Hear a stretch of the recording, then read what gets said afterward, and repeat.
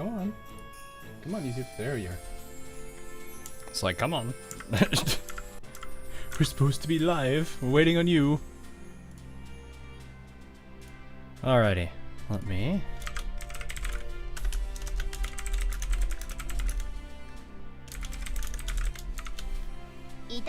Let's see. Poi. Oh boy. It has been a week. I am glad it is Friday. You know, the one nice thing I can at least appreciate about this being on a Friday rather than on a Thursday is I don't have to worry about tomorrow. Hey, Caboose. Poi. Oh my god. Poi. Nice. But yeah, not having to worry about YouTube. No, I'm not going to put ads in. Stop. Stop.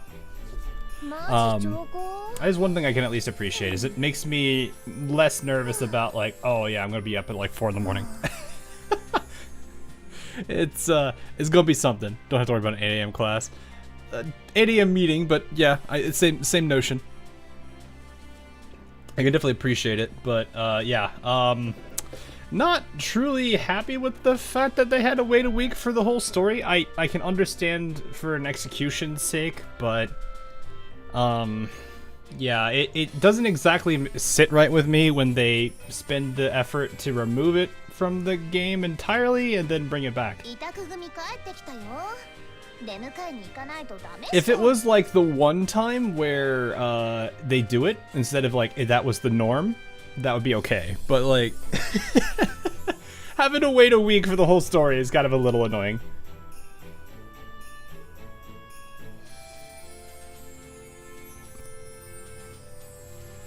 It wasn't necessary, honestly. I mean, I can understand if they wanted a dramatic finish or whatever it is. Speaking of which, that reminded me, did I finish this? I don't remember. I don't remember paying attention to it. 7 out of 7. Seems from second part. Hang on, let me see. Pretty sure I might have. Okay, yeah, 7 out of 7. We're good. We are good. Have I pulled? No, I've been holding off. I have not done any of my pulls yet, so there is that. This delayed rollout needs to go back to being Yeah, I would prefer it that way, to be honest. I 100% would prefer it that way. I'm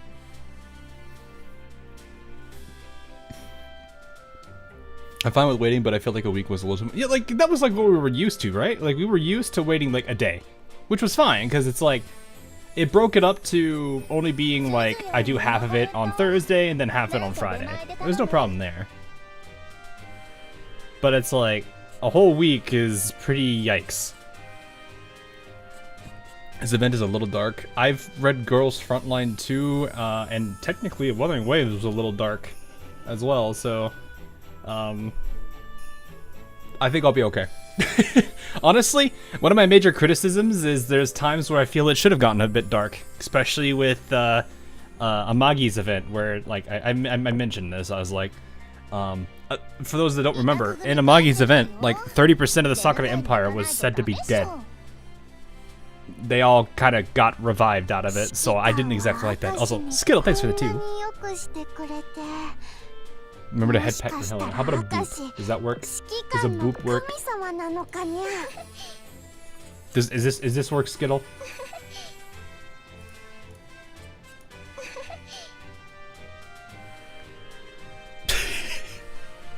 Boop the Helena lots. Yeah, we boop.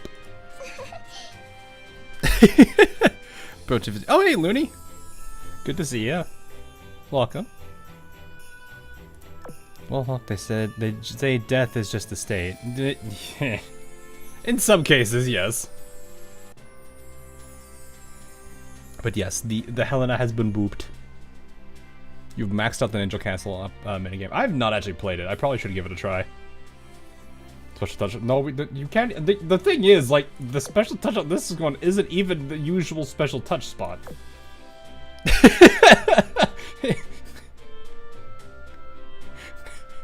Like, I bet that threw a lot of people off when that skin came out.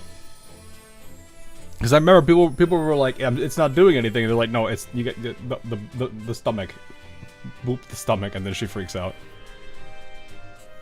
But yeah, hope we meet new sirens in this event. I I don't actually know what to expect, because I've been completely blind on it for now. Not that it's important to note, but all stages have a lethal state. I did do a bit of the stages. I haven't done, like, the latter half, because I've been kind of busy. In case you're wondering, on one of the character memories, I have, like, over 60, 70 audio files to go through. This is gonna be a long one. 60 to 70 audio files.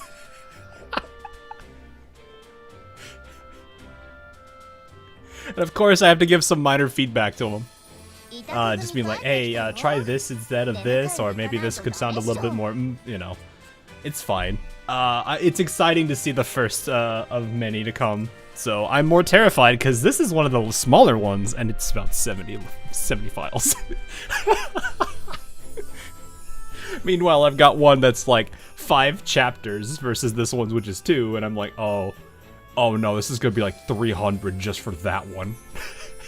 There's 4 different characters. Actually, 5, 6? I don't remember how many. I'll have to look at the actual number. I think it's 5 or 6. Yeah, that's one of the smaller ones. I thought I mentioned this earlier.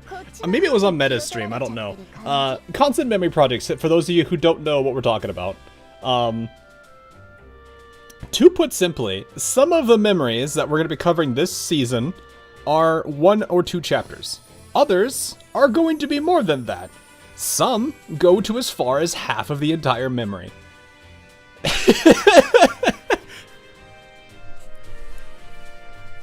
So yeah, hopefully this means that you all get to enjoy a very long video, but it is going to be an absurd amount of work.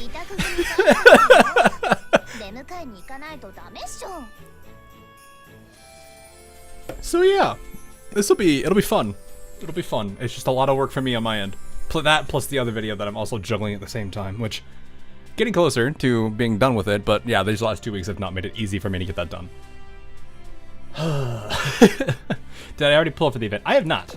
Also, you've watched Draknif. I don't know how do you say his name? Draknifel? Is that how you say it? He's like the actual history dude, right? I think I've heard his name from what's his name? Animarchy, I think. I think I've heard his name from that. You know, Pittsburgh lost 100 feet of her boat in a typhoon. I did not know that. That is interesting. One thing I realized from what I know of the event story is that it all comes back to Scherzo. I mean, it makes sense. The biggest line in Scherzo is get in touch with your alter ego. I mean, I think that's what, chapter 5? I think that's what that one was. It's like chapter 5 or something, I think. Like, if anything, it's like the biggest... It is the... I think it is chapter 5, actually.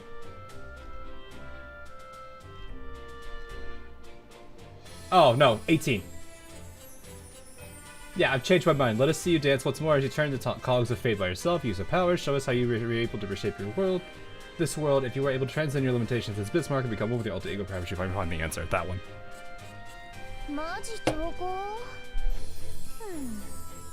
Stop pre-reading. Stop being in tune with the right. What did I do? What do you mean? It's like the biggest...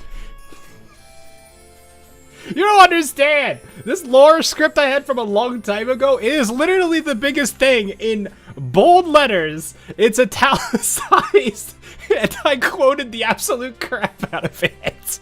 It is like the #1 line I have seen for a long time. You watch Animarchy? No, I don't actually watch Animarchy. Mostly, well, I'll put it this way. I really don't have a lot of time to watch really a lot of YouTubers. If I do, it's mostly because when it's whatever autoplay puts up when I'm listening to stuff while working. I know of his content because I was on a podcast with him, Dojin God, and OC before people found out. And that was really about it. I don't know if that video was even up anymore because who knows what happened to that channel. Wait, you're the writer of Ozline too? No, I'm not the writer of anything. I haven't written anything.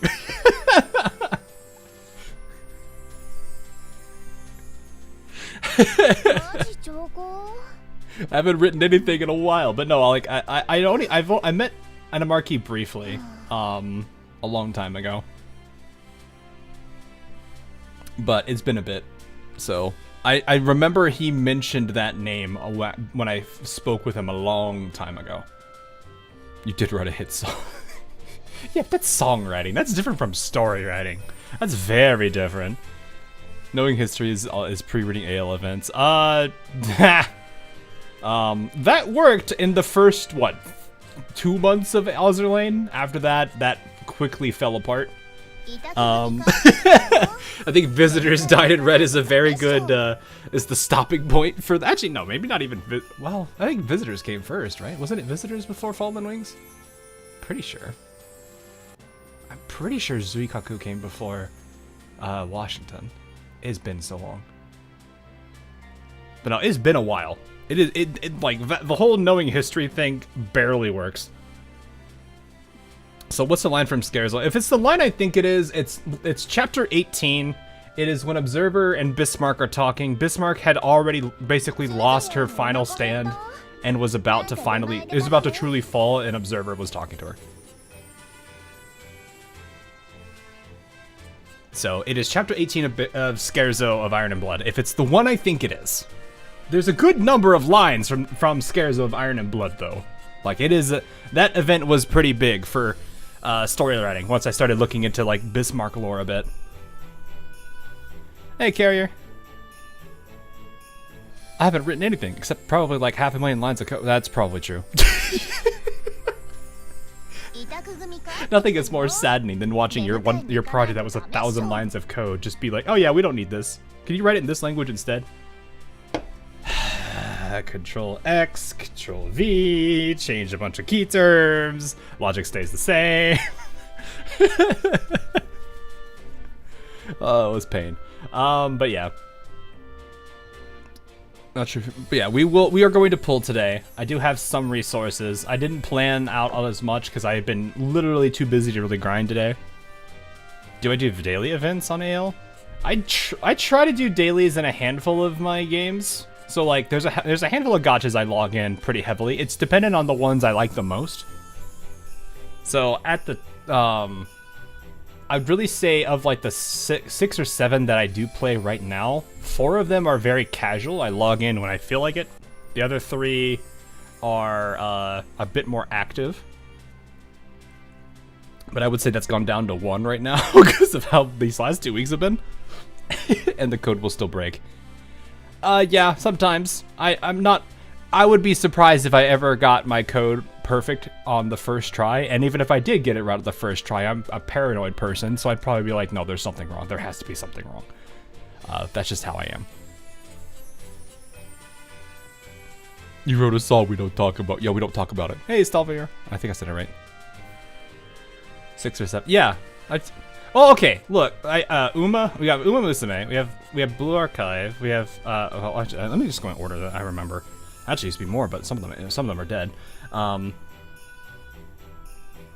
Azur Lane was technically my second gacha, but it's really the main one I stuck with for a while. And then I had Arg Knights, and then Blue Archive, and then we went into the 3D. We started hitting the 3D gacha games. So nowadays that's just Girls Frontline, Wuthering Waves. Now we have Uma Musume. I used to play Neural Cloud offline a bit, but that one's it's kind of dead. And then the other one that died is Alchemy Stars, which actually EOS'd. So, rip. And here's me waiting until next year for a whole bunch of other gachas that are coming out. And I'm like, oh gosh. I don't know if I'm going to drop anything down. If Contemplate went international, I'd probably stick with that for a bit, even though it's a bit harder. There's good and bad things about AL versus Conclave and Conclave versus AL. I am not necessarily one person to pick and choose between which one I like, because personally, there are a lot of things I did like about Conclave, and there's a lot of things I like about AL. The biggest thing about AL that I like is that your characters, when they sink, are not gone for good. I have seen what that has done to a person. My poor friend and his Mutsu.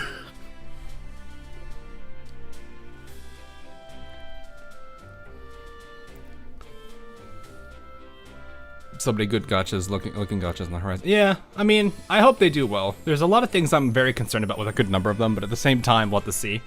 Arc Knights does have some concerns for me with infield, and then Oz Vermilia probably carries the same concerns I have with AL right now. Speaking of gachas, Limbus is having an AK collab next week. I did hear about that. That is kind of cool. Right now, AK's got a whole bunch of things going on with, Monster now being in, and I'm actually surprised I got it in the first 10. I did not think I'd get it in the first multi. I didn't know if I was going to be able to stream it, because I've been too busy juggling stuff. I might try to do some Icebreaker stuff, because I know people do like the co-op mode for that. Maybe I'll try some Icebreaker games as a stream one of these days before it ends. So you don't do any Hoyo games. I used to. I didn't really get into Honkai Star Rail or ZZZ, even though people said ZZZ I might enjoy because it's silly. Genshin, I played it off and on for a bit. Natlin was alright. I liked it at the beginning because I liked the potential it had, and then as things went further into the major version, I was like, okay, less so. I started to see a lot of the personal gripes pop back up here. But yeah, it's alright. Personally, I will give up on GFL 2 if they bring in the ridiculous costume culture to global. So yeah, I don't think that's gonna go away. Personally, I don't think that's gonna go away. EKAL BA PR Project. Oh yeah, that's Wuwa's other game, right? PGR. Or whatever they're called. What are they called? Kuro? They're called Kuro games.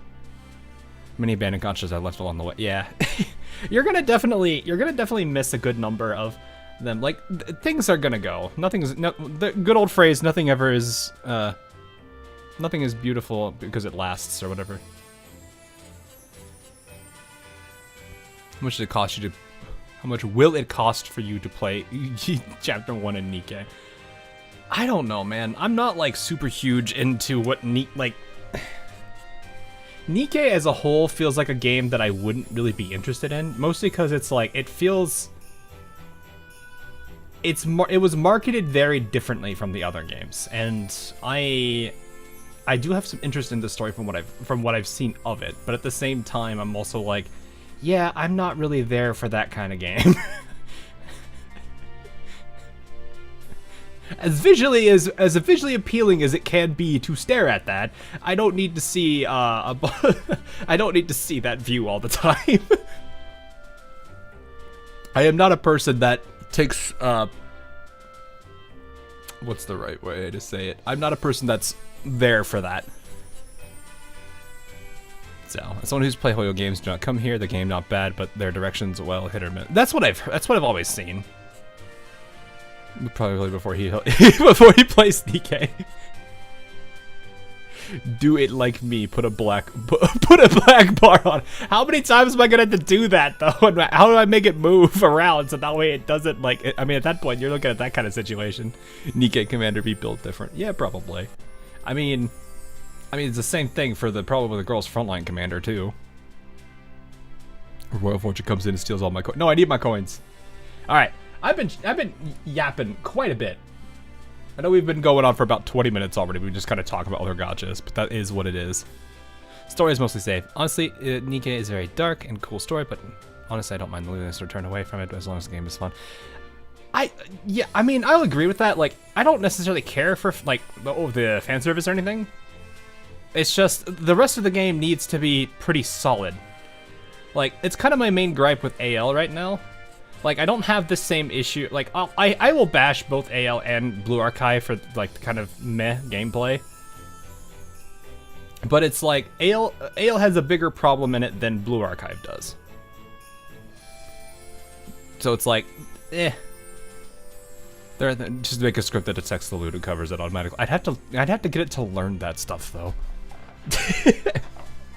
And then before you know it, it's going to look at the wrong thing. Like, it's going to look at someone's elbow and be like, ah! That's how a Hawk stream goes most of the time. A lot of yap about here for it. Oh yeah, here's a fun thing for those of you who weren't here for Wuwa like 2 days ago.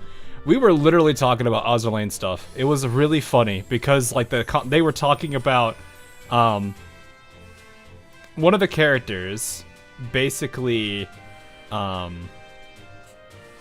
This is spoilers. I feel like I should probably not say it, but it goes into stuff that talks about anchoring, which is literally stuff we talk about in this game with conceptual anchors, which is really silly. So I had no problem following the entire point of that storyline because I was already used to it from AL. It was really funny to go through that entire bit of the story and be like, oh, hey, I understand this. I actually get it. And then there were butterflies. Like anchoring or anchoring. Like conceptual anchor, like keeping someone into existence or something into existence. Anchoring. Like, if you think about it that way. It was really funny. And unprotected hand-holding. Oh, yeah, the hand-holding was a very big part of that particular part, too. AL has trained you in their concepts. Yeah, I mean, to be fair, I don't think AL is the only game that's done. I've heard Fate, FGO has dabbled in this kind of stuff, too. Or something similar to it. I don't know. I haven't played the game, but I've been told in the past that whenever I explain the story to people, they're like, oh, it's like Fate. And I'm like, I don't know. But I've heard that enough time. Anchoring. She draws a picture of you that binds you to reality. Something like that, basically. Yeah. If you were forced to reduce your current gacha count to 3, which one would... that would be probably... Ooh. Uma is definitely there. I like the potential Uma has. I want to see how it's going to be, especially with how many years they've already got under their belt.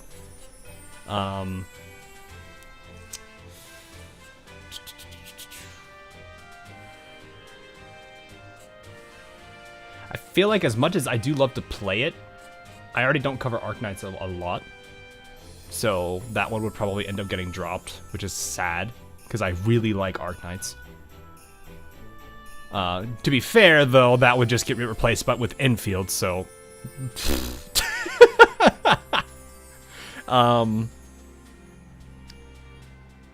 I think if I want some good humor, and I kind of do want that, because it's like you gotta have some good laughs every now and then. I would probably actually keep Blue Archive just because of how silly the story is.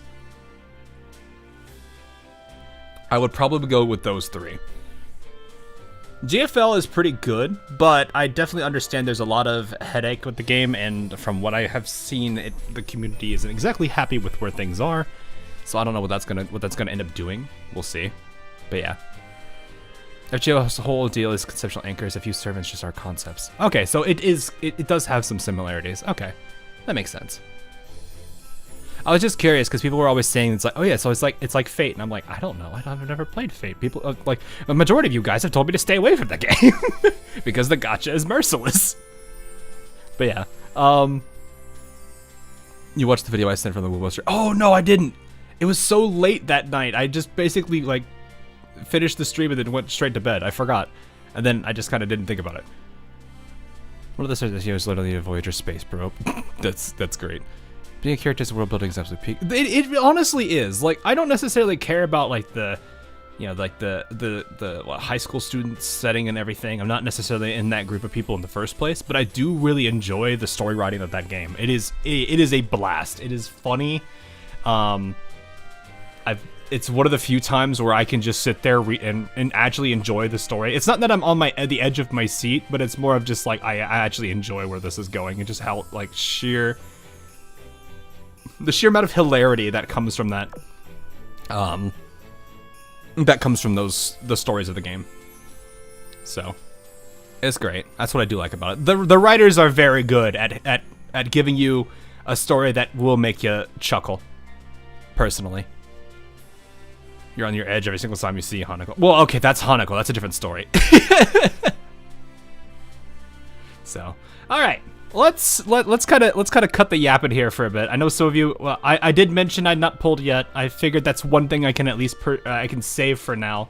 The character that I've honestly been the most curious about is actually the UR this time around. The character that I'm the least is probably this one.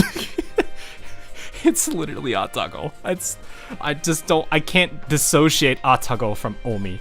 Or Umi, I think that's how you say it. But yeah, Hakuhou, I think I want to see how different she is from her sister. If they are different, that is. Her skin is something else. I mean, it's AL at this point. I am not that surprised. I see. Hello. That one got past the filter. Goodbye.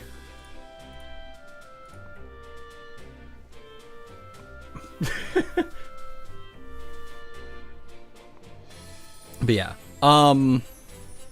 Yeah, to me, the design-wise, like, Omi just doesn't do it for me. It just looks like they just forgot a character. We're like, let's just reuse Atago. That's just how I feel about it. It's not the... Well, no, because, like, I remember when this character came up, a lot of people were saying, is this just Atago meta? And I was looking at that like... That's just not... It's not her, because the eye color, I think, is different. I think Atago's eyes are a different color. Because I would know. She is one of my oaths, after all. Yeah, she has the... I think it's hazel? Or brown? Actually, it looks more brown. And this is red. That's like the only thing that really separates the two of them, really. Yeah, I don't know. I've been kind of very disappointed with this design. Did Joki call her not Atago because I didn't know she was named Omi shortly after the live stream? Yeah, fair. But it's like, that's the mindset I had. It was like, I was looking at these like, this character at least seems interesting. Minase is just a very strange design one. I don't know what to think about her, and then this is just Atago. Like, genuinely, I'm not super impressed by the overall lineup, but the one I am curious about is the UR. Mom, goes well with Mom. No, it'd be more like, can I have Omi? No, we have Omi at home, and it's just Atago. I have a feeling I don't know what's going to happen now. I wonder what's more likely to happen. Are people going to oath Atago to name her not Omi, or are they going to oath Omi to name her not Atago? Which you are. This one, Hakuhou. I'm not. I-404, I'm not that interested in. Or, not. Yeah, no, it is I. Wait, no, it's you. No, U is for the Germans. I'm an idiot. It's I. U is for Germans. I had to like remind myself, no, that's the nomenclature for them. So, hey, longest day. So, alright. We'll go ahead and start building. Let's see how we go. If we're lucky, if we're not, it is what it is. Why not name both and just... just sheer chaos. Actually, hang on. How much... Have I cleared my dock recently? I have not. Oh, there we go. The white-haired Taiho, yeah. You have yin and yang, chat. You have yin and yang. You have Hakuhou and Taiho. Which one will it be? Also reminds me, I need to edit a short that I have for this game that I keep forgetting to actually put on my channel. It's really funny because it involves little Taiho-chan, or I forget which one she's called actually. But yeah, I gotta do that. All right, let's go. Let's see how this goes. I don't have a huge number of these. I don't know the build timers either, but we'll see what happens. 131 pulls. Yeah, I don't have a lot of cubes. I haven't been able to grind as much, or really log in much to handle stuff.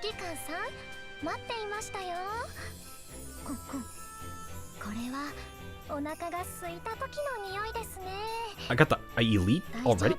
The elite? The elite? Eh? Okay. I'm kind of terrified of the fact that we have her right now. I usually have an elite curse. That doesn't usually... Oh, hi, Norfolk. What is happening right now? Alright, well, we have Atago, too.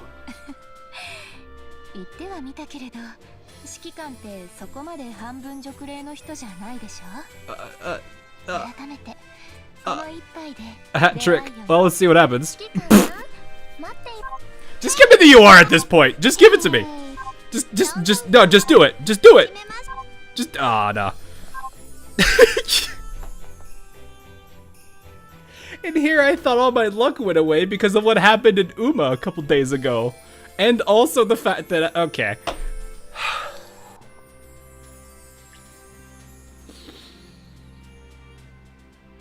Uma has been a very interesting time right now for me. I thought my luck went to Uma recently.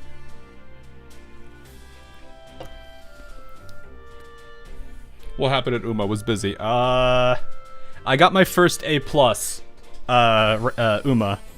And I also got a... I did a 10 pull for Hishi Amazon because I wanted Hishi. I got the director immediately greeted me. And then things just went hard. It went like hard on how many 3 stars I got.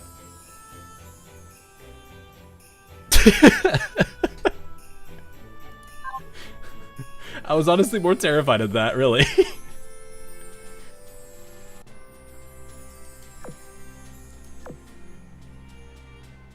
Tell me how many tools it actually took you to get Hishi Hawk. Oh yeah, I know. It took me a good number, but I don't even remember the actual number. It was like in the hundreds or something. But I was pulling for her because I wanted her, and then it hit, so I was pretty happy with that. Though I did get I got a handful of new Umas. I got Teo, McQueen, Smart Falcon, McQueen anime, mind you. Is it anime? I forget what it's called. But yeah, it was a good number of pulls. You remember the screen cap? Yeah, I did. Was it 132? I knew it was 100 something. It's been a bit. How many ships are there now? Probably still like 700, almost 800. But yeah, boink. I don't even know what our timer is for Hakuhou. I'm going to assume it's like 4 hour plus. McQueen, Lightning. No, not Lightning, McQueen. Be funny, but not.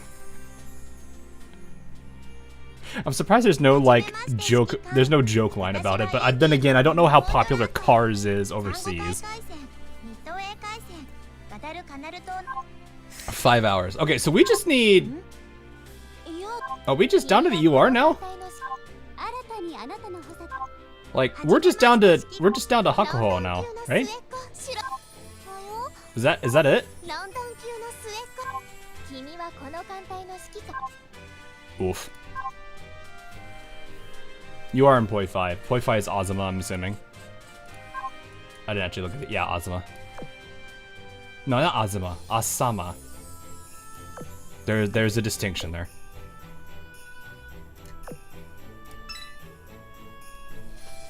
We'll see what happens if we get the Poi 5 or if we get the UR. Place your bets here. Which one happens first? Poi 5 or UR? Everyone was wrong as Kashino. Including me. Hey, M-Dog, how are you doing, man? You are first, huh? Oh, God. Oh wow, actually a good number of people are saying 4. Well, you know, everyone was wrong. It's actually Umi.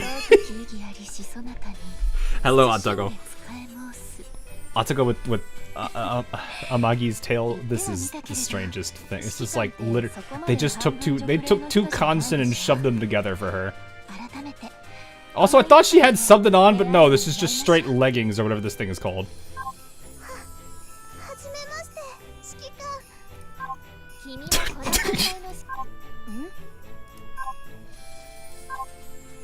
Hi, Atago. Yeah, basically. It is what it is. I don't even, what is Asama's timer? She's got a bodysuit. Is that all that is? It's just a bodysuit? Body stocking, maybe. You were fast. You were right, but you didn't type it fast enough. Fair enough. Yeah, I know she's Ibuki class. I remember that. I think Meta mentioned that to me a while back ago.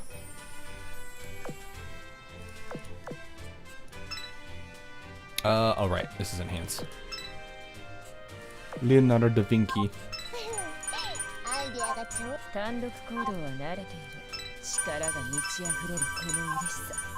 Omi's design makes you sleep as a ooh. It really is just a. It's just Atago. I don't see any. It doesn't feel like inspired or anything. It feels like it completely misses the mark.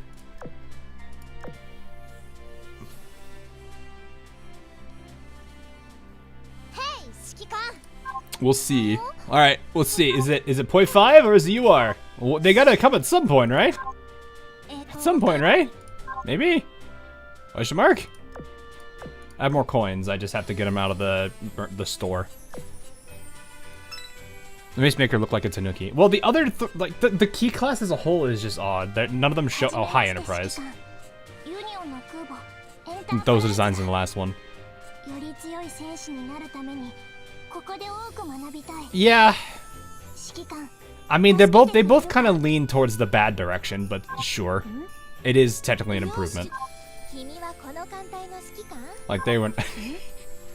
I made a joke earlier. I was like, Brent hi, Archerfish. I thought we had something else there for a second. There's a line in Light of the Matrium where it's I think it was Brennis basically criticizing Mogador for not being in a proper dress, and I'm like, bro, Mogador is more covered up in her base art than like half of the girls in the newest last events. I was cracking up at that. They will never arrive. I hope not.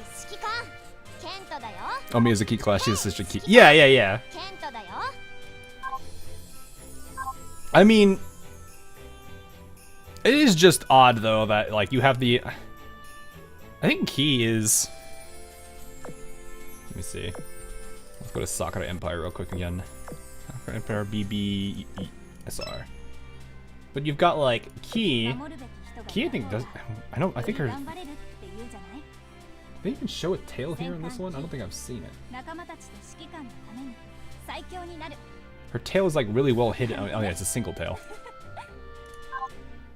And then you have Saruga, who we've seen what Saruga actually looks like. It's just they never. I'm surprised they never gave a. Not going to lie, if I had that choice, if I was able to design a skin for Saruga, I would make it one where she's absolutely flustered by something that has happened, like let's say she's trying to hold something or she was called cute or something, I don't know. It doesn't matter what it is. And she gets so flustered she can't maintain her horns, so it puts her into the Tanuki form instead of instead of what we see here all the time. And you just see like a very like red-faced Saruga with an Tanuki form. I would 100% go with that design. You know the skin would just be lewd. That's why I'm saying, like, if I had control over it, that's what I would do. Because like there's the whole thing about Tanuki have to like maintain their disguises, but if they get distracted, they tend to lose their disguise. A skin where she hides from Shimakaze. That would be pretty funny, actually. But yeah, like all of the key class as a whole are all very different characters. Owari, please. But yeah, like you see Owari here even has the. She's got the horns herself, just like Saruka does, but it's very different from what they have for the others. Get the Tanuki skin for Halloween. That would be a good way to hide that she's a Tanuki and she plays into it. Because then at that point it plays into her character because she wants to blend in, but it's kind of sad because she blends in. She wants to blend in for a different reason. Bro, chill. All right, let's see it. Poi 5 or you are? Poi 5? Or you are? It's Kachino. I'm pulling on the right banner, right? Oh, hi, Weiser. Or Vaser. However you say that name. Oof. Oof. Oof. That 10 pull, though. That was pain. Alright, hopefully I have enough. We'll see. Am I gonna buy a skin? No. I wasn't really that interested in them. I haven't really been buying skins. If I buy skins, it's the older ones. I don't really like the Shinobi theme that much. At least, not this version. The Senran Kagura ones are okay. Veza. I think it's Veza, yeah. Your usual 10 pull. Yeah! It kinda do be. My luck is going downhill. Maybe! Maybe! I don't know if I have another version of the Elite Curse where if I get the Elite first, it's just over. It's Jover. Oh. Like asking. Yeah, I did like that. Like, there's a few I did like the end here, but I'm more hesitant to. Where is it? This one was nice. I did like this one. It's just most of these I'm just kind of like, yeah, no, I'm good. 100% no, I'm good. I think this is really the only one I liked. All the others were just kind of meh. Even the reruns from last year are kind of meh. Oh, it's the skin that a lot of Belfast people hate. Oh no. Yeah, I don't know. This is like the only one I think I really liked out of the whole bunch. Hey, Mr. J. And Rios. Hello. Hello. Welcome. We are trying to pull for Hakuhou. We already have Minase and Omi. We might get Asama, but we're going to go for Hakuhou first. Lexington 2 win. I don't know if they're going to... I don't know. I feel like that's a whole different arc in itself that they have to resolve at some point, but there's no build-up to it so far. There's a lot of things they'd have to do to make it work. Lexington 2, a beg of thee. Maybe one day, who knows? It is definitely a subplot that they need to that they might try to resolve at some point. Because you could very much tell, like, it bothers. They've made it out as something important enough with it being referenced in Guam's event. A little, was it Guam? No, I don't think it was Guam. It was Indiana's event. I think it was specifically Indiana's event. No, it was Guam, because Constellation. Yeah, I think so. There you go! The Poi 5 has made its appearance!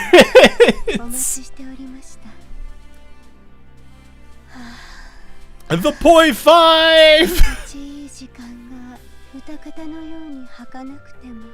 It has arrived! Oh my goodness. This is a very different, oh, she has this crimson spider that lives behind her too. Okay, yeah, no, that makes a lot more sense. And her to get...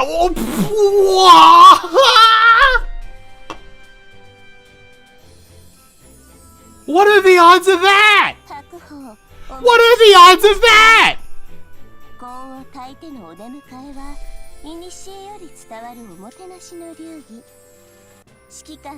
They came in pairs today, chat.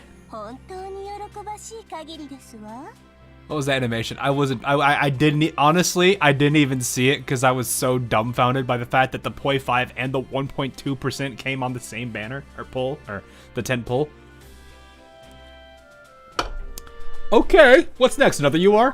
I was about to say, don't do that to me. No Shuppogakis. Joke's on you. Nah, I don't know. We got 2 and 1. Well, yeah, they came in pairs. That was something. That was definitely interesting. Okay, done in 80, and that's a full sweep in 80. That's really good. Saves me the headache of trying to get the 800 points. I just gotta get the, I gotta see how I get the sub again. I forgot actually how to get the sub. I'm going to assume it's the, yeah, I do hope, I wish they would change this. I do hope they change this somehow. Because that is, I don't know. I'm not personally fond of the, you know, grind one currency to convert to another. It feels very silly. Like, at that point, it's like, why even have that other currency in the first place? Bootleg Topaz. She do kind of look like Topaz. Hang on. I know who that is, too, because that's Star Rail. Let's see here, actually, look. You know, I can see where it differs a bit. Music, though.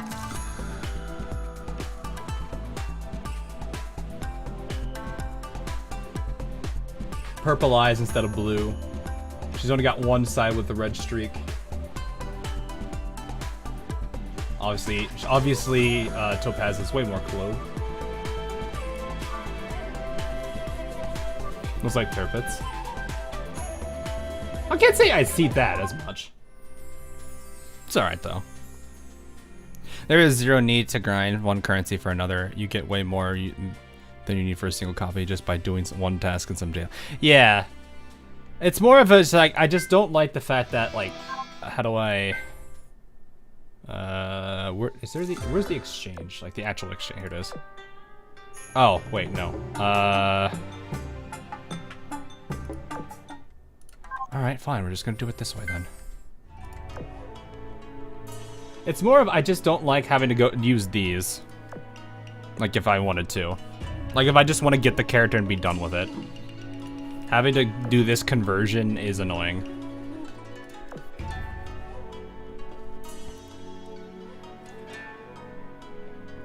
You do the train event yet? Don't think so, no.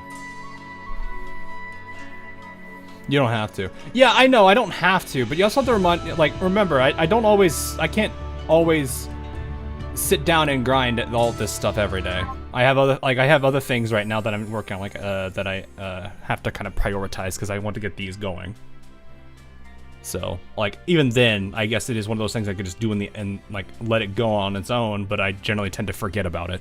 That's the thing, is I'm so busy that when I do an auto run with 3, I'll let it do its auto run, have it muted because I don't want to hear it while I'm working on things. And then next thing I know, it's 3 days later, and I'm like, wait, AL was open?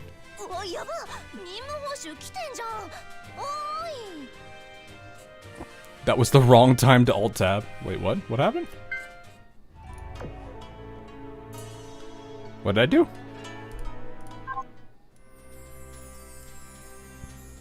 When do we get a rainbow plan for the event? I don't know. Is grinding an AO still time? Yeah, it is. No, it 100% is. I did the math on this a while back ago. So, I believe the total I came. Well, actually, let's look real quick. So we've got. Let's ignore this because this is going to be a whole additional thing. You have 8,000 here for the single copy. This could be saved, sure, but oh wait, no, this is going to be different because there's no rainbow weapon either. Oh, Rusekai, okay. So generally, what would you guys say would be like? What you guys would probably get this, maybe all of these, maybe this.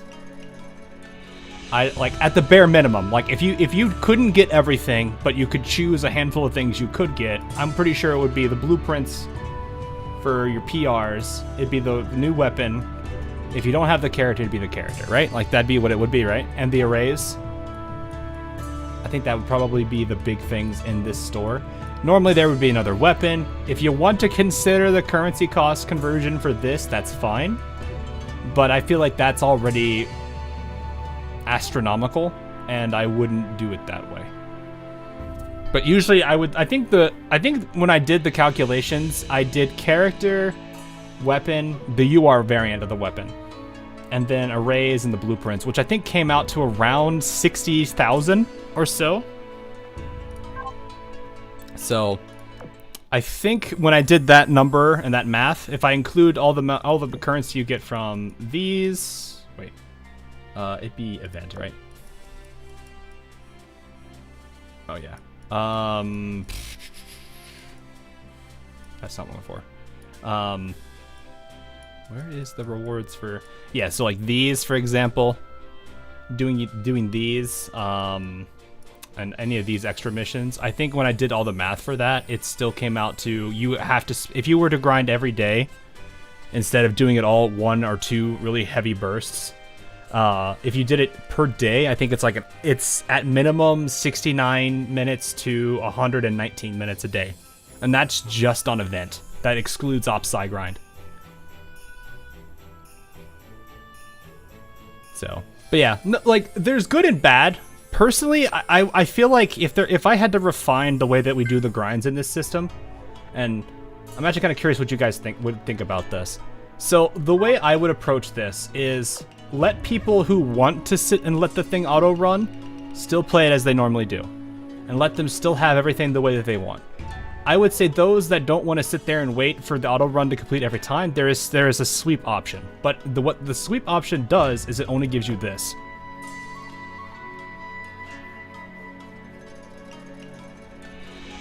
It only gives you the currency. It does not give you anything in this group. I don't think people would complain about getting the having to grind for the map drop character if 8,000 of that event currency comes in like minutes.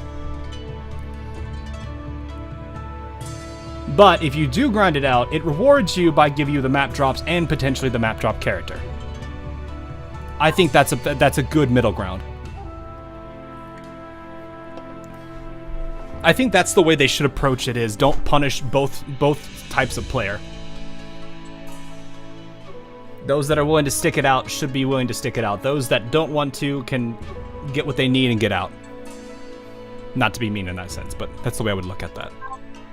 What would be the sweeping cost? They would have to... I don't necessarily know what would be a fair sweeping cost. That would be something I think the devs would probably going to be better at understanding the cost total. So I am not exactly sure.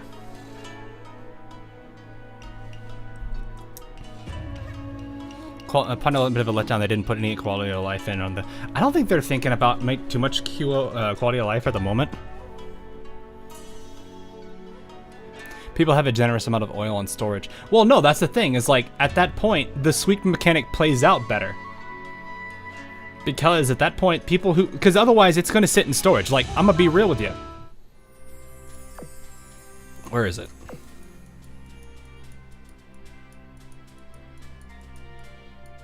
Look at how much oil reserve I have. This has just been sitting in my inventory for the longest time. I've never bothered to open it.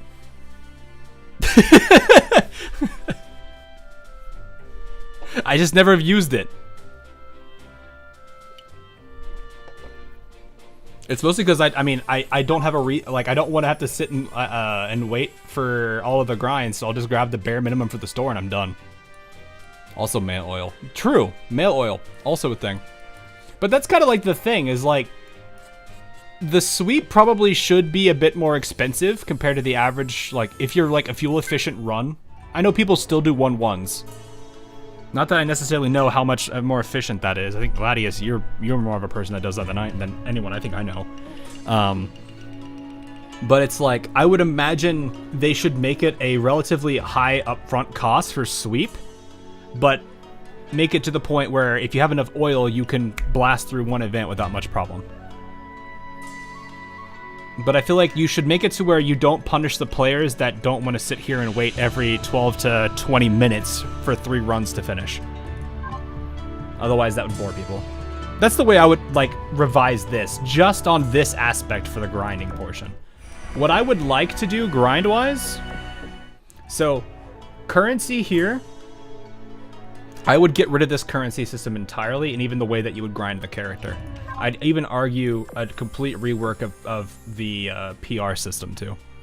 What I would like to see, if it was possible, would be them to take what we have in the lore so far for research systems. So like the Eagles have the Sea of Stars.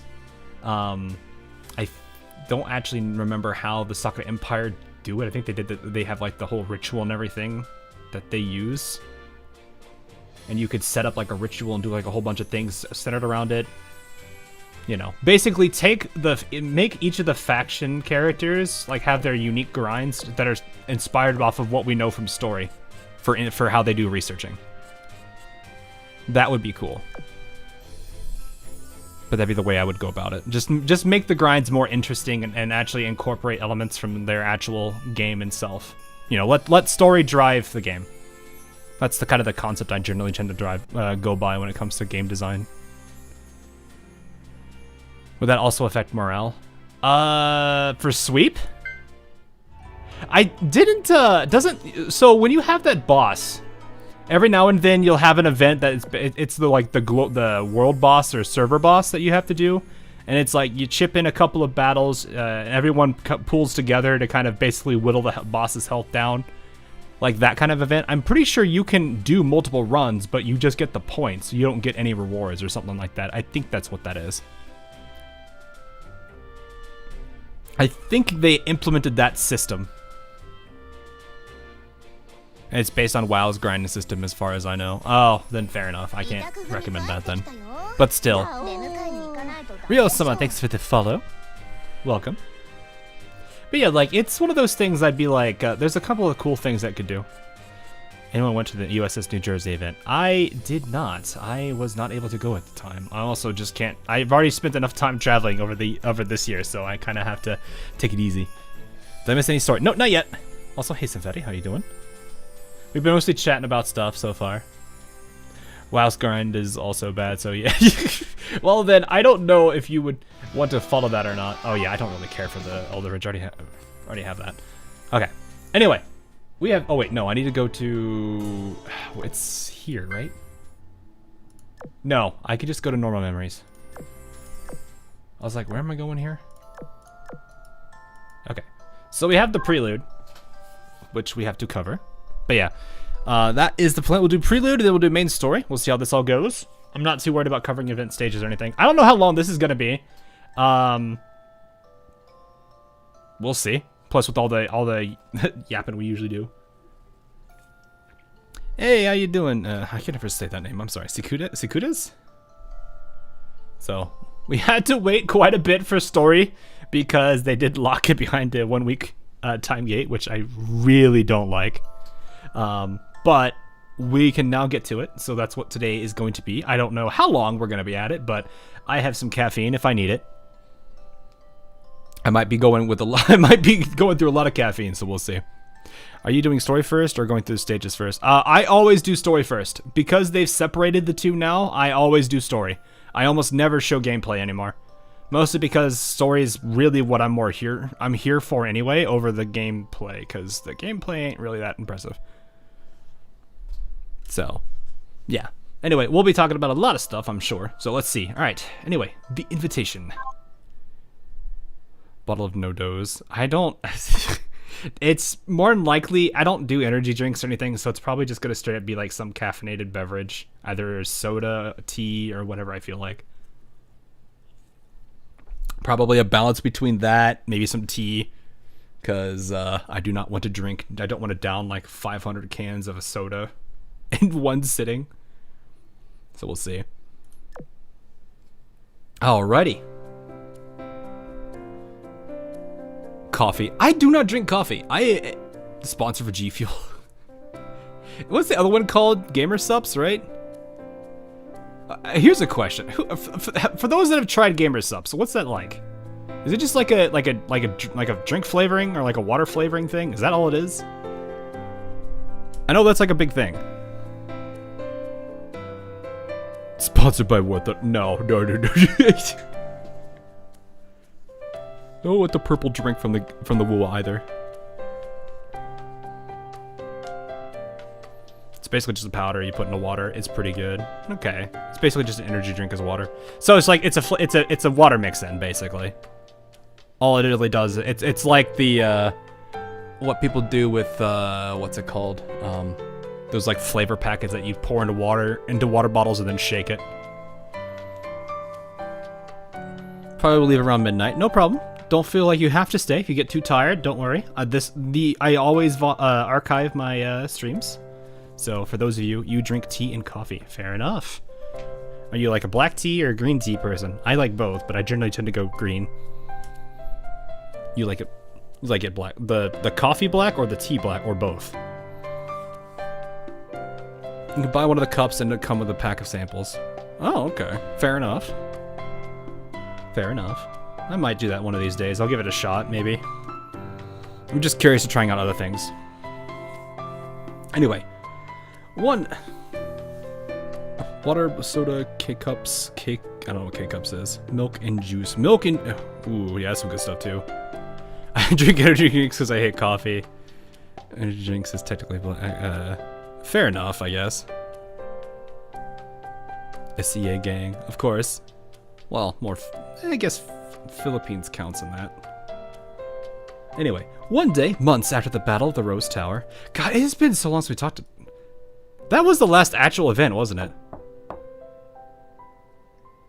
No way. That feels wrong. Was it actually the Rose Tower? That was April, wasn't it?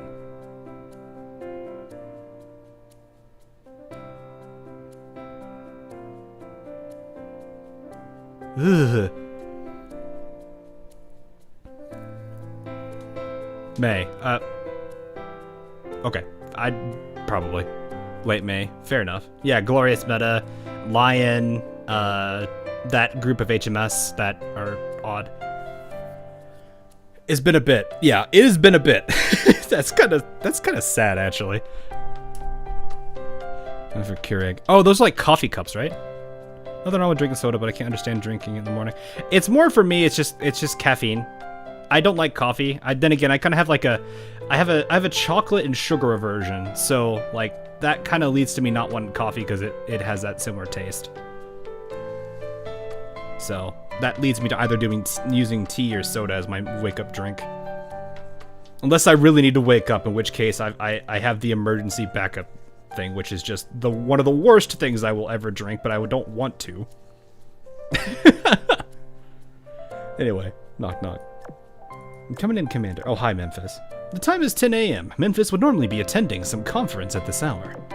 The fact that she's here now likely means that she has something to tell me. Can't go too long without something unexpected ruining the peace. Why are you staring at me? Is there something wrong with my clothes, or is it my hair? Did something get stuck in it? This is where we silently pull Memphis into a hug with no context. She's just like, wait, what? Hold on, could you give it a look? Looks perfectly normal to me, nothing unusual. Then what's the matter? I'm just wondering what news you've got for us today. Oh, of course, you're perceptive as always.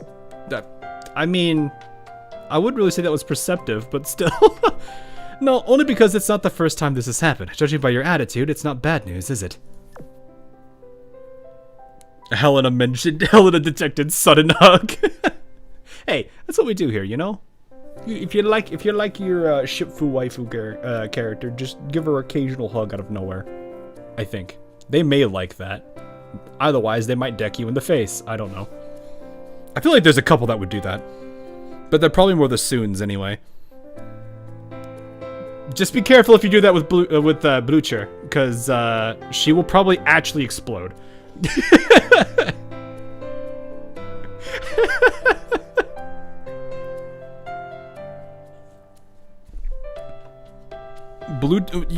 I'm actually like really curious what would happen if people actually hugged Blucher. She would probably have like the biggest smile on her face for a month. Anyway, well, it's just that the Sakura Empire has extended a formal invitation to us. Something about wanting to formally thank you for helping them during the Naraka incident. Ah, yeah, okay. That is the Amagi CV event. For those that don't remember what Naraka was. Also, they'd like to discuss their and your future joint plans in person. Here it is, the physical thing. I sent a digital copy of it to our superiors. The conferences will take place during the Reformation talks, so Central Command will be pleased. They should issue the official order for the trip soon. Okay. I read the invitation, and the contents are nearly the same as what Memphis just described. Blucher would die, not let go, or be so positive it'd make others sick from sweetness. Yeah, it's just straight up, like, if you hug Blucher, you just straight up get diabetes. You just straight up contract it instantly.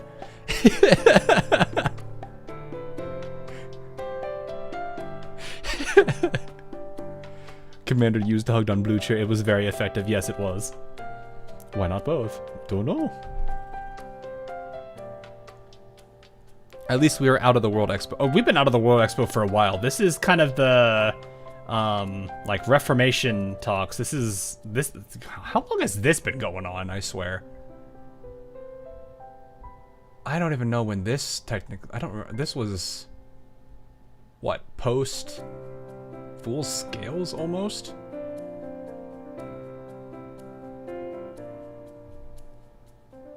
This has been going on for a while.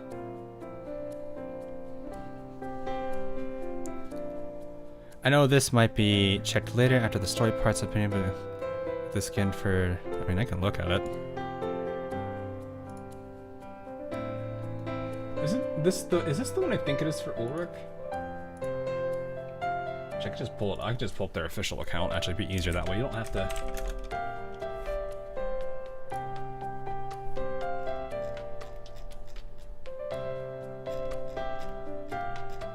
I don't remember where it all is.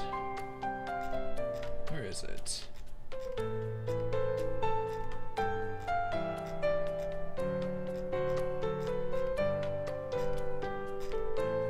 Probably isn't that hard to find it.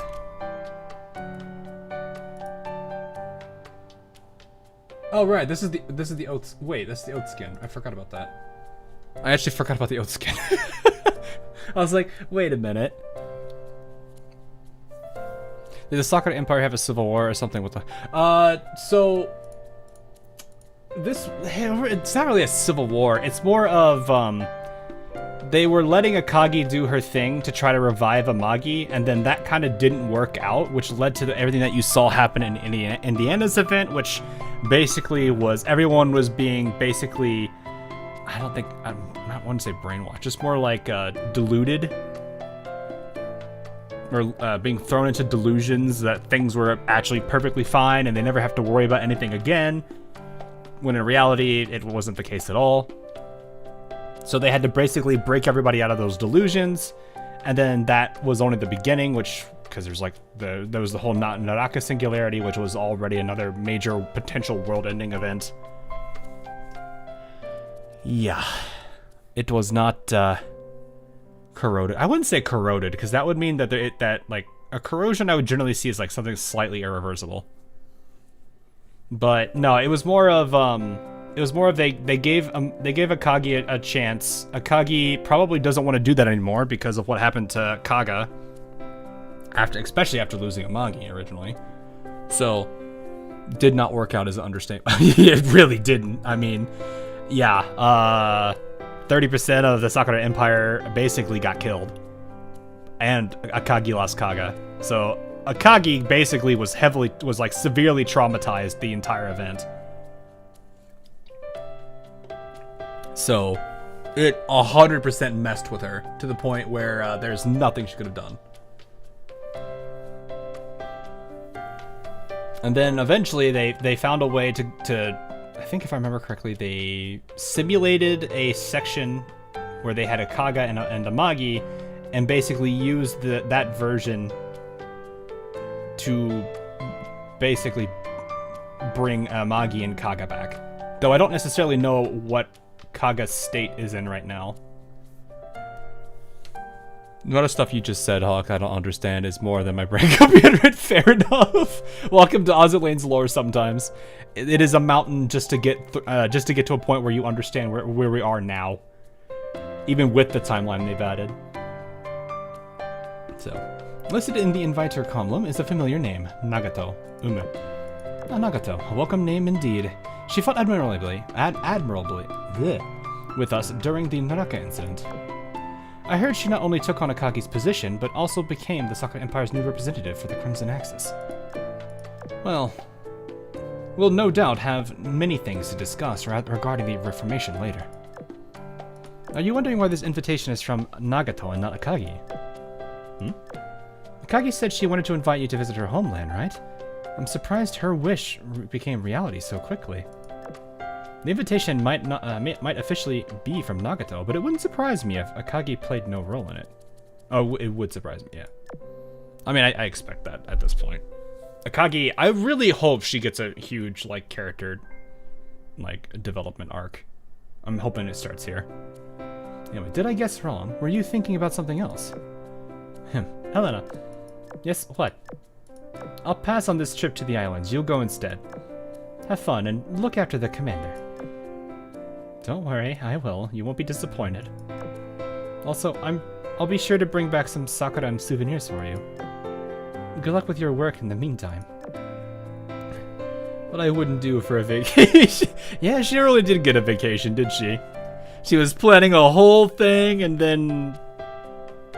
Well, that didn't happen, now did it? She got really mad at the Royal Navy.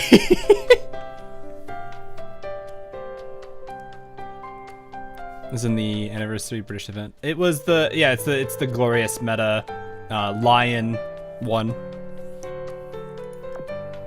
Strictly speaking, this isn't a vacation for us either.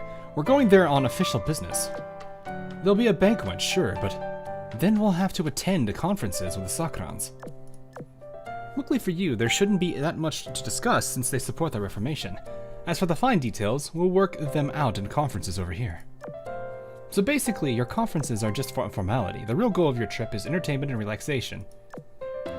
And you didn't take it, why? Yeah, well, let's hope so. I'll adjust your schedule accordingly. Opportunities like this don't come often, so you better enjoy the trip to its fullest.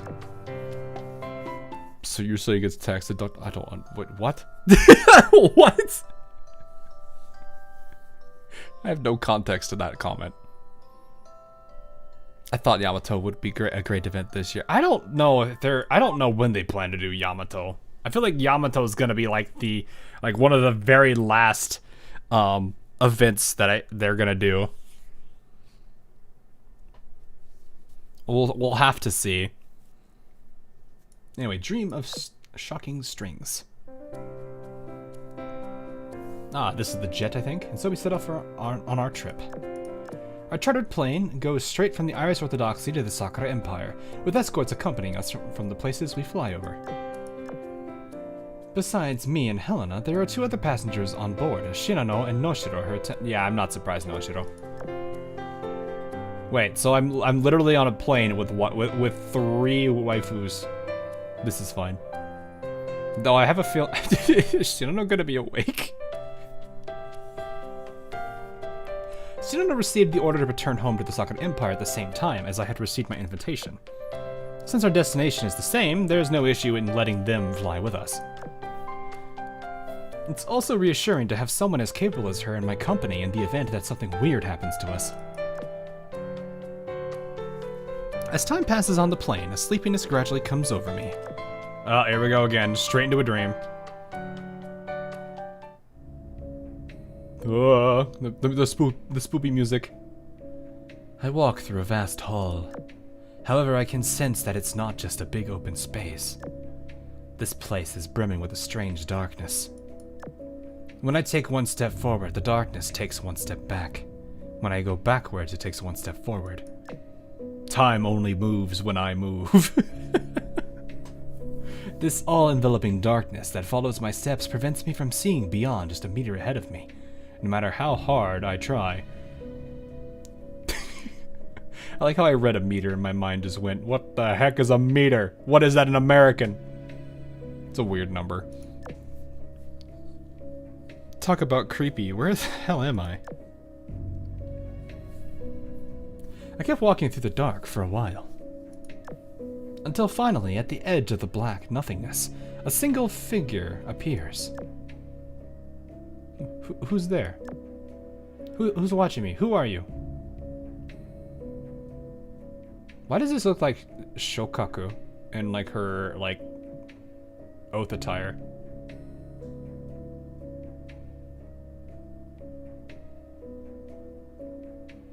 It looks like Shokaku in her oath outfit. Who's watching me? Who are you? Startled by this sudden appearance, I take one step back. The figure on the dividing line moves forward. The distance between us is about a meter. It's as though the darkness limits both our fields of view to precisely that distance. There's no one here. There can't be. And yet I sense it. You are there, aren't you? What are you, a ghost? A spirit? Maybe even a higher ordered life form? Oh, okay, here we go again. You were drawn to Amahara, weren't you? Those beautiful wishes, those false promises, they deceive even a transcendent being such as you. Alrighty then. There is a glimpse of a sort of madness beneath her composure. Although I have no idea who this woman is, I can tell that her mind is at its breaking point. Just leave. Don't come closer. Hey, Mystic. Don't stay here and don't enter Amahara. This place is no paradise. It's merely a grave. A grave made of lies and falsehoods. Have a lifetime of blood and sweat, and all I got in return was a lie. And the council even wants me to keep retelling this lie. The council, huh? Okay. I was wrong. I was wrong this whole time. If our bodies cannot leave this place, then how can our minds? This prison is perfectly closed off. You, I, those people, in fact all people. None of us can escape our destinies. Except for those girls. And those despicable machines. I'm assuming the consonant and sirens. Those despicable machines! What a what a wonderful day!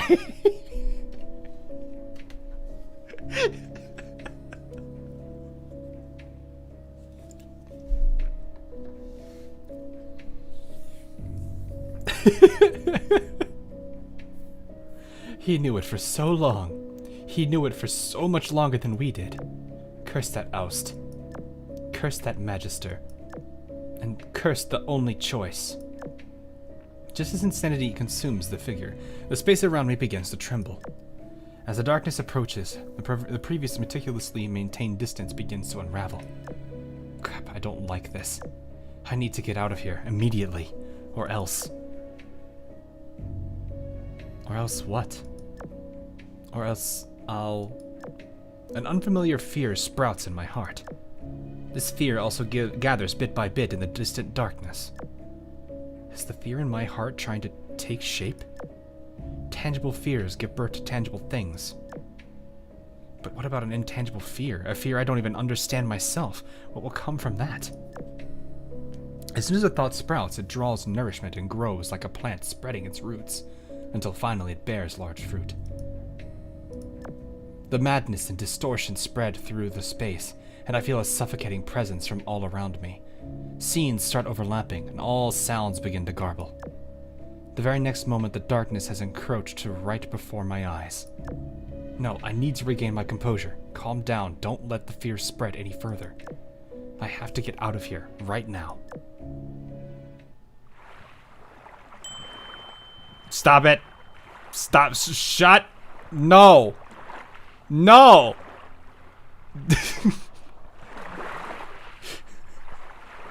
No! Stop! I don't need this ding! You know what? You know what? Two can play at this game. You want a sound? I'll give you a sound. I'll give you a sound. There.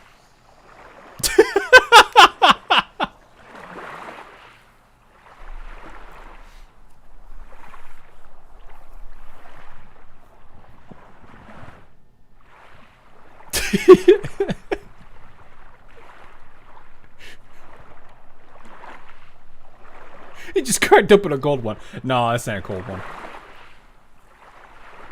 I guess it's relatively. It's like a little bit below room temp. It's fine. Lizard. That stupid lizard like animation stuck in my head now. Great. Suddenly there's a sound. All the distortions and weird phenomena vanish without a trace. It sounds like a Japanese wind chime. I'm pretty sure it is. It's one of the Sakuras, at least. Is this the door? Do I see the door in front of me? It's just not fully appeared yet. Wait, no. This is the same thing we saw, because there's like the faded buildings. You guys can't see. It's behind the chat, but it's over here in the corner below these two. Space becomes stable again, and a wind chime rings next to me.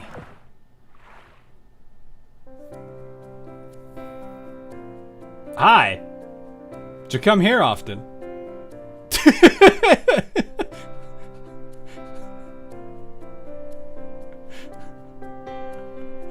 Hello, Shirano. Are you awake? I'm back on the plane. Did you pull me out of that nightmare? Sensing an ailsome presence, this one came to you. You appeared to be tormented by ill dreams. However, this one did not.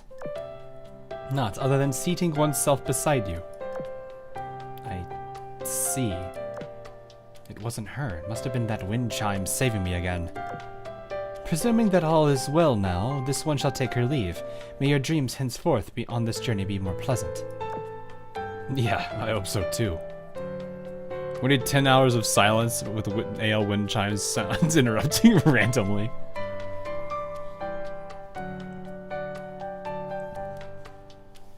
What you need is 10 hours of silence with random gacha game anime meme, or random gacha game memes just interrupting the silence. So it's like 10 minutes in, you just all of a sudden for no reason just hear Harakite go.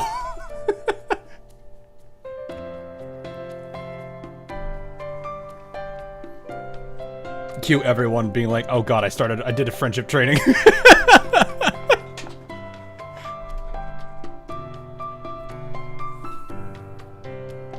Anyway, yeah, I hope so too. A weird place, a mysterious woman, something about Amahara, and the feeling of an unknown fear. I should ask Helena Meta what the hell it all was later. Alright, the return. 10 hours of Bucksheen would melt someone's brain. Nah, it has to be Bucksheen, Goldsheet, Teo, and then all of those three all get interrupted for a random Chio for no reason. After that bad dream, I wasn't able to get a wink of sleep. Time passed until, finally, the plane landed at our destination. Hey there, Helena, welcome to the Sakura Empire. As we disembark the plane, we're immediately greeted by someone. What do you mean, someone? There you go. Good to see you again, Zuikaku. We meet again. And Shinano, welcome home. There's a car waiting for you. Wishing you a safe journey there. Much obliged. Wait, you're not coming with us, Shinano? Nay, Musashi has implored this one to see her at the earliest opportunity. I thank you for letting me accompany you. Now I must bid farewell. Miss Shinano, Noshiro, this way please. Oh, hi, Watarase. Oh, you two. No, you two. You should come with me.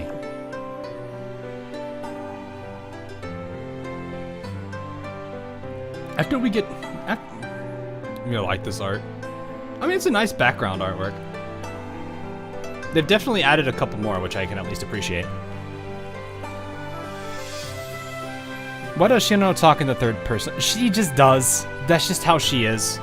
It's a mannerism of hers. Mambo. What's Mambo?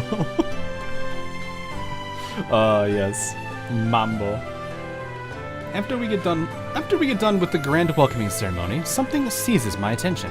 A row of cars standing in the most conspicuous place on the roof. On the road. On the roof, that would have been a really interesting place. Are all those for us? Isn't it a little over the top? No way. Lady Nagato said you saved the whole Sakura Empire and deserve the best reception you can get. I figure she and the rest are waiting for us at the banquet, so we should get going.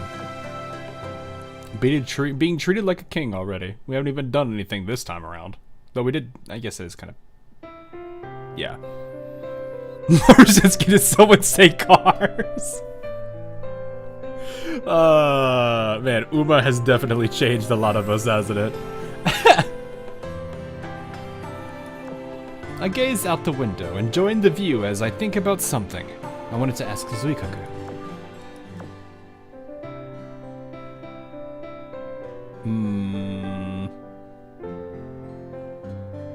Never played that game. It's not a bad game. If you've played Project Identity in this, in Azur Lane, you've basically played a, like, much more... I don't know, boring is probably too mean a word. A much more simplified version of it.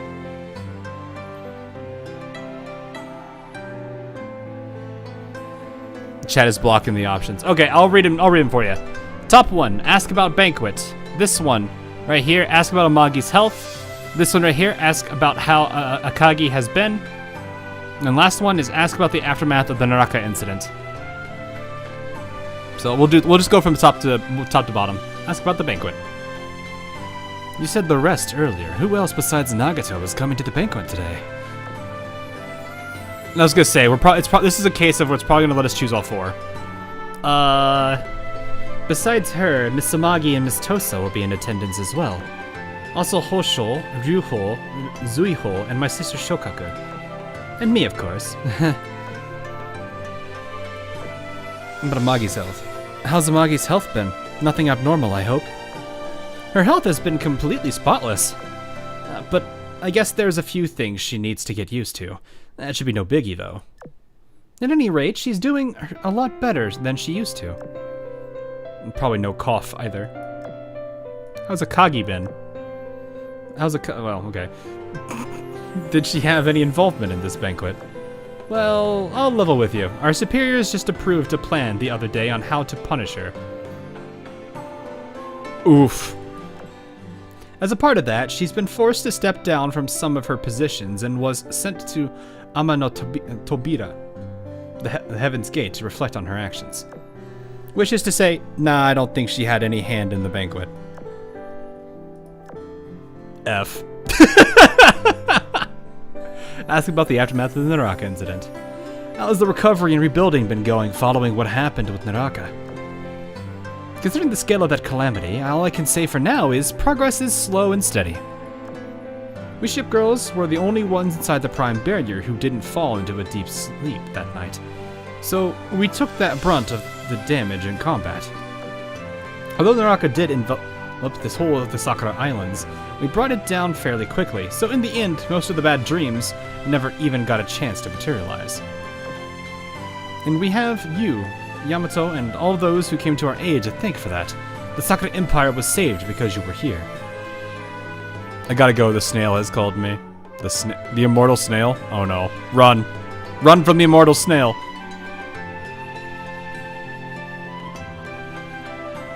So what you're saying is Akagi was sent to Akagi was sent to sit in the corner and think about not being a bad girl anymore.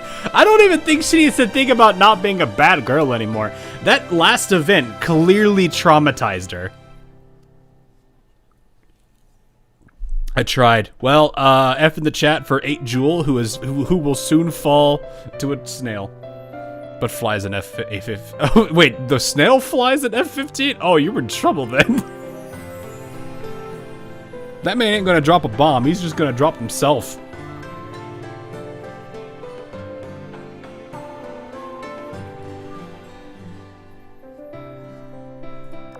Sadly, Lady Nagato had to declare the whole incident as part of a siren plot in order to prevent a nationwide panic from breaking out. I mean, that's not a lie, strictly speaking. When you trace it back to its source, it did all happen because of observed. Well...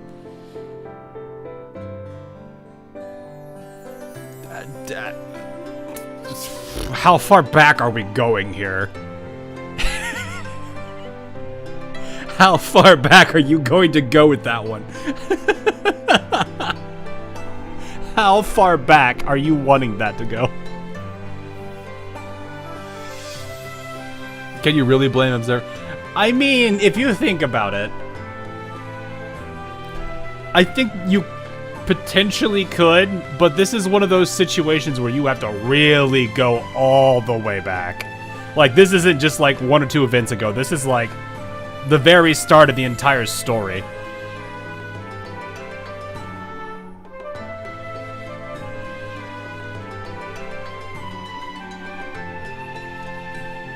Commander Observer with awkward whistles. But yeah, this is gonna be one very far-reaching blame game at that point. So to sum it up, it was an unprecedented disaster, but as luck would have it, it didn't cause too much damage, I guess.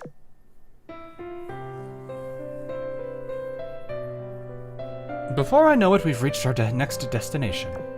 The moment I see the scene unfolding before me, a memory resurfaces in my mind. Ah yes, this is the place where a specific ship girl tried to riz us while we attempted to riz her at the same time. I don't know how that scene unfolded, but it clearly went with both sides not really winning. Result of that day, draw. Kaguya did not win. I think that's roughly how that goes. It's been a while since I've watched that one. Way back when I visited the Sakura Empire with the Academy, I attended a banquet held. Oh wait, no, I was joking, but I guess this is where it is. Past me wouldn't have believed you if if you said I'd be back. I'd one day be back here again. Now I'm not just returning to an old place, but I also have a totally different reason for attending the conferences here. How different things have become. Time flies, as they say. Yeah, time really flies. And the commander's age is still unknown. God, the way they did that part of the scene was so weird because it made everyone question how old the commander actually is. Because it was like, okay, how far back are the events to this? Where it just led to a whole bunch of, it's a can of worms in its own sense. Is it time to raise Unzen again? I mean, don't know. We don't know. She does have a skin in this event, but we don't know. The grand and magnificent banquet came to an end. Everything was going smoothly and according to plan. He's forever 20. He's just Ash, but in a different game. He's just not 10 years old. Forever 18. Yeah, exactly. Makes me think of those fan comics where the commander is much like a dad. It's like a dad much to NT and the other. Oh, fair. The only concern I had on my mind was Nagato's health. Although she remained dignified as always, it was clear that she had been overexerting herself. It's hard to fathom just how much pressure is on her now that she's taken Akagi's position as the big decision maker. I mean, she's back to where she was, I'm pretty certain. I hope that she's like me at heart, someone who loves their work. I think she is to a fault. It's just she has to have, she's got the, like, if it aligns with what she wants, I'm pretty sure she's fine. Before I leave the venue, I take a detour to visit another old place I know. The night sky is clear and spotless, and the moon is so beautiful. Sadly, there's nobody in the pavilion in the center of the lake. If you want to see the garden at its best, you should come back in the afternoon. Thanks, but it's fine. I was just walking by and thought I'd stop and look. I went here after the Academy's banquet too, back then. Just think of it like me wanting to bask in a little nostalgia. Oh, okay. So, should we... I've had my fill now. Mind guiding me to our lodging? Sure thing. Follow me. Commander loves work, Sensei hates work. I love work. I could watch it all day. Props to those who know what that reference is. my bedroom sometime later. Man, we have a very interesting outdoor room. Whew, that's everything on today's schedule done. Tomorrow's conference isn't until 10 a.m., so I should be able to get plenty of sleep. Yeah, I hope so. I can't imagine your jet lag has got to be insane. Because if you were... where were you? You were in Irish Orthodoxy territory, so you're on that side. Oh, gosh. Oh, man. That's like at least, what, 8-hour time jet lag? And I'm not assuming they're like in France, wherever France would be in this world. It's probably, well, they might be in the same, roughly the same spot, because there's multiple places that the Irish Orthodoxy own or control. But yeah, the jet lag, that's gotta be horrible. But first, time to contact. I said contract. I was like, wait, what? No, Helena Meta. I'm just going to my brain. The light recedes, and that same old starry sky comes into view. You wanted to talk? Yeah. While flying to the Sakura Empire, I had an extremely weird nightmare. A nightmare? Well, I was observing the aircraft, and I didn't detect a single trace of an outside interference. Still, I'm curious. What happened in this weird nightmare? Let's see how bad this is, just based on her interaction, or just based on her reaction. I told her about everything I saw, heard, and felt, including that bizarre sensation to her in as much detail as possible. My explanation seems to have given her an inkling of something. Ask about Amahara. That Amahara she mentioned sounded like the name of some kind of project or facility. She described it as half a lifetime of blood and sweat, and a grave made of lives. Got any clue as to what it is? I have an idea, but there's much about it I can't tell you yet. Since Amahara is all you heard, the only thing I can tell you right now is that both a project and a facility. Oh, okay, so it's both. Also, this just goes back to what I was saying. For those that were there for the Wuwo stream, this just goes back to what I was saying during that stream, where it's like, she's being intentionally vague with the answer because she knows that if she says too much, the person that they're going to act on that information, and that might change things. This is that same discussion I had in the Wuwa stream. That's just keeping tabs 24/7 on us is both a good thing, but also creepy at the same time. Well, I mean, if we're a critical character to her, I mean, the thing is, I'm kind of still on the fence about, I want to believe she's a good character. I still want to believe that with every bit of my own ideas, but it's still the case of what if she's just masquerading as it, or something else. I don't know. I want to believe though that Helena is a good character. I just don't know what to think yet. Because maybe we might just be the convenient ally for the time being. I would hope that's not the case. Guadalajara. Not that place. So anyway, just a project and a facility. Interesting. Just forget everything else that woman rambled about. She is a good character. I want to, like I said, I want to believe so. I want to hope so. But there's a lot of things that I find odd. Like, for example, how she hides herself from the ashes. There are some oddities with her behavior that I just don't understand right now. I don't know if it's necessarily because she has a difference of ideals in the ashes, or if there's something else. We don't know. We don't have a true motive for why she does anything that she does.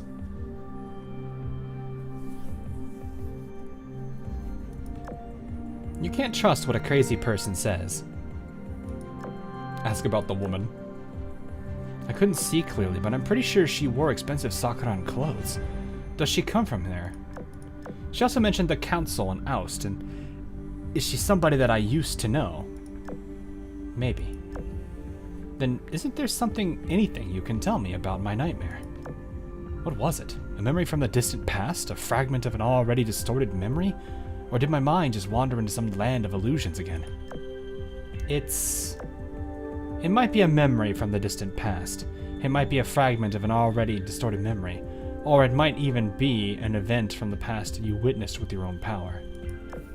Bear in mind, though, that because the dream was hazy and distorted, you should treat the knowledge you gained from it as being hazy and distorted, too. To put it in other words, take what you saw with a large grain of salt. That makes sense. What about the fear I felt? It was an undefinable spreading fear. I sensed how it was turning into something tangible in the dream. You've heard about the idea of what you think of in the day. You dream of in the... Wait, hold on. You've heard about the idea that what you think of in the day, what you dream of in the night, right? Oh, yeah. I mean, there's a lot of things people say about dreams. Be it the output or input, what happens in your dreams is deeply connected to what's running through your brain. The scary thing is when you have a dream about something and it comes true like the next day. That was the creepiest thing I ever dealt with. She didn't have to cut me off.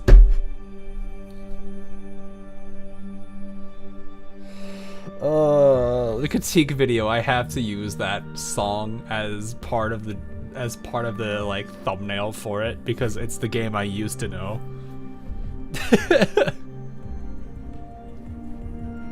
It's a bit rough. I'm actually not even here. I was in an XP55. Oh, I see. When someone says maybe like that, it usually means yes. Well, but she's leaving it open-ended because she has to. Like I said, she can't just tell you everything because if she does, and you act on that information, it might change the result of something to the point where she even doesn't know what will happen. Remember, a lot of this like universe relies on. AKB Mobile, thanks for the sub. Appreciate it. Welcome. A lot of what this story covers is about, well, I'll just put it simply, Laplace's demon, which is this branch of determinism that says if you know everything that will, if you know all the variables that lead to an event, then you can accurately predict the outcome. So if you introduce an unknown variable to the equation, you may not know the answer. So it's better that people, like the sirens and all the metas, stay very vague and, open-ended with their answers because they don't want to influence things to the point where they have no control or at least no idea what will happen. So that's why she's being intentionally vague. It's because she has to. Fear is a special kind of emotion that can appear from anywhere at any time. Once it starts, it's easy for it to feed itself, creating a feedback loop. When your senses are sharp, you can process and eliminate this fear through logic. What about when you're sleeping, though? People's actions and dreams aren't controlled by their logic. Dreams, meanwhile, can turn thoughts into what feels like reality. Yeah, that makes sense. It's kind of the whole thing about, what do they call it? Sleep paralysis? Or was that whole, what your mind does to you in a sleep paralysis? That's still, like, crazy. So they want to play God. No, it's less that it's not that necessarily that they're playing God. It's more of, there's a lot of things to do with like time jumping, manipulation, and like understanding like what happened. So like if we were to go back in history and say the Battle of Midway, everyone here knows what happened, or at least they have a general understanding as to what happened in the Battle of Midway. Right. So in that sense, if we were sent back in time right up to the Battle of Midway, and we were talking to major players involved in that fight, if we say anything, that can influence the battle and therefore change the outcome and potentially history.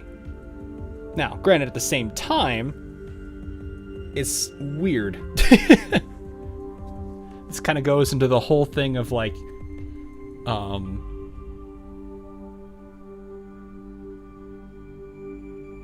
oh gosh, this is hard. This is where that gets finicky to explain. Because basically you go back and... oh gosh. It's a contradiction in its own way. How do I explain this? Let's say that the outcome of Midway is the same as it was, but we go back in time and alter it. In altering it, we changed the outcome of the Battle of Midway, but before we did that, we came there with the knowledge of what has happened. So we already knew and at least understood what happened in the Battle of Midway. So in a way, what happened in Midway is still locked in, but things might slightly deviate. It's kind of really stupid. It's like, you can't really change the past, because in changing the past, or going to the past to change it, you acknowledge the past existed.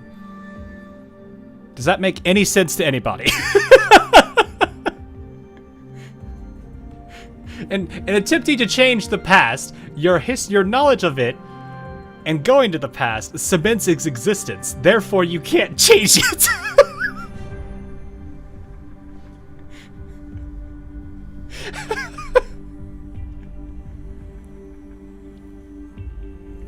Red Alert in a nutshell. Yeah, basically.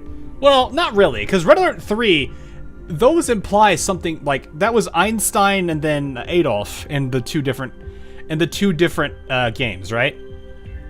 In 3, they got rid of Einstein, but because of that huge chain of events, that led to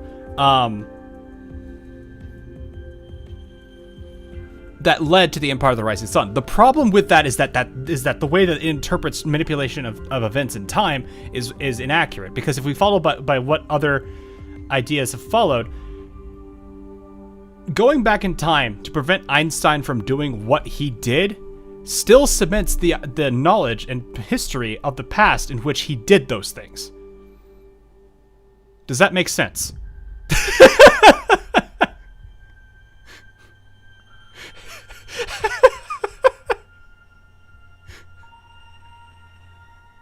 So rather than changing the past, you have deviated your course to a different outcome.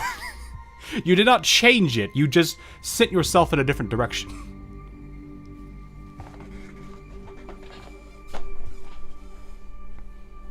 You're basically making a branching time. Yes, exactly. Exactly. You're going in a different direction in time and space and time, not taking the same route you originally took. But that makes things very weird.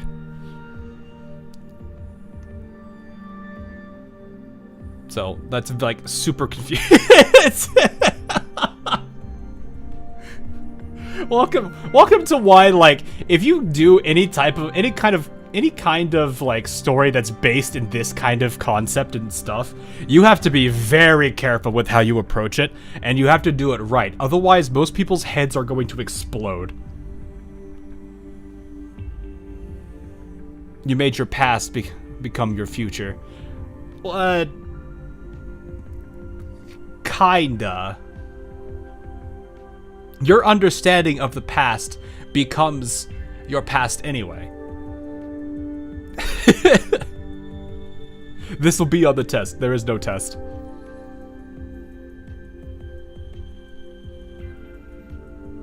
But yeah, people's actions, dreams, meanwhile, can be controlled by, can turn people's thoughts into what feels like reality. I feel like we have like blown people's brains already. All that is to say, feeling a sense of fear that you can't describe or having fears turn into something tangible aren't unusual things in dreams. Meanwhile, everyone, yes, that makes sense. That sleep paralysis demon I saw like 3 days ago at 4 a.m. It's all just an illusion conjured up by your brain. Sure, it's scary, but you don't need to worry about it leaving your head and hurting you. Said, but what about the night paralysis? What about the sleep paralysis demon? Just calm down after you wake up and try to forget the things you saw. I see. I finally got a serious answer out of you. I thought you were going to play it vague like you tend to do. I'm sorry. Helena's like, I'm sorry, I can't do anything about that. It's just that you've been learning so much information by accident lately, far more than it's safe for you to know at this stage. If I feed you any more information, your very existence will be put in danger. That's why I can't afford to risk it. So you're saying you can only supplement the information that's clear-cut, while you can't give me any details directly on the information that's more vague. Is that right? Well, yeah. That's what I was saying. We can't really... If she does too much, we might act on that knowledge and therefore change things. Correct. That's what weasel words and metaphors are for. Because the information they relay is equivocal. They allow you to get around certain restrictions and say things that you normally couldn't without suffering consequences. Marco Polo must have been an expert when it comes to that, huh? How is she doing? Is her consciousness still in that dream? She's fairly stable. Why do you ask? I was hoping I could talk to her, like how Shinano did that one time in Europa. I got questions for her about the Sardinian League and Hierophant. Got it. It'll take some time to prepare, though. Can we do it another day? Sure. I'll leave you to it. Alright, then I'll pray you have sweet dreams tonight. Have we done pull? Yes, we've already done all that. I got all of them in 80, including the Poi 5. They came in pairs, which was very odd. The vegetable was mentioned. No, you don't understand. She's not a vegetable. She's Mark Pineapple. Mystery that deepens. Today's conference was held in a fancy pagoda in the garden. Just as Memphis predicted, the topics were mostly things that had already been covered. It was done in just under 30 minutes. After that, the Sakurans served us lunch and even shared a tour plan for the afternoon with us. So it seems our work here is done. Yep, it was a wrap once they gave us that sketch. You have switched to your retrofit? Alright. Why did you switch to your retrofit? Okay. I know you all could do that, just on a whim, but a little warning would have been nice.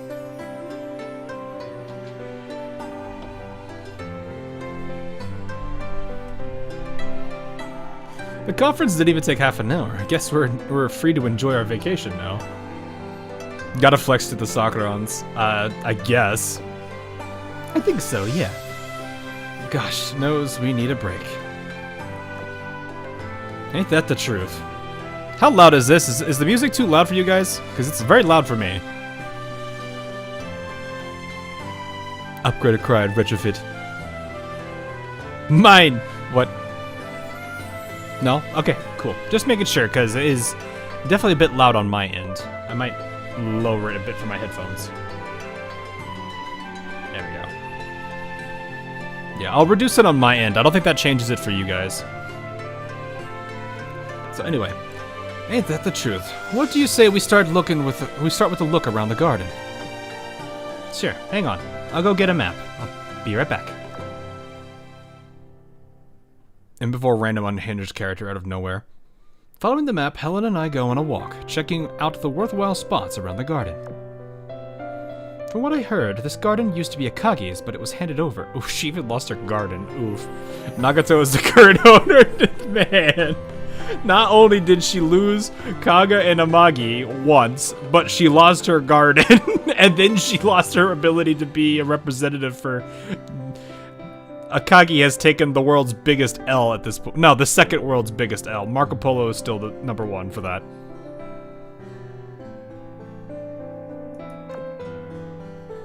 It's such a huge place, too. That explains why there's nobody around. Going further back, Nagato once gifted this garden to Amagi as a place to bolster her health.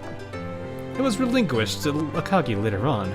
Now it has merely come back into its original owner's hands. That's kind of sad when you think about it. You forgot about Palmiot meta. Good point. Akagi is number 3 on the biggest L's taken.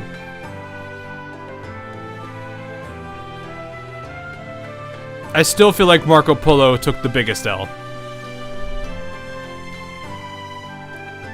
Just as I point out the lack of other people, we run into a fellow person admiring the scenery just around the corner. Mikasa, hi. Hi, it is I. Greetings, Commander. I'm pleased by your character. You conduct yourself with the appropriate dignity of one known far and wide. Don't pile the praise too high now. Didn't think we'd run into you here, but I'm glad we did. A chance encounter among beautiful scenery. This place is ideal for a trip together, wouldn't you agree? Absolutely. Just wondering, you weren't at the banquet last night, were you?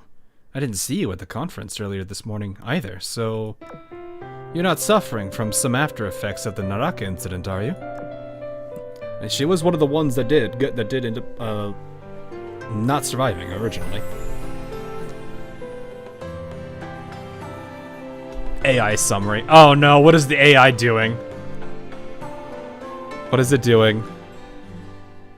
Ah, it's back. Viewers in the chat are discussing a character named Akagi experiencing losses and another character named Helena. They are debating which character faced the worst outcome and making jokes related to the situation.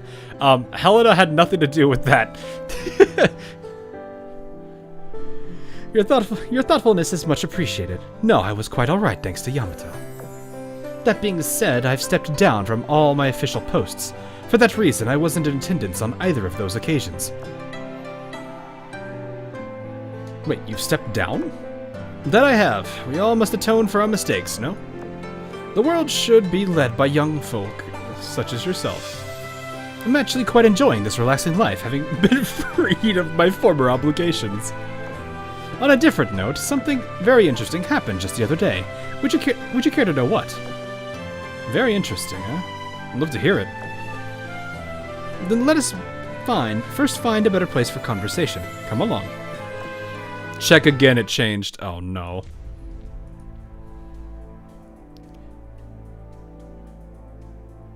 Who suffered significant losses, including Palmiot meta. Wait, what? There are also reference to the characters like Granny Mikasa. Come back. Discussing humorous and tragic events. I did not see. There's no G there.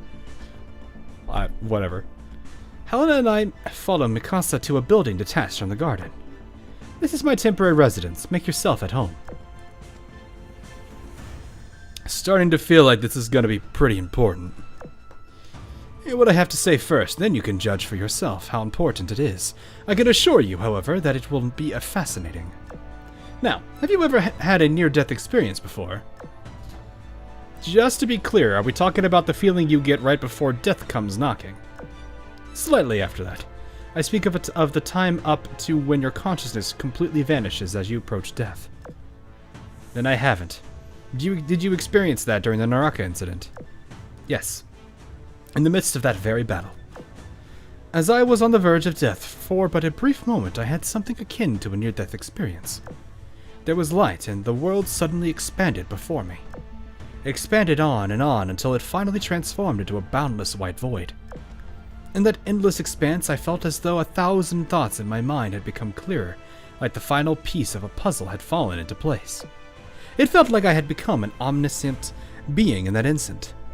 Faced with this white void, I knew everything there was to know.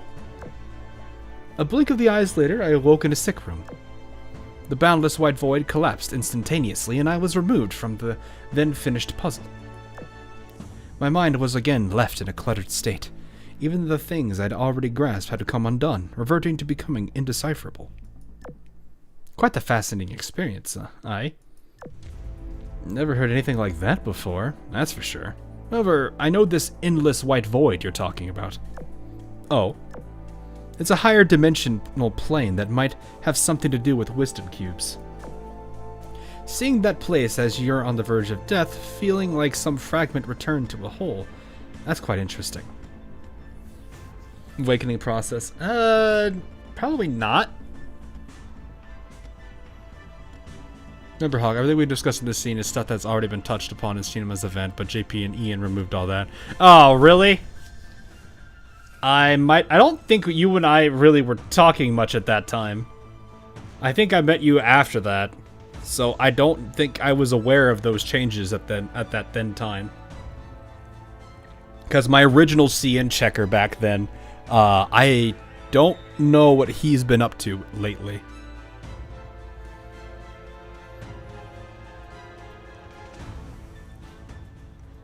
No raft this week. No, we gotta cover this. And plus I'm gonna be, like, exhausted afterwards anyway. What that brings up afterwards, yeah. Okay, fair enough. Okay. But this does make some sense considering everything else so far. Did something similar to your experience happen to anyone else among those who got drawn into Naraka and experienced the ritual? Nay, a shame. Oh, specifically her. Interesting. That being said, I'm not well acquainted with otherworldly things of this nature. Had it been Musashi who experienced this, she would no doubt be able to describe it in better detail and remember more than I did. Wait, remember? Didn't you say everything you grasped reverted to being indecipherable? I mean, it did, but I think it was more of she had a moment of clarity, and then it's like she had that, and then she's like, wait, no, I forgot. Not only could I grasp them no longer, but I had forgot all that I had grasped instantly, much like I had a dream that had vanished tracelessly upon my awakening. Even so, I dare say I have a rather good memory. I'm certain beyond a doubt that I experienced something unusual while at death's door. How can I be sure? Because although I forgot all else, one mystery remains, and I remember it as clear as day. One might call it the singular fruit that this bizarre journey yielded. Mystery? What is it? It is you, Commander of the Azur Lane. You are that giant mystery. When and where were you born? Who are your parents? Who are your parents? Where are your parents? I don't know why my brain went to that. Also, I think I know what you mean now.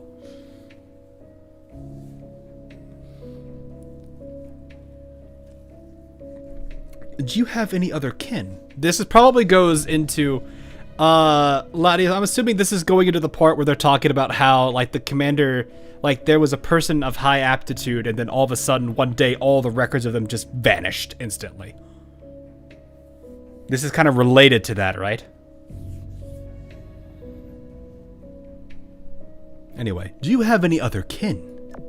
Where did you study? When was your aptitude for wisdom cubes recognized? And finally, when did you enroll in the Azur Academy? The battle was completely erased, but JP and Ian removed that discussion. Yeah, I remember. No,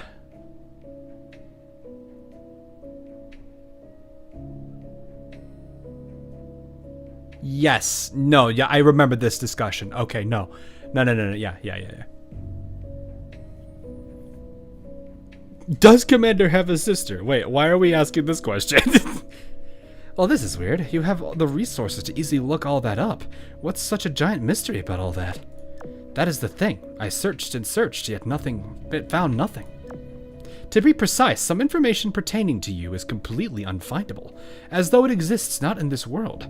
Meanwhile, the things I have found do not align with my own memories. For instance, the Azur Academy taking the place of a world-renowned Wisdom Cube Research Institute. Such was also the case with the well-known Wisdom Cube aptitude test, gone like it never even existed to begin with. You surely remember what Akagi said. Nobody can even notice the discrepancy until someone points it out. Trace the line back and think deeply about it. Do you not sense that something is wrong? The Azur Academy took the place of a cube research institute. Are you saying the academy I studied at once used to be a famous research center? Because that's completely new to me. I never read anything like that before. The Wisdom Cube aptitude test, though, I do remember that. It was pretty widely reported on at the time. It was in NY Harbor where I met Ansel.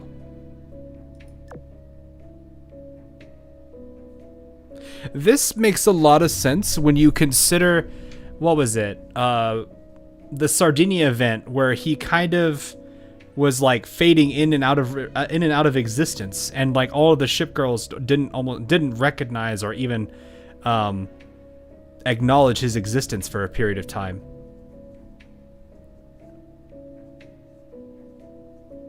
Like I was saying, it's almost as if his entire existence and concept was superimposed into this world instead.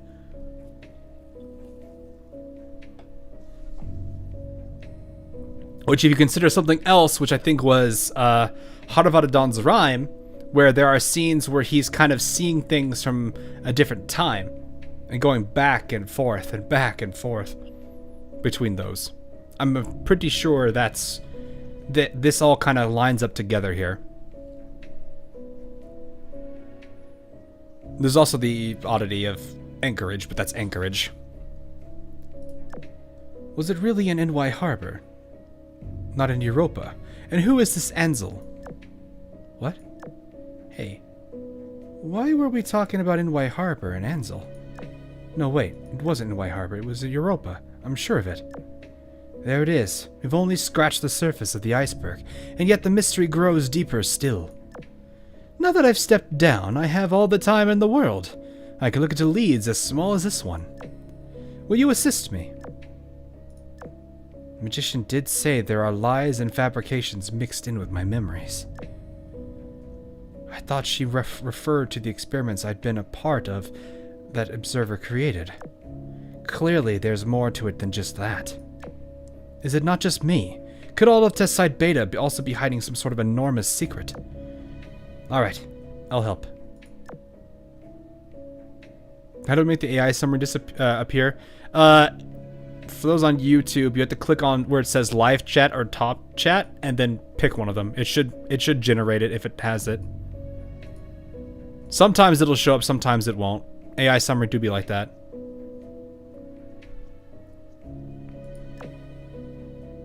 That's interesting to think about. We should be here, so we did this. Mystery beckons more mystery.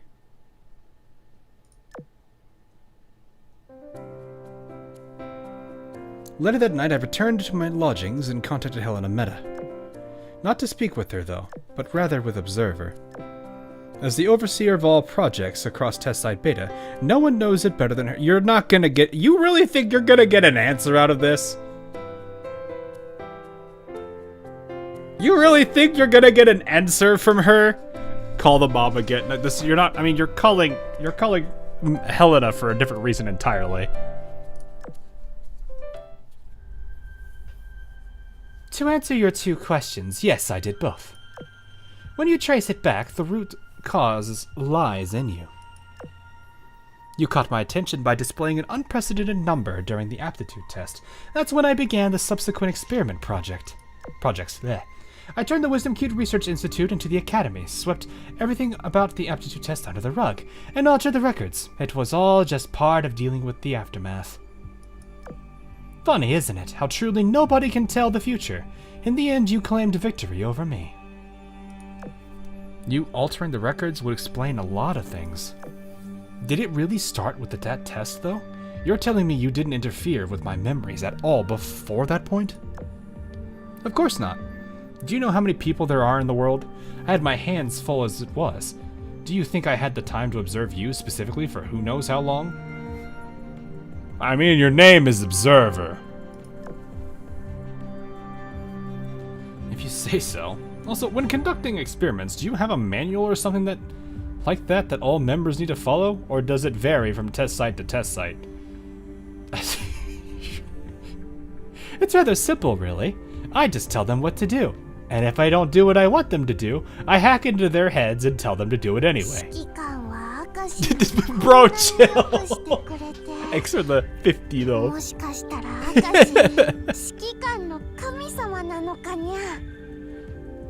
Observer observes. Yeah, she do observes.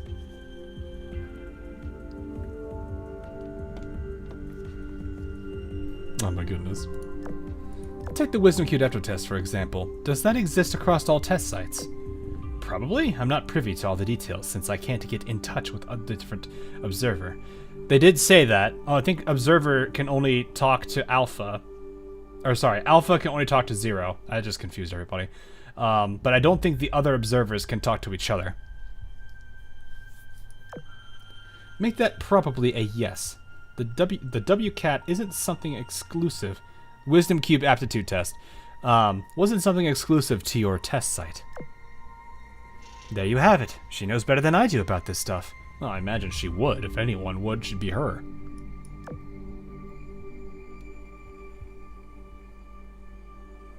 That does make me wonder how she knows that, but...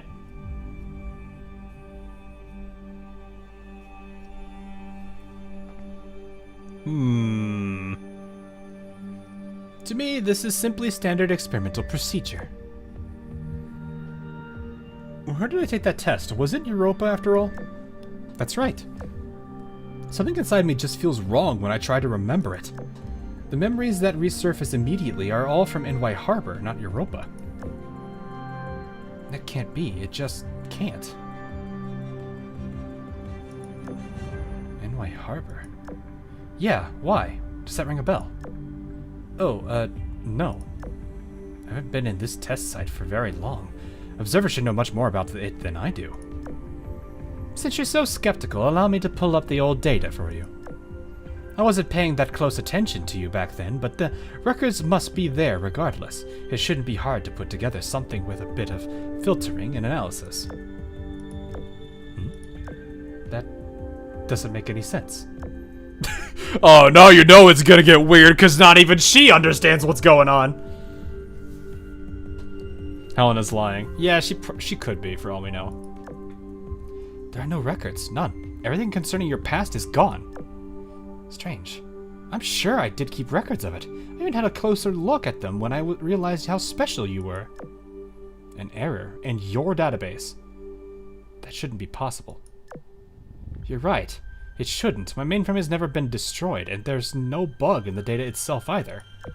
But maybe...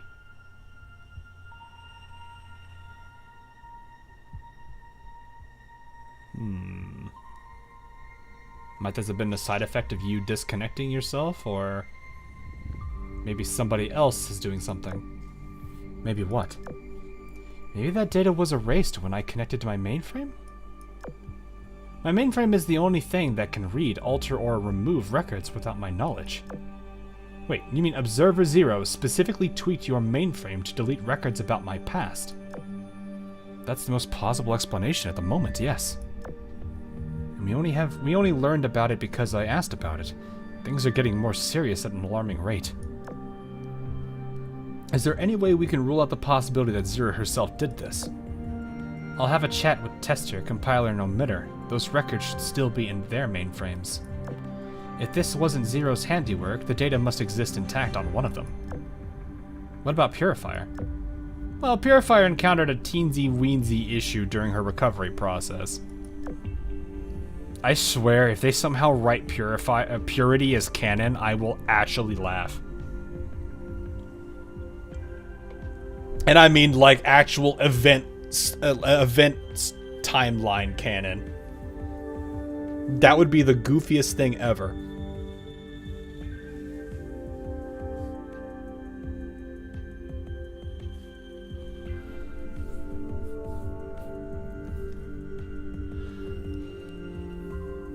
That's what happened to Purifier. Are you talking like what happened to all of them? Because when they did the whole thing for Naraka, basically every single Siren mainframe was like shut down and destroyed.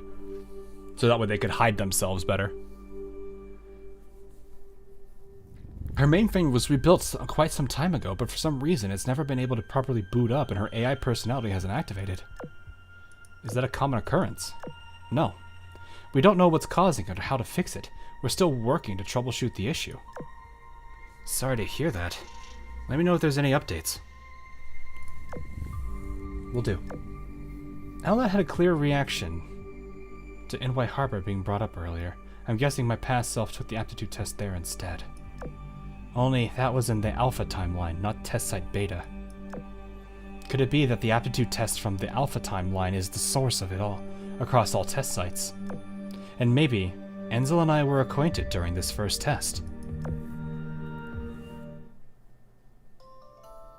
Very, very true. Very possible.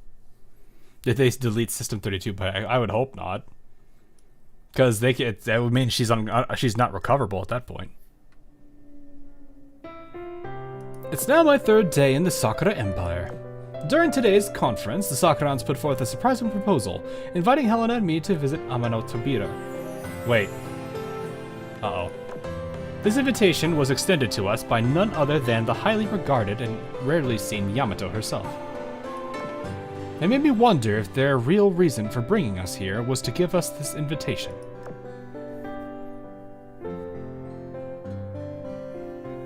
I thought they were enemies. No. Oh, you've missed a lot. You've missed a lot. No, they are working together. Well, somewhat. This is kind of like working together in quotes while Observer has a gun at her head. Gotta prepare for work. Have a good one. Alright, CSTP, have a good one. As for Amano Tabira itself, its very essence is wrapped inside in mystery. Even Nagato has never set foot there. Naturally, the opportunity to visit it sounded very alluring to me. However, just to be safe, I decided to ask Helena Meta about it before giving them my answer. And so I returned to my lodgings, and went back to the familiar view of space. Oh, we're about to talk about it. Man, Helena Meta's getting a lot of time already. We've met more in the past 3 days than we did in the last 3 weeks. Helena Meta, mood. Great. The Sakura Empire must be a wonderful place. More like a really mysterious one. I suppose. So, did you come to ask about Amano Tabira? Yeah, I'm really curious to see what it's about. And feel free to act on that curiosity. It's an isolated artificial singularity, so it's not an especially dangerous place. Fortunately, the Arbiters have been busy with so-called cross-border experiments lately, so many of them, Magician included, have been reassigned to that. This means that I have more than enough firepower to protect you at the moment. You'll be safe no matter what, even if you end up in danger, so don't be hesitant to go. Wait, cross-border experiments? I suppose they're exactly what they sound like. Experiments involving crossing borders of some kind. You're being vague again. I guess you can't tell me. Still, I assume it's something important if they mobilized so many Arbiters for it. Will their experiments affect us in the future somehow? I wonder how many of them are reversed. I think that's my understanding of it, right? Ladius, is that right? The Arbiters, when they run experiments, the ones that are normal are the ones, like, basically being the test case, and then the reversed ones are the, like, counters. Or, like, the contradictions. I think that's what I remember from the last time they talked about this, which I think was... what's it called? Was that the Sardinian event? I think that was. No, that was probably a compiler. Because I don't think we were able to talk to Hierophant. Just hope Tower isn't the one reversed. We don't know. We don't know.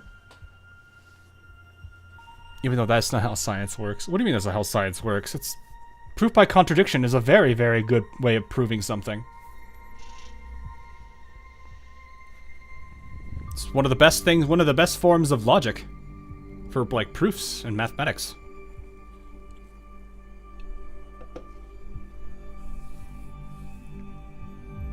Anyway.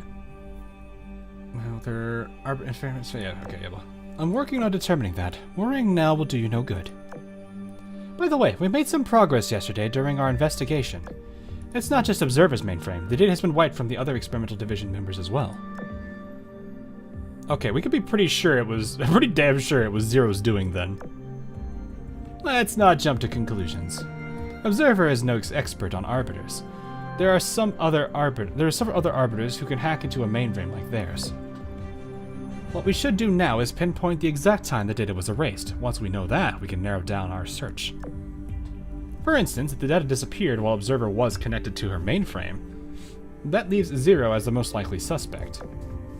Because as far as I know, the tower is the only one who can modify data without Zero finding out.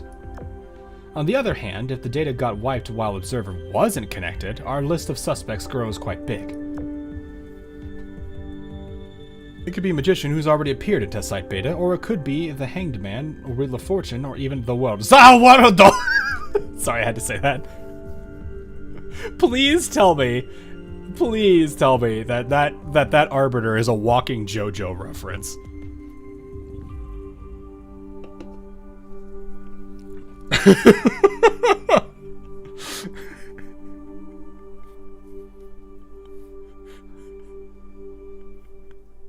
I actually hope she has the ability to do that. This is the one time that I hope they do this.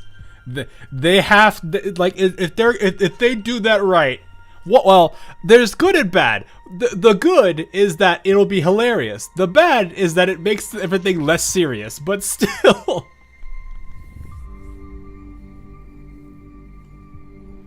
Why would Observer have to be connected to her own mainframe for Zero to remove the data? So so there's two parts to a siren. There is the mainframe, which is the big tower unit we've seen before.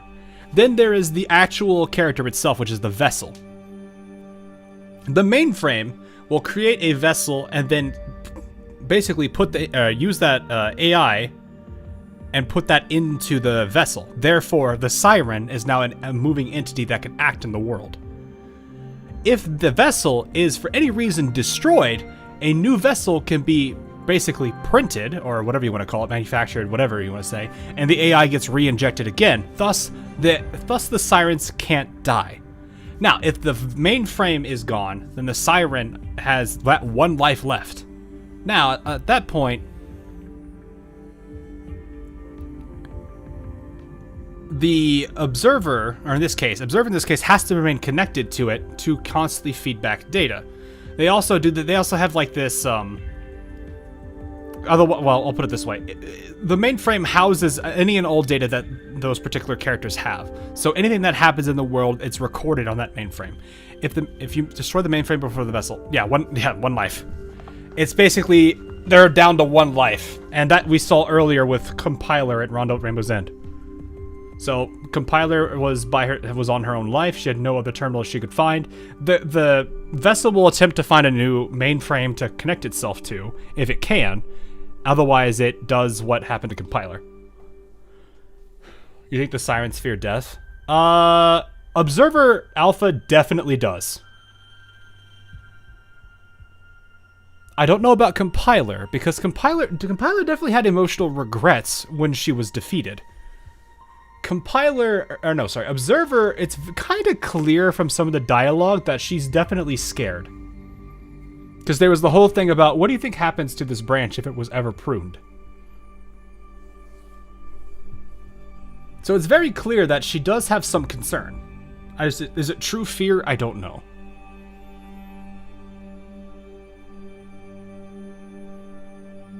But yeah. Anyway, the list grows even if our list even grows even bigger if the data wipe happened while Observer was busy dealing with Makuria meta when she invaded Antarctica.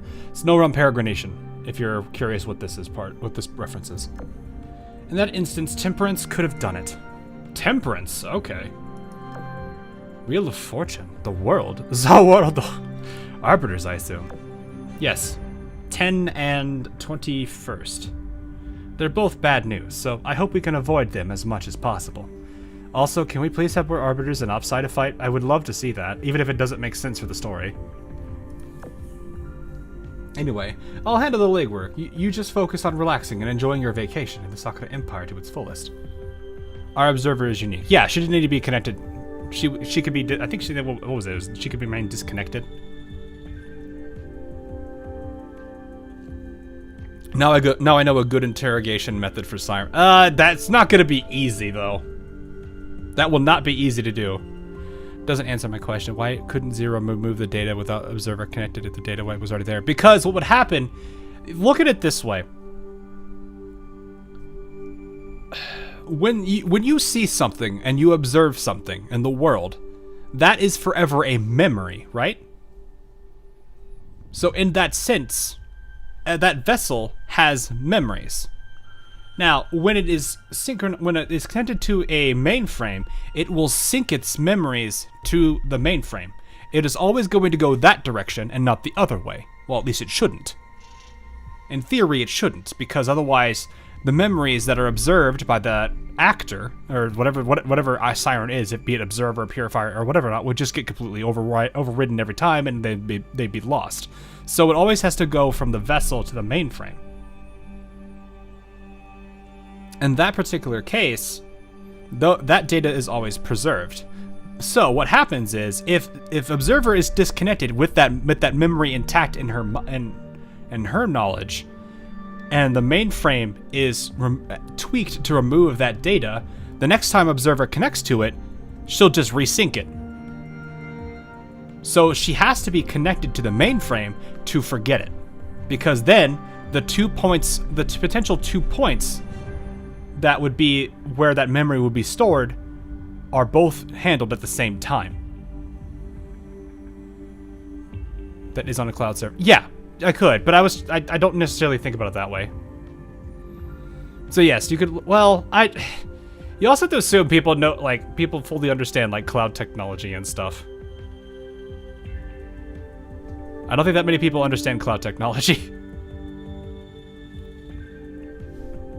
Even people in my people that I work with that are even my age don't understand it themselves. So I don't know how many people here fully understand cloud. But basically, as long as observer has a memory of it, whether she is connected or not, it will persist. However, if she is connected to the mainframe, and both the mainframe's memory and her memory are tweaked, that memory is forever lost. So, but if she's disconnected, she'll just resync that memory to the mainframe and it'll be there again. So it has to be connected for them to both lose that point. There's no such thing as cloud. It's just someone else's computer. Somewhat, yes. Not really. She did everything she did while she was disconnected. Pretty much. You are taking an IT thing. Fair enough. What do you think X God. I'm sorry. If I understand, I'll just pretend it's a big database in the sky. You know what? That works. Go with that. Go with that. Sure.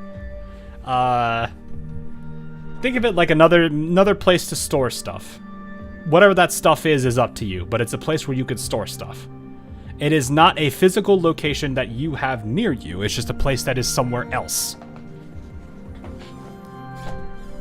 In this case, though, why the comparison that Lattice Maze works is you can treat that other memory location as the mainframe. So my bank account. Yeah, to a degree. Yeah. I mean, all your financial data, like how much you have and all that stuff, that's all stored elsewhere. It's not on you. So you could argue that to a degree, but I wouldn't necessarily say that's a cloud. We're gonna be here for a while for the full 39. Yeah, I know. This is what happens, though. Anyway, you're just focusing at. Oh yeah, right. I'd almost forgotten what it even feels like to relax. Just gotta focus on that. Exactly. Just relax. Ah, that's the spirit. Anyway, good night, Commander.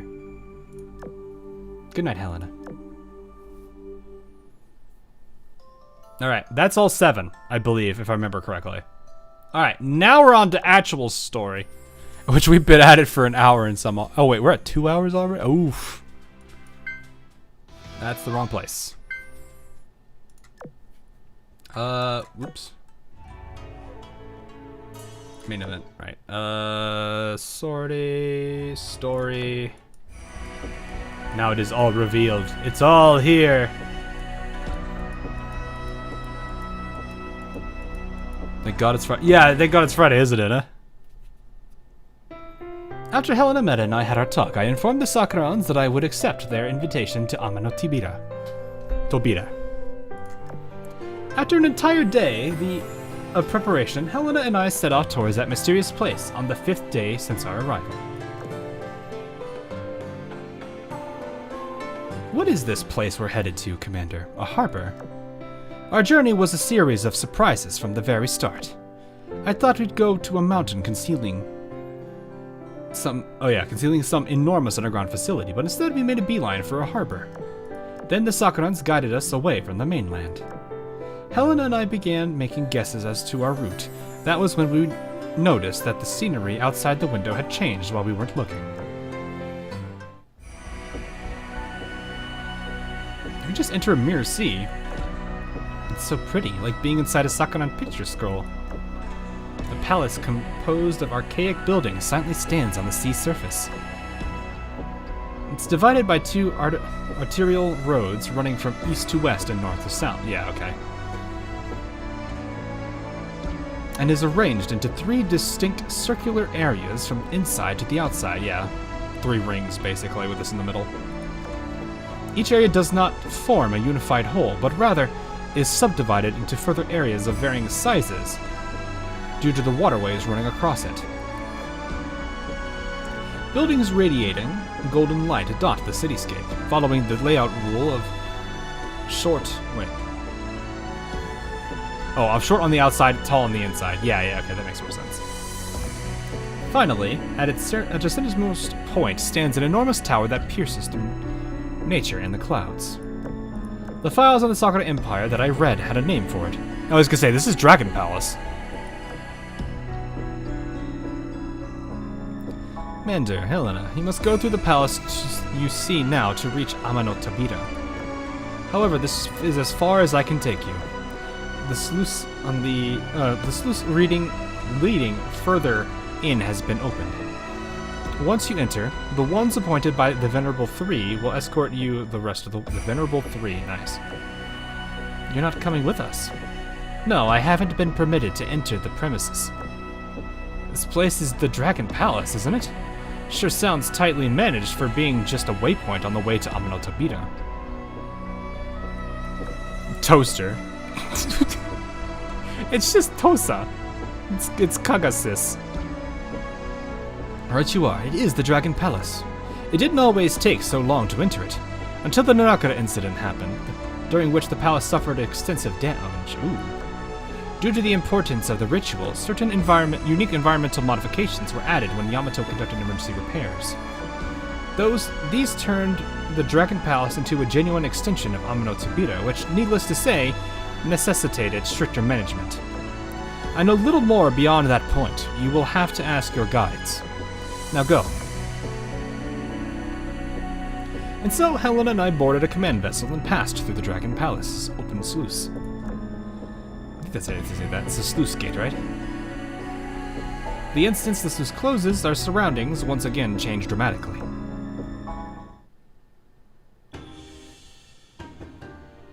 Ah, this song. Commander, we're under the sea somehow. Looking up, I see that the blue sky has turned into dim seawater. Countless fish are drawn to the light emitted by the city. They form schools and swim around the outside of the protective barrier. How? The files I read said it takes an hour and a half to reach its maximum depth. It just happened in an instant. I hope you aren't too frightened by this hello, Daisen. By this sudden change. I am Daisen, and this lady beside me is Shimanto. We shall be your guides. Oh, that's how you're tying all these girls into... Okay. I was wondering how they were going to get involved in here. Yeah, it feels slightly tweaked. Oh yeah, this is a tweaked variant. It would have been way more intense right there. Good to see you again, Commander. It's a pleasure, Dyson and Shimanto. I will say I was anticipating seeing all sorts of unexpected things after entering Amanotabira. I just didn't expect to be already dazzled just while on the way there. The Dragon Palace originally was resilient. Resilient what? Where did that word come from? Was reliant purely on its mechanical structure for diving and resurfacing, which took quite some time. The files you read were simply a little out of date. Now, following Yamato's modifications, the Dragon Palace cannot be considered a completely worldly thing anymore. As such, it's no wonder that it's capable of trivial things like diving and resurfacing in an instant. Is this kind of like how it's like weirdly... I'm actually kind of curious if this is one of those things where it's like it's in like this weird state where it will just like it. And one instance it's here, but it's also at another place at the same time. So it's just a matter of switching.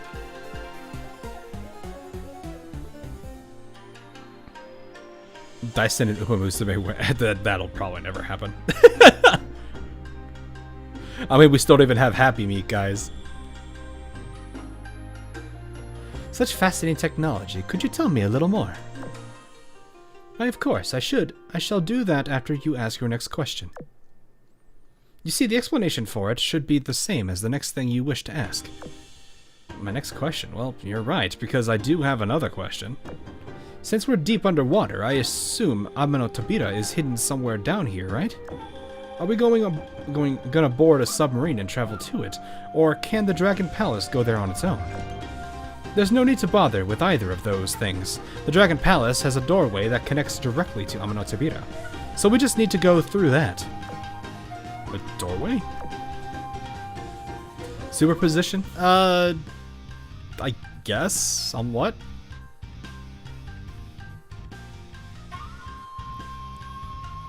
Would be one way to put it. Does she mean like a portal into a singularity? I didn't see any large structures from outside the palace, though. Has the Sakura Empire managed to create miniaturized portals? Wait, no. From the Tower of Midgard and the Gate of Avalon to the Winter's Crown and even Naraka, all entrances to singularity have one thing in common. They're fixed in place. The Sakurans created an artificial singularity that can be moved around? That's what I put it. Is this doorway the entrance to a singularity? How did you manage to make a portal entryway that's both small and can be freely repositioned? It's just a regular doorway. Amanotabira doesn't exist in the physical world, only the doorway does. If you're wondering why the doorway was set up in this place, you'd have to ask Lady Yamato why she did that. Because I don't know. Fair. Sensei surely has no idea. The doorway exists both here and elsewhere at the same time. Much like how the palace exists both under the sea and on the surface. By extension, you will enter Amanotabira by going through the doorway just as you went under the sea by passing through the sluice. Wait, you're saying there are two dragon palaces and one exists above the water and one under it, and they're connected by sluices that function as teleporters? No, there is but one dragon palace. Impossible feats such as this is made possible by it no longer being a worldly place. Yeah, it's a constant. I mean, the only thing that would make sense to me would be it both exists here and somewhere else at the same time, meaning that it both exists and doesn't.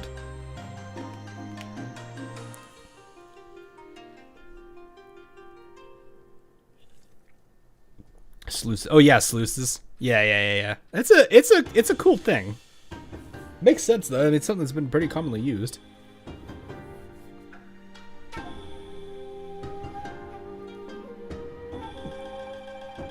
Anyway, okay.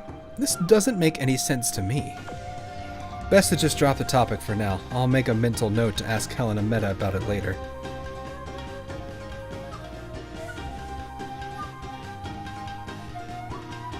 It doesn't make any sense to me. Alright, I think I get the gist. What about before the modifications to the palace? As far as I know, Amanotabira is older than it. How'd you get Amano Tabira in the past? In the past, it took much longer than it does now. Now you can simply enter Amano Tabira if you have an invitation. Back then, the only way to access it was through the Sacred Sakura's ground network. Entering it was beyond my abilities at the time. In fact, only ones like Shimanto who can freely travel through the Sacred Sakura would be able to enter it. I wonder if traveling through the Sacred Sakura is the same thing as what was happening in Full Scales, where it's just a network of portals, basically.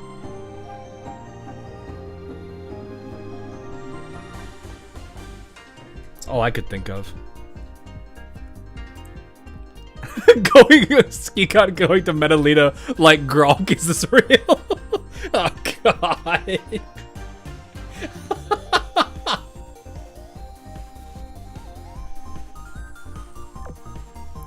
Furthermore, the microlayer transference, whatever that was called. I forgot what it's exactly called. Microlayer transference network, I think. Furthermore, the entrance was originally established here per Lady Yamato's orders to ensure the rite of resurrection went smoothly. Once the rite was complete, Lady Yamato opted to keep it rather than have it removed. It's this decision that's allowed us the opportunity to see Amano Tabira for ourselves. Apologies, listen to me rambling on. This way, please, Commander, and Helena. TB, is this real? For a long time now, the Sakura Empire had had little contact with other factions, while being a place shrouded in mystery.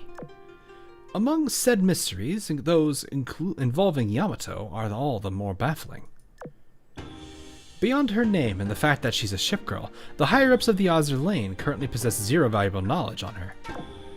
Even during the Naraka incident, which she played an instrumental role in, nobody actually saw her in person. The Rite of Resurrection, a mere 4 words with an impact that cannot be overstated. This is reminding me of that one character in Hyakyako for Blue Archive that's like, oh no, she doesn't exist. What do you mean? I just talked with her not that long ago. What do you mean she doesn't exist? Angry Seiya noises.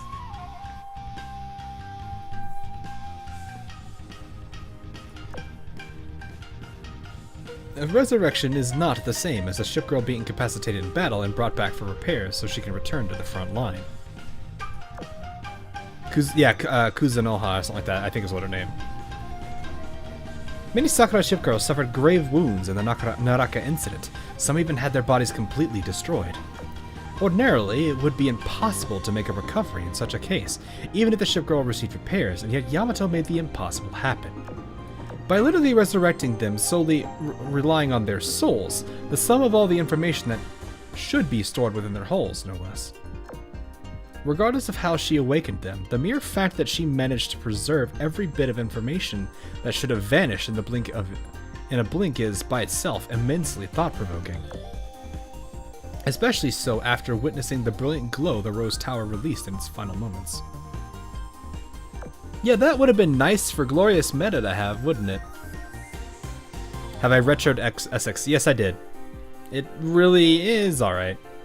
I mean, it's a powerful unit to be sure, but design really didn't go that hard. I mean, the arrow, the bow is nice, but well, I guess it's more of a crossbow, isn't it? Still. I regret to inform you, none of this is real. None of it's real. Your waifu isn't real. What do you mean? It snaps fingers. All of a sudden, she's just gone. No, wait. Bring her back. Go back. Go back. No. I knew I shouldn't have trusted the lampshade. I knew I should have looked at that lamp.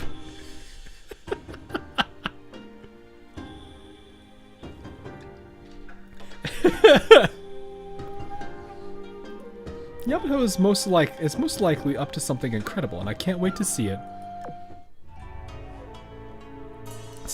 Okay, calm down. Since the inception of my being, a thought hath occupied my mind, that the armor and the sword, whilst poignant, cannot impede the plotting of the mind. The evils beyond the realm all excel at this. Thus neither can I see or sense it. By the rocks the realm is drawn, by the realm the source is forged. The sky realm is formeth a wall against the world beyond, and thus in the domain which within it defined Amahara. Even should the earth collapse and the mountains crumble, a great disaster is inevitable. The sky realm of Amahara, forevermore it must last. I almost read this as a Dani. I know that's supposed to be dance.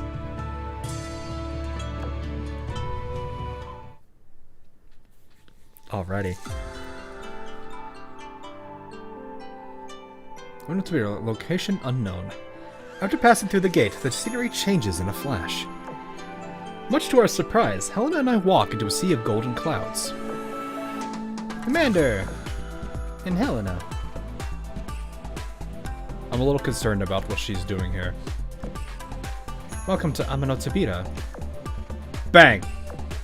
Party poppers hidden within the clouds go off en masse. Confetti pours down like sparks, glittering and then vanishing without a trace. Commander, I'm I-404 and this is Taikaze and Minase. We'll be escorting you together. Nice to meet you. Nice to meet you too. Let's be friends! This journey had left me on edge. The enthusiasm and energy with which they greet us soothes my tense nerves. You're the third group to escort us today. Is this some kind of relay race, just with hospitality instead of a baton? A hospitality relay race? Yeah, that sounds about right. Put a shirt on, girl! Wait, which one? If you... Why are you doing it like this if Daisen and Shimanto are allowed inside Amanotabira as well? There are two reasons. One is that they still have repair work to do at the Dragon Palace. Another is Amanotabira is preparing for a special ceremony that needs the environment to remain stable. And for that, the fewer people that come and go, the better. Also, this ceremony will be held for your sake, so that's something to look forward to. Alright, I'm curious. Do either of you have any thoughts on seeing this mystical place in person? Bet I do. Truth be told, I did some reading on it before coming here. Judging by the mythological sound of its name, I thought this place would be closed off, dark, and a little oppressive. Or that maybe it'd be a collection of primitive stone buildings.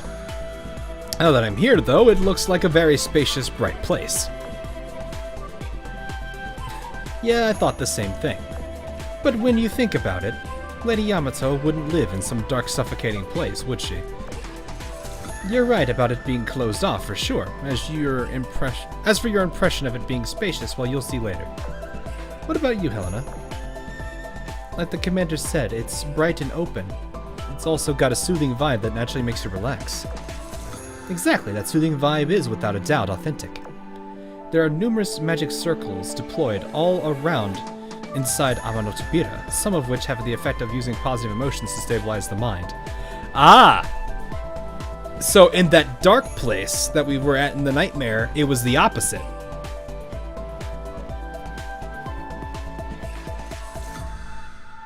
This is like yin and yang. Just being here soothes your mind, relieves stress, and lifts your mood. So this feeling of ease I'm getting is because of those magic circles Yamato put up. Stabilizing the mind with positive emotions. Interesting stuff. That kind of makes sense, because I think I remember... They always said something about negative emotions leads to things. Man, thank gosh for Amanotabira. It makes me never want to go back. You mean you haven't always been here? No, silly. Taikaze Minase and I only came here after the Dragon Palace's doorway was fixed. I see, so it's gradually become more accessible even since the Naraka incident then. Actually, why did you even come here? To complete the task given to us by the Venerable Three, duh. What task, you ask? Just like that special ritual that's a secret for now. Anyway, come along you two, follow me. Alrighty then. You guys always get bombardment with ads. YouTube has been throwing them in against my own will, so there's not much I can do about it. Which kind of sucks, but it might not necessarily be my control. I can trigger an ad, but I usually avoid them because I generally hate mid-roll ads. So it's like I only would, like, if I'm using them, it's probably because I went to go grab something and needed like a couple minutes. So that would be like the only time I would ever do it. And that's, of course, if you guys are okay with that. However, YouTube has a fun time of putting in ads in spots I don't want them to be after I've archived the video. So it is what it is. Ron, this girl is just, yeah. Welcome to AL nowadays. Which makes me kind of sad, to be honest. Atop the vast sea of clouds, I-404 gives us a quick nod and makes an, if you'd please, gesture with her hand. At the same time, a gust of wind blows, and the cloud at our feet gently begins moving forward like a magic carpet. Oh, are we flying on a cloud? Unfortunately, ads is what keeps them alive. Yeah, well, that's for YouTube, yeah. I was like borderline H-line at this point. It really is. Which is kind of sad, because it really shouldn't be doing that. Else we can't even watch Hoggy. Well, I mean, there's other platforms I could start moving content to, but I haven't thought about that yet. Maybe I should at some point have a backup channel elsewhere. Anyway, that's incredible. I've not done anything this fantastical since my trip into the Matrium. The clouds formed a sea back then too, and we fought on top of it. Sailing and fighting on the clouds, you've done so many things on your own that I've never even heard about. If I was able to help you then. We've all got our own duties. I, Memphis, and even you. And look on the bright side. At least this time, we're riding the same cloud together. You're right. I'll try. Yeah, you'll try. To enjoy our vacation. Commander. Wait, zoom and enhance. Zoom and enhance. There it is, a blushing Helena. Perfect. Borderline, they've crossed it. Yeah, you know what? Fair. They definitely have, especially with some of the Dutch faction.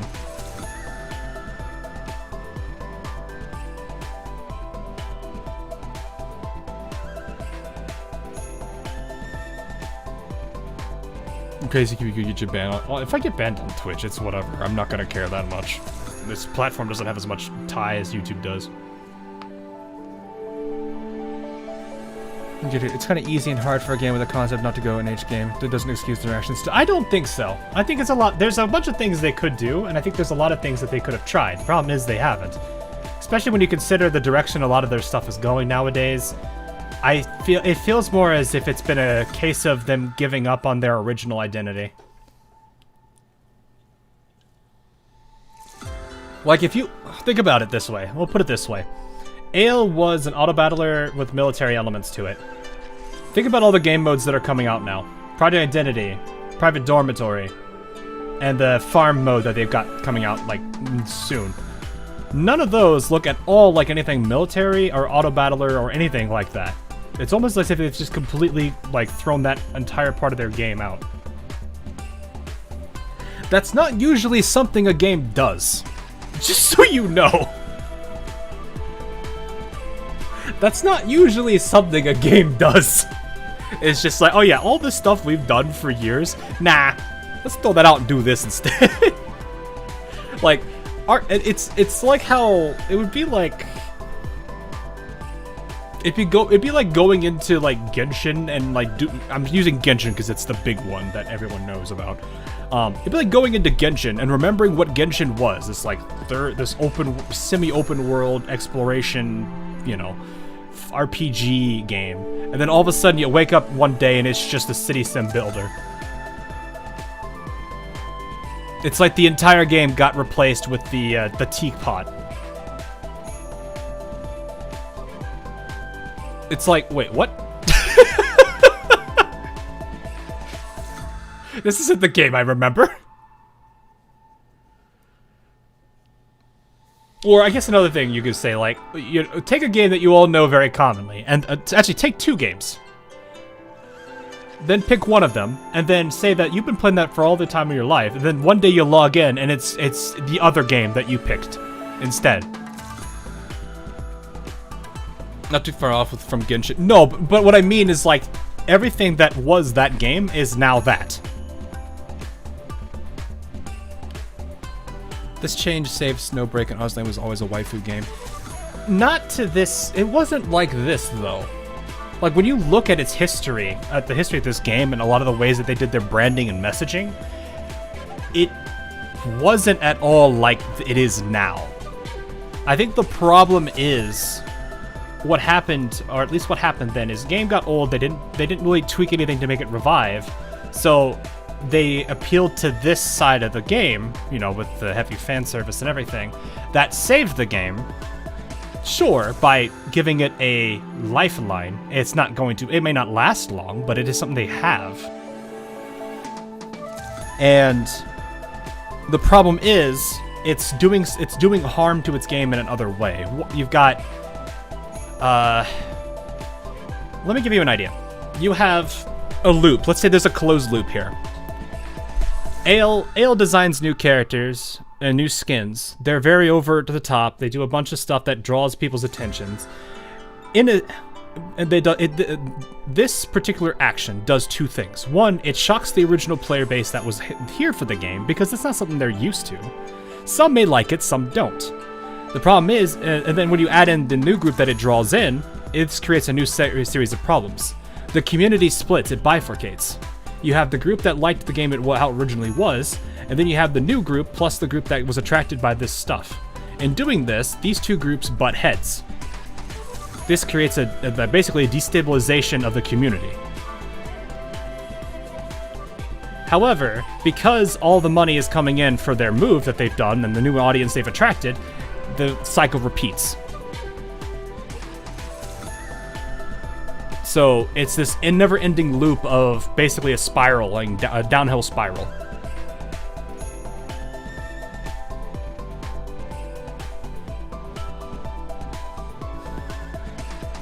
Not everyone likes to lose. Yeah, not everyone does, which is, for me, it's like, I don't necessarily care about it. It's more of I want the rest of the game to actually have some meaning to it. I don't want AL, I want AL to be a game with a good story, not a glorified live 2D viewer. With some hint of a game to it. If the time was gone, I'd be Arc Simp for fact the story alone. Yeah. If the problem is if Google flat out bans AL outright and there's devs still refuse to make a PC client, the game's probably gonna go into. Yeah. Well, the thing is, even with the PC client, you still can't do a lot of things because, like, here's the hard part with the PC client, and I understand everyone wants this. I do too, because I play Blue Archive on my computer now through the PC client rather than through an emulator, and it is so much better. Same thing with all the other games. If there is a client for it on Steam, I have it now. But the problem you still have is, even if they had a PC client for all these different things, they're still bound by the rules of the other platform. Because otherwise, you create this situation of, oh yeah, well we have this skin, and you advertise it on everything. But the problem is, if you can't have it on the Google Play Store and that's thing, you now have to basically play this game of tiptoeing around little issues and legal issues when it comes to marketing, because now it's like, well, I can't have it on these platforms, but it's here, so I now have to basically say, yeah, you can come here instead. But that, of course, causes a whole bunch of different issues too. But wasn't it already lowering on revenue compared to the beginning? Yeah, AL's best month was Shinano, which was December. No, it was 2020. That was the best year for AL. I think the best year in recent the rest, like, I was looking at revenue reports just trying to see how AL was doing, seeing how the trends were doing on data too, just to kind of make sure I understood what things were. Some of the worst years for AL are within the last 2 years, but it's usually like that January, February where the game's already kind of dead. The best year actually in recent terms was Fritz Rime. Collective Shout. I don't think it's Collective Shout. I mean, they're getting a lot of backlash now, and then there's a whole bunch of other things that might come into play that might mess with that anyway. So I don't know if that's going to be the case. I did hear about Collective Shout. But yeah, the problem is, with the introduction of a PC client, you have to be very careful about how you market and advertise things, especially if there's restrictions on the other platforms, because now you basically have to make sure that you advertise the material, but don't hide the fact that you can only get it in certain places. But even then, that comes another problem. I don't think Collector's House ever gone against AL. I don't think they have either. I don't think we're that popular to know. I mean, the Collector's Shout is more likely to hit Nikkei than us. Anyway, Commander. Not tell them about it, please. I have no idea how I would even contact them in the first place anyway. So, but no. My issue is more along the lines that AL has an identity around the Ship Girl Auto Battler game, and also it had historical components to it, and all these things that made up its role. But nowadays, it's adopted this other approach, and while it may have saved it, it still hides a bigger issue under the game. And that bigger issue will eventually take this game out if they don't address it. The way I look at it is, let me find a quote from my thing. I'll give you guys a quote that I said a while ago.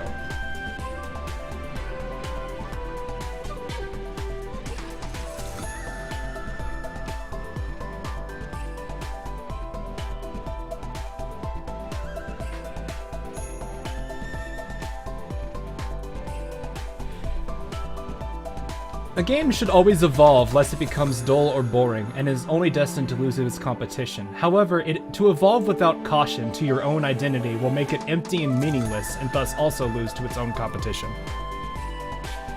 That's basically one of the things I said in that, which basically is stating that it is fine for the game to try to appeal to other things and try to make itself more mainstream, but in doing so it needs to maintain its own identity and remember what its roots were without shocking people and completely forgetting what it was.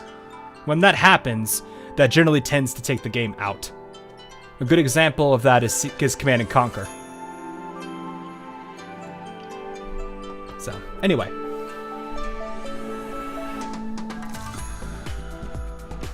Our cloud gradually accelerates until it's going so fast that our surroundings start to blur. We go past one thing after another. The mountains, the islets, floating in the sky, dense and large greenery and pagodas of unclear purpose. It's done right and in moderation. Yeah, it probably could. The problem is, I don't think... This is kind of where I'm worried about with the two communities, or with the two groups in the community now, because I don't think... I worry that there's no middle ground in this case. One side just wants it to keep becoming more and more like this, to the point where it loses its identity and any sense of relevance and seriousness. And while it may appeal to them, it will end up taking the game in its own way too.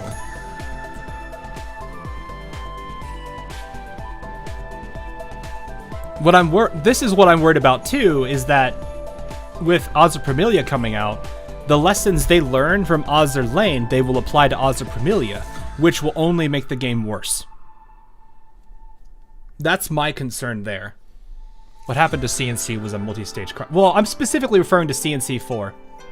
It evolved to appeal to a new market, and in doing so, it did something that was so radically different from what CNC's identity was that it completely did, that it, one, failed to reach this new audience, and two, alienated its original audience. That's what I worry about with AL, is that in this evolution, it alienates its original base, while not really gaining as much traffic with the newer base because of the problems under the hood. And that's what I worry about.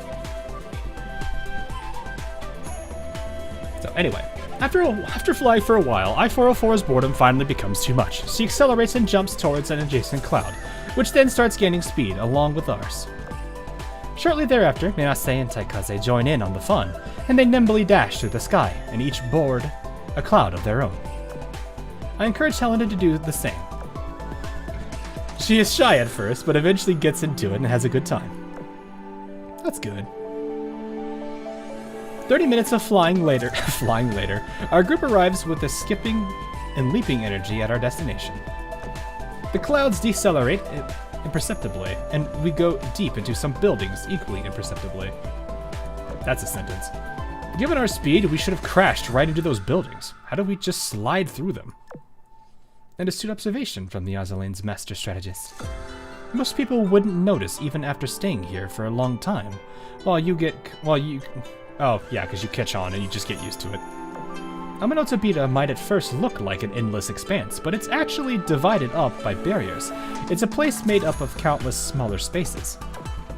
If I had to use an analogy, I guess it's like a 3D puzzle, or maybe more like a pile of blocks. And the boundary between spaces is both clear and vaguely defined. It's clear that the spaces are definitely distinct from each other, kind of like small dreams that exist at once, but are independent of each other. And the vagueness, it lies in the blurriness of between spaces. It's like leaving and coming into a dream. That's why, yeah, that makes some sense. Why you don't notice how you got in, and that's why you don't notice how you got in, and it's why we won't ram into and smash any buildings. The problem is that one side far outnumbers the other side. Well, I mean, that's why, in a way, the video works as a dose of reality.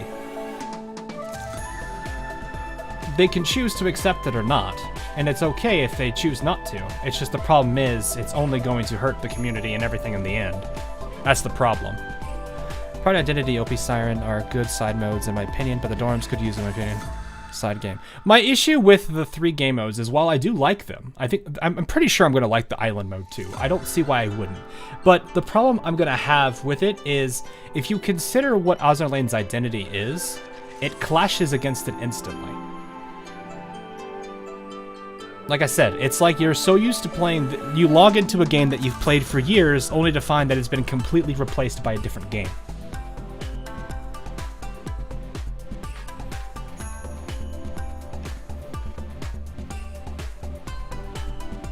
The original base of what? KC people? No, not KC people. I mean, there's probably a good number of people that were Contact Collection based, but not everybody is. Which the For Victory Bells was even hinted to likely be released if it stayed around a bit longer, as the weekly mentions her and Jean Bar. Don't know.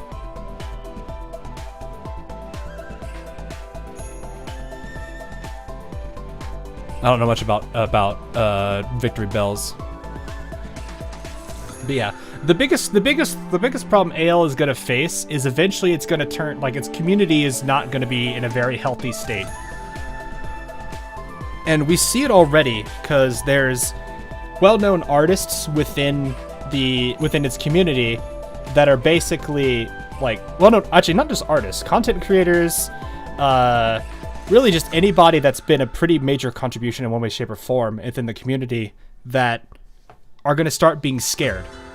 Because it's like, they can't really say anything about the game, otherwise they just get viciously attacked. You know, I've seen enough of that from various people that I've worked with, be it content creators and not, that I'm honestly upset about it.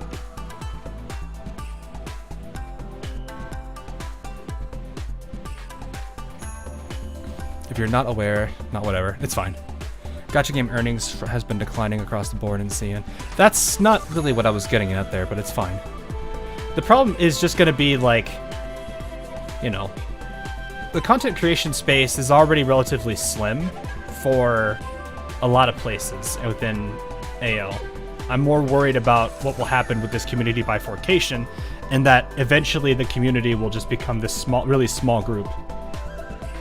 Didn't Dishwasher take a break from character design? I don't know much about that. I can't speak on that.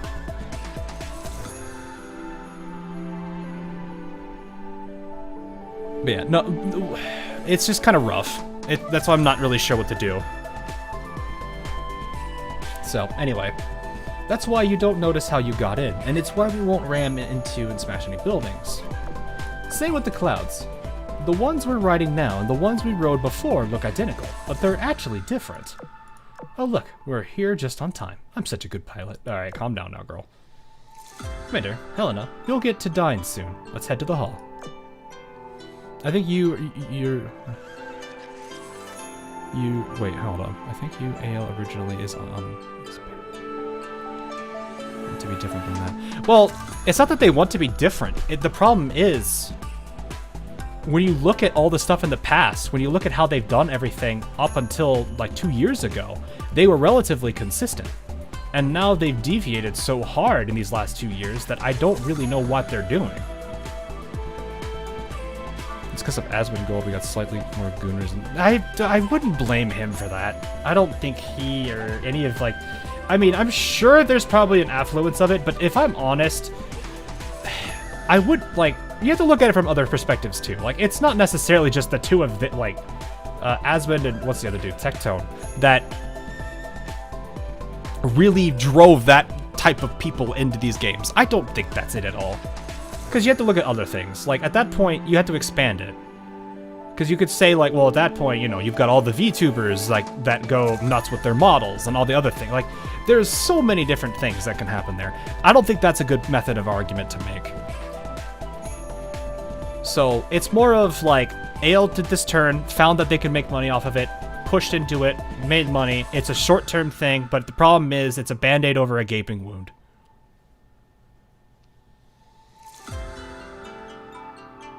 Has his dislike of AL and AK. I'm not surprised. He probably dislikes Yostar more than anything else, from what I've heard.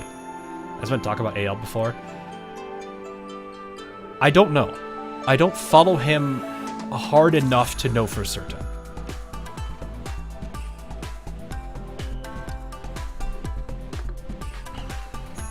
But yeah, I don't think that they're influencing at all. I wouldn't worry about it. We once talked about it years and years ago. He also hates Hoyo more than... Okay, we're jumping between people. Are we talking Tectone or Asmund? Because I don't know anything about this. The Sea Dog VA guy being the cause of the Kashito controversy was a bigger cause than Asmund. Yeah, I can see that. Because to be fair, the Kashito skin, I didn't like it either. I was okay with it because it's just, you know, it's not like I can do anything about it. But it's one of those things I'm just like, oh no, don't do this with her. I just felt like it did Kashino dirty a bit. I don't remember Asmund talking about Ale any other time. He only saw the Kashino skin thing when it went viral. Oh, fair enough, okay. Yeah, that, like, to give you an idea, that tweet, when they released that back then, I think it got, like, over, like, 30, maybe 34, 30, something higher than that. 34 million impressions and views. Any single-digit conversion of viewer to player is a massive boost to AL's population anyway. So, yeah.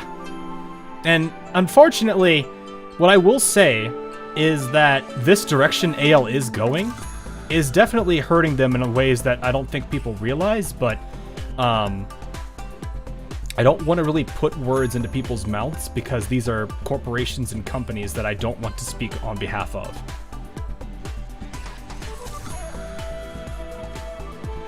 Oh, I didn't get to read what Nat said. Hey, Ark, how you doing, buddy? Yeah, Genshin in general have been getting a lot more attention worldwide.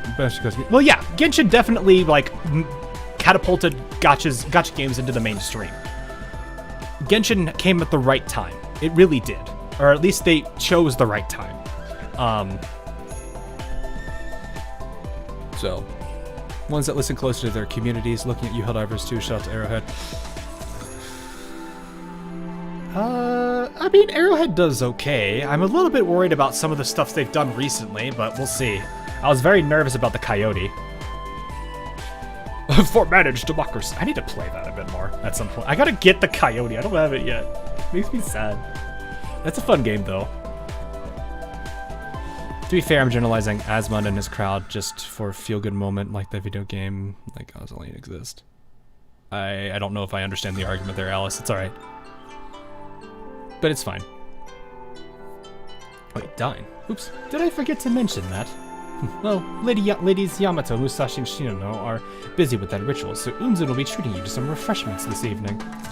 Oh, the one that tried to riz us is hosting. Okay. The coyote is really good. I love it. I know. I like it. I have a fire build that I was using against the bugs. It's been really fun to use that build against the new team. It's just I need the coyote to complete it. I'm guessing the three arranged it this way since they know you, Lady Unzen, they know you and Lady Unzen are acquainted. Unzen? Who? You'll remember. You'll know. The Great Sage. Oh! Did you find our cuisine satisfactory? The way here is rather jumbled. To pass through my barrier, you have to overcome the realm of possibility to arrive here. Or perhaps I should say that this is fate. Are you wondering whether I'm the same as the other girls? You are in many ways a unique being. Can you feel it too? Life is unpredictable. Sometimes even an instant can last an eternity. How beautiful the moon is tonight. Unzen's outfit isn't bad. I don't mind it. I mean, it's about what I would expect in that kind of this situation. That's what I want to say. AL not want to be KC all over again. Shinano event tell me AL is truly fantasy at heart with all our...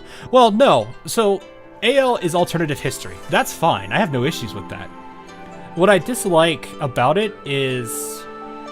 You know, they take the namesakes of historical characters, but they don't bother putting any kind of history or any nods to it. When you look at games like Uma Musume that derive themselves off of something that does exist or has existed and have histories or pasts, they make sure to at least put some kind of nod or, you know, properly tip the hat to it in some way, shape, or form. They did that a lot in the past with a lot of the characters they did. Nowadays, they don't. That makes me sad. Like Franklin, there was apparently a lot of history to that particular ship, but nothing of it was referenced at all in the Franklin design. It's kind of an issue.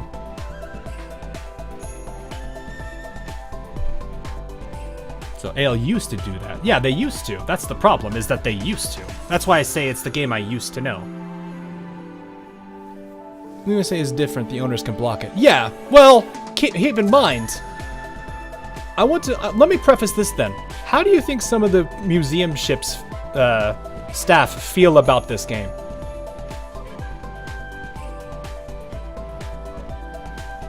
I know a couple of them. They don't really like it. I'ma be real with y'all. The museum ship staff ain't really happy.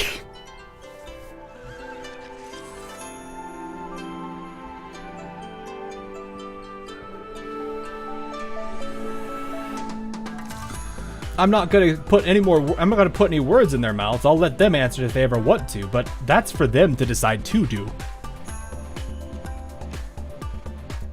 From my understanding, the guy that handles the New Jersey museum ship wasn't even at the event, so I don't know.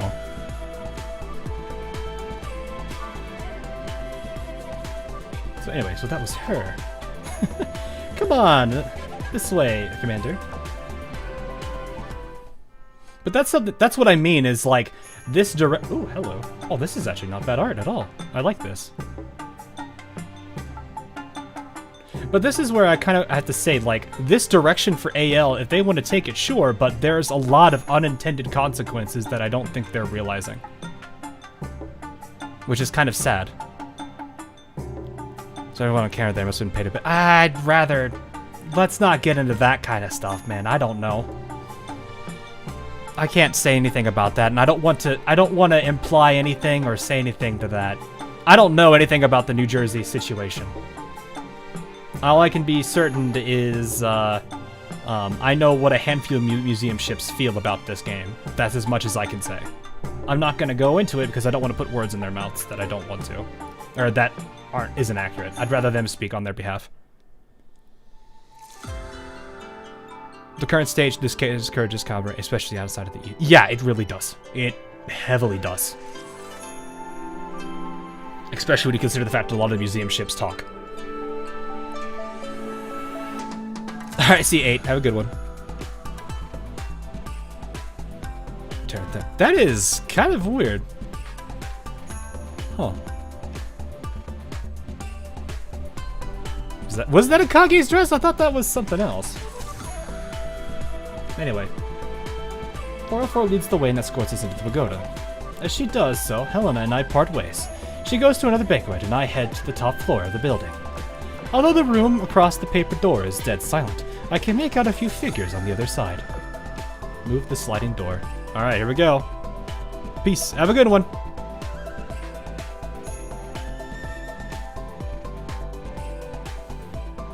A wooden table in a deep color stands in the not especially large room. I'm pretty sure this is... What's her name? Because I don't remember... Is this Omi? That can't be Omi. Is this Omi? Because you see her here, Asama, and Hakuhou. So I would think this has got to be Omi. All that's left is paper ships. I don't think that's the case, because there's like a lot of ships that are still in play that they could do. That's a Kage. Is it? We'll see in a second, I guess. It soon becomes filled with plates lined with appetizers served cold in acknowledgement of my arrival.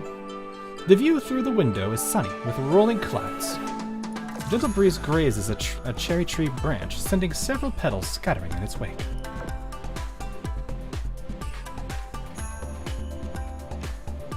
Oh! Now you can see her for a second.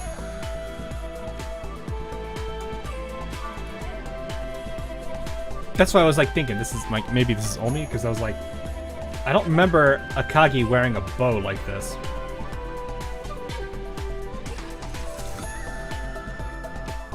Clean air blows in, and the cherry blossoms outside the window and flowers arrangement outside the window and the flower arrangements indoors dance with each other. It's as though a gust of flower petals rolls up into this small space. Amidst this gust, I take another look at the 4 people who are at the table with me. 2 of them I'm already acquainted with. The great sage Unzen is one. We just met several years ago. She helped from the background of the Naraka incident as well as the day the stars faded. She sits opposite me and gives me a small nod. The other person is someone I met outside the Naraka Singularity and fought with as both an ally and enemy. Oh, it is Akagi. Okay, never mind. I wasn't sure, because I was like, I see these 2 here, and I'm led to think that we have the other event character. But I'm like, it's weird seeing Akagi with this big red bow.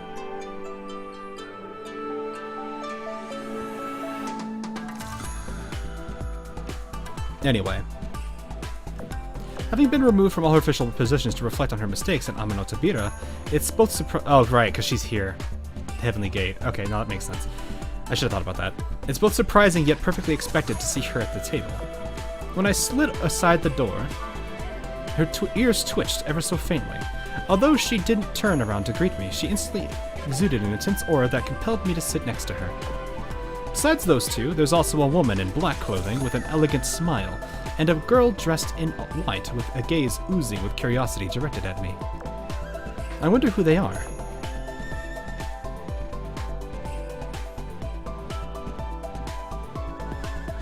New girl just got Mike Wazowski. Yeah, she basically did.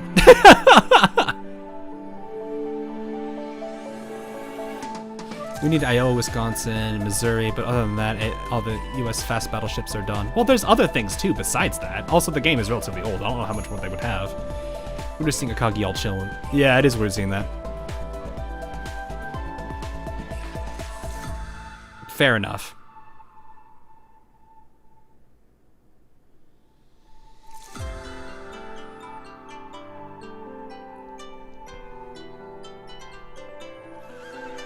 I'm just kind of stuck. There's not too many people chatting on Twitch, but it's okay. You know, we still have the Twitch people around to say hello to. I don't know how many. I've seen a couple times where YouTube and Twitch chat with each other, which is really funny. It's cool to see that, actually. How quickly the days and months pass. I did not think we would meet again under these circumstances.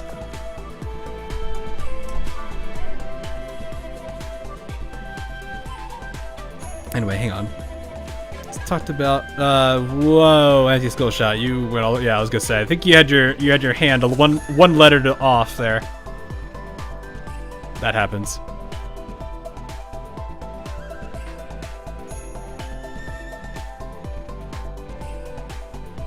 I'm delighted to see you again, Commander. It's been a while, Great Sage. Great Sage, that brings back memories. I always did like the little butterfly on her eye right there. At the time, I had no name beyond Great Sage, and you were just a student at the academy. Now I am Unzen, and you are the commander who's known around the world. Did you imagine a future such as this on that day? Nope. I wouldn't have predicted it in a million years.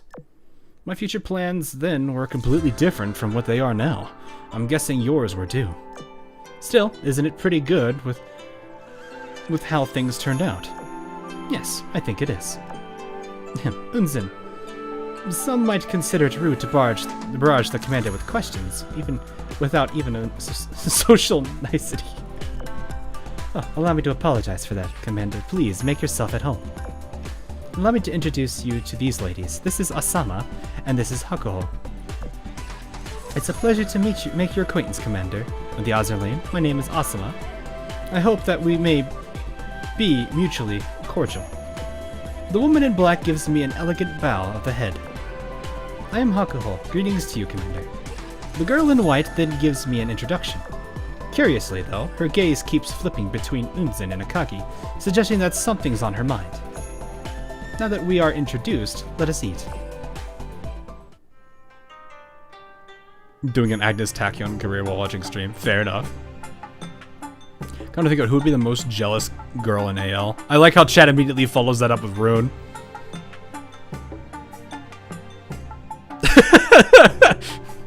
Rune.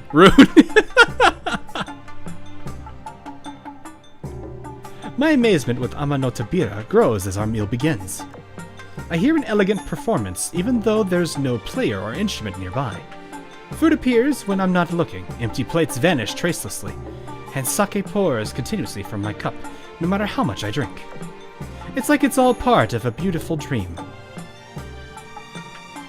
Yeah, it would be rude. Twitch and YouTube are in agreement, it seems. I assumed you meant Rune. No worries, man. No worries. Later during the meal, it was going to be Lady Musashi and Lady Shinono who would have joined you at the table on this occasion, given that Lady Yamato invited you. Unfortunately, as they are busy with the ritual, I was given a seat instead. I heard about the ritual thing from I-404 just earlier. It said it's got something to do with me. Yes, indeed it does. I take it you're well acquainted with the idea of dreams on account of your closeness with Lady Shinono, correct? Kind of. I know a thing or two. Then, would you say that Amanotabira is a dream? Well, I thought a lot about it on the way here. A lot of the things I've seen since coming here have the characteristics of a typical dream. The only difference is I'm clearly aware of it all. It's lucid. Man, lucid dreams are funny. When you have lucid dreams, they are an experience. Even if this were a dream, I entered it on my own initiative rather than ending up here during a deep sleep. So to answer your question, I can't say definitively just yet. A place that is like a dream but isn't. Why does it behave like that, you ask? Because this is not a physical world ruled by matter, but a heavenly world ruled by the mind, the Sky Realm. The Sky Realm? Yes, what we call Amanotabira is no more than another doorway that Lady Yamato constructed. Once you step through Amanotabira, only then will you enter the Sky Realm of Amahara. Presently, Ladies Yamato, Musashi, and Shinono are all in Amahara. The ritual they are preparing is meant to expand the Sky Realm. Lady Yamato has poured years of blood, sweat into Amahara, and she hopes that you will participate in the expansion ceremony and experience this thing that she has put so much work into. She will then discuss future plans with you once that is done. Sky Realm Amahara.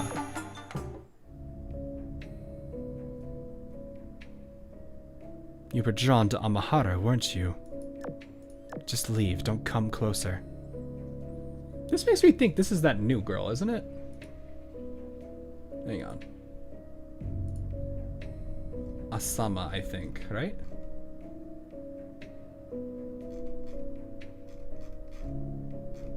I'm like trying to find her real quick. I need her live 2D, or not live 2D, her normal sprite. No, it's different. Though that does look like a spider lily.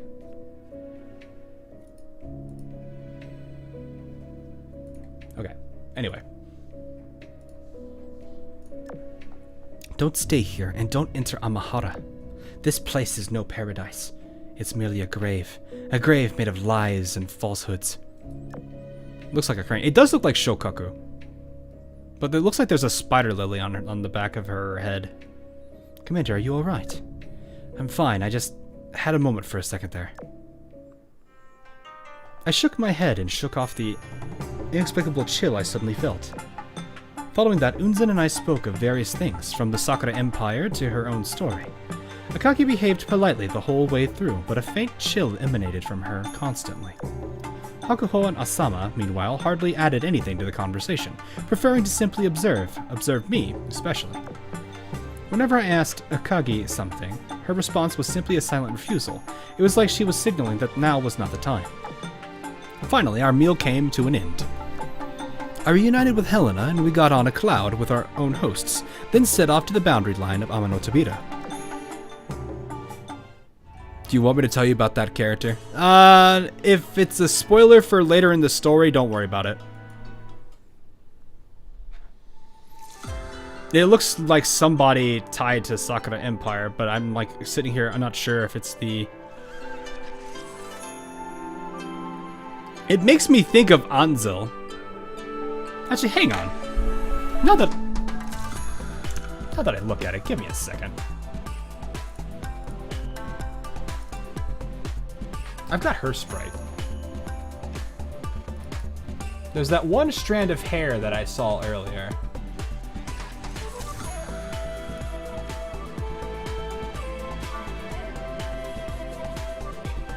That could be her.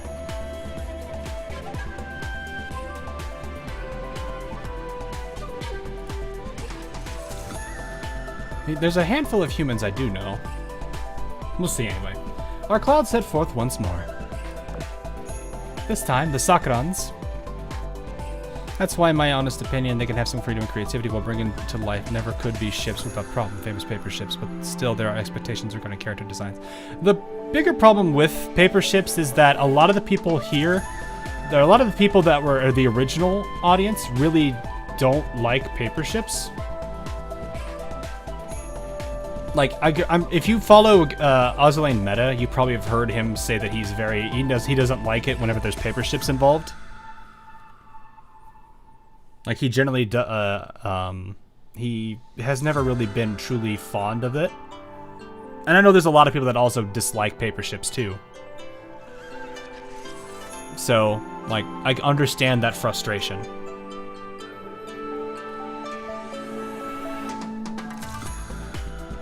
So it's like, it's part of that bigger community. It's not like they fan fiction. I think they just more so like actual existing shit. I don't want to speak for Meta, because he probably has his reasons for it. But I have definitely seen a good chunk of the community that despises paper ships.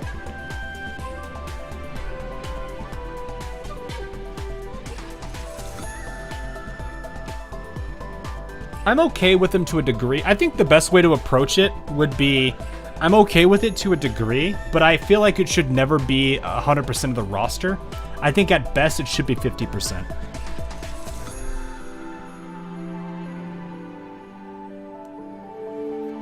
Like, I'm fine with them using paper ships that don't have histories or don't have much of histories, because they've already written it into lore. And I'm okay with that, because like the game's overall like impression is alternative history, but it still has history in the name. So ship purists, I don't know I don't know. I can't speak exactly for sure on again, these are people that I've seen their complaints for it, but I don't necessarily know their justifications because I didn't ask. So it's hard to really say. So, this time the Sakurans didn't jump onto any of the other clouds, and as a result our momentum wasn't nearly the same as it was before. Instead, the ship girls and I rode the little cloud that flew quietly and steadily. That was until I suddenly was suddenly hit with the sensation that we've entered an open space. Despite the surroundings not changing much, I could sense it. We had gone into a space that was new. Once I became conscious of it, my surroundings took on a whole new look. The sky realm of Amahara, Amahara Cloud Sea. The palaces that appear before us are far beyond everything we've seen before, both in scale and majesty. They float on top of a veritable sea of clouds, as do the mountains, rivers, greenery, and trees. If one were to liken Amanotobira to a city above the clouds, then it'd be no exaggeration to say that this is fantasy land in the clouds.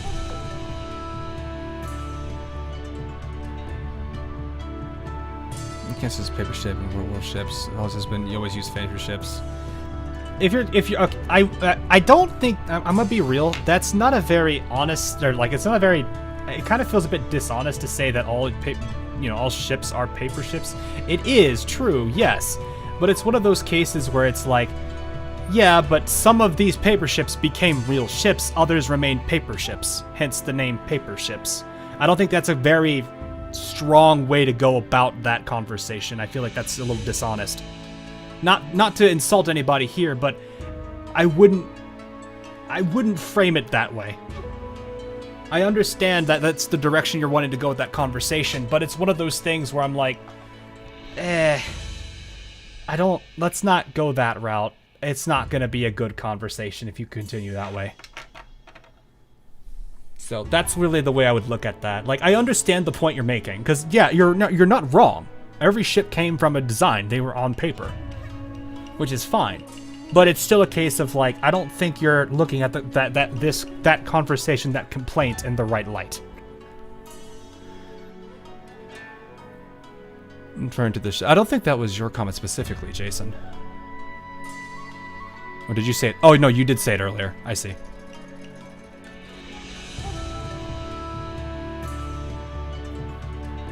Yeah, it is what it is. I understand the argument on both sides there, though. That's why I said, like, it's better for them to still have some that they use, and also some that are... I don't mind paper ships, because like I said, this game's alternative history.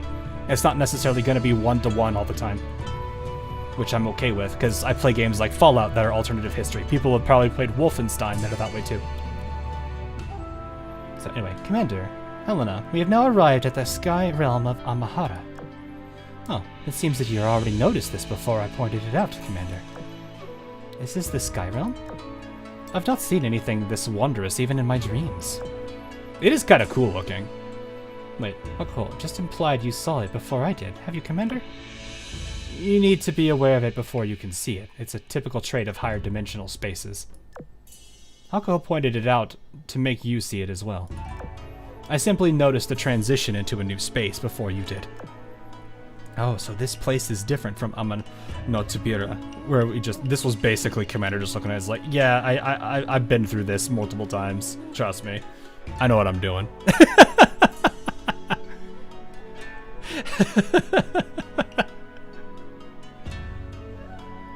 Why was it Bismarck Zwei just a retrofit to the... So, Bismarck Zwei is a very unique situation. It's more of a retrofit that's tied into this game's story. Without PR ships, how long would Ale last, and how full would the other factions' rosters be? Well, this is one. So here's one thing I have to say about this. Hear me out on this whole argument. So one of the feedback suggestions I have, because I talk about characters. And one of the things I mention is that Ale's way of introducing a lot of characters kind of hurts it more than helps it. When I look at a lot of other gacha games, including ones like Blue Archive and everything, I see them do 1 or 2, maybe 3 characters at most, and that allows them to really build off of those characters and let them continue the active parts of the story. Ozlane has like 700 characters, so what makes me sad is every event that drops, we have a parade of new faces. They appear, they are covered in the event, they get some time in the spotlight during the event, then after the event, 90 to 95% of them fall off the face of the earth. It makes me sad to see that. So one of the suggestions I actually would have would be to take the number of characters they release on event and half it. This allows them to do multiple things. One, take the characters that they currently have and build on them throughout the story. So here could have been more Sakura Empire characters that we're familiar with that we've seen in the past. Two, it allows them to reduce the number of new skins they work with and allows them to focus on older characters getting new skins. Some of you, I think, would like to hear that. Because it could be that one character that you love from, 3 years ago that hasn't gotten a skin ever since that day. That allows them to bring those characters back into the spotlight, let them have more fun in it, and also gives them more attention again. I think that would be a positive change. As much as it does reduce the amount of ships you're pulling for, I still feel it would be a good thing for them to focus on it.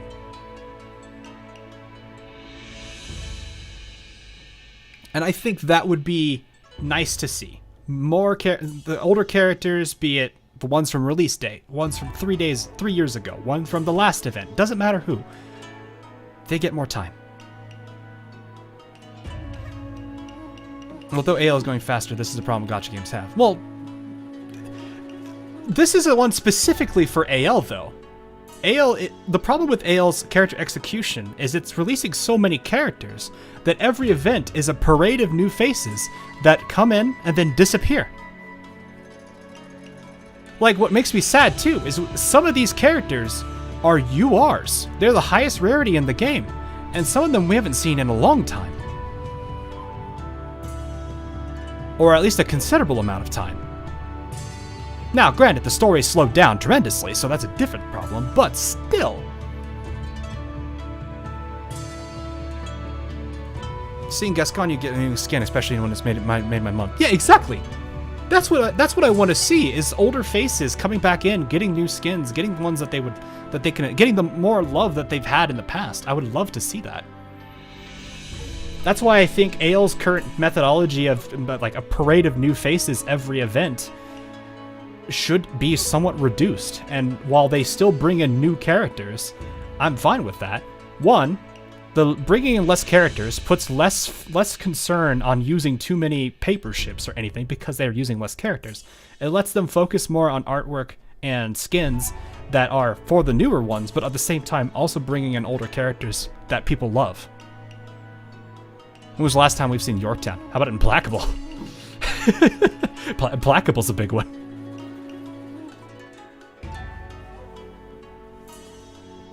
So it's like, I would love to see them reduce the number of characters they release every event by half.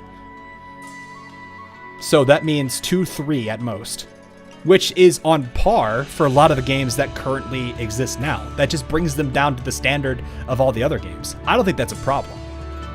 And it allows the love and care for the characters to go back into the other ones. Hood's dead in AL, right? No, Hood is not. She was critically wounded, suffered severe damage, and a potential life-threatening ailment, and then later, after they figured out a way to resolve it or cure it, I don't know if they really cured it, but they definitely helped alleviate the symptoms. She's in much better shape. Is she combat ready? I don't know. I would despise cutting the number of new ship additions, quite frankly, and your point about older ships getting more attention goes the other way too. What do you mean?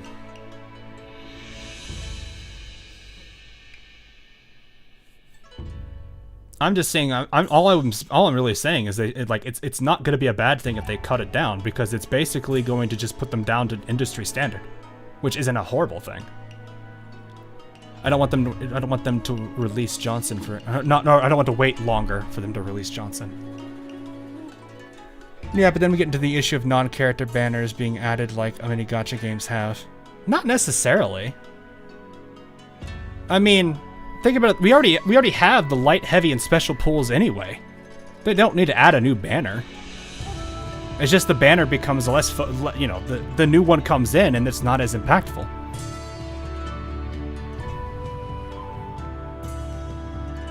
Or better yet, if a character that's if they're reusing characters from previous events and some people don't have them, they can raise the rates for them too alongside the newer characters. It's fine. I don't think that's a problem.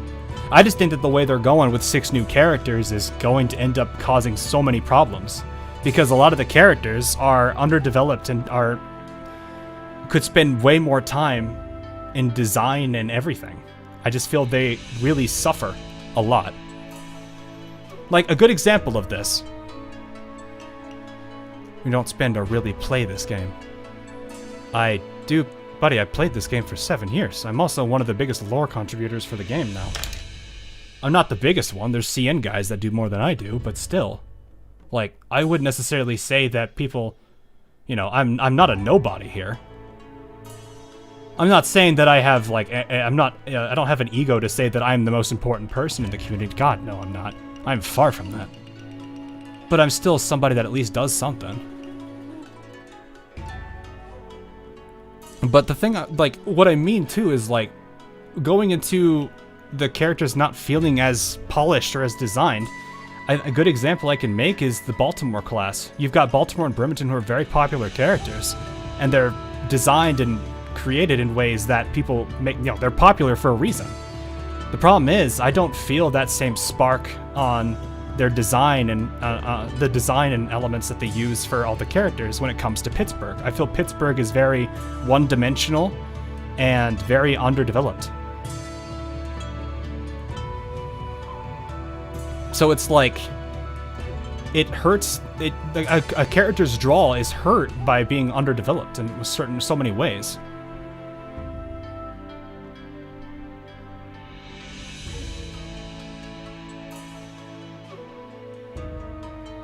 You hop at you as an anonymous person. Oh, as an anonymous person. Oh. If you mean me as an anonymous person, I mean, I don't know. Hey, Matthew, how you doing?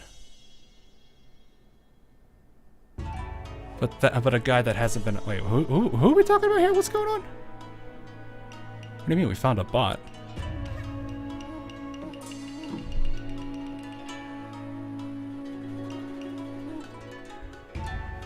He knows not what he speaks. Don't throw him anything, guys. It's okay. He's not necessarily wrong. I am not like a huge person that's going to influence the universe or this game. Like I said, the main purpose I have for the video is to invoke discussion, to make people think more about this game that they have. I'm not trying to say that I am a guy that my opinions are the only thing that matters, and that is horrible. And that's very egotistical. I don't necessarily think that, like, you know, he brings a good question, but I do think at the same time, like, it is a situation where I would like that. Pittsburgh has historical references in her line, though. I did not see any of them. All it ever seemed like was she was trying to just get in bed with the commander.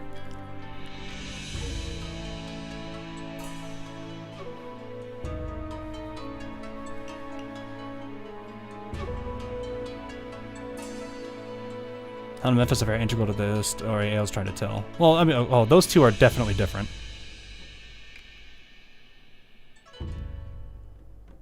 I'm the lore master. Yeah, Pittsburgh is sensitive about her neck being touched because her IRL ship got her bow blown off.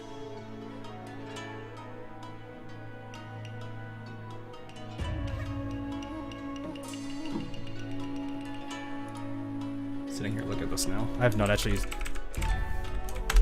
revisited this in a while. I looked at this like, what, 2 weeks ago?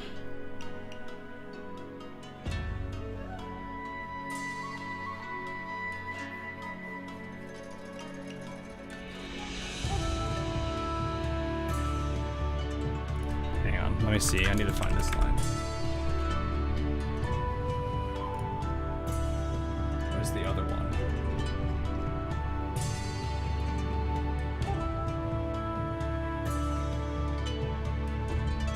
You can check everywhere you like except for my neck. My neck's starting to ache. That's really about all they say on it. I really wouldn't classify that as a historical nod. Because it's not, it doesn't say much. I don't feel like that does enough for it, honestly.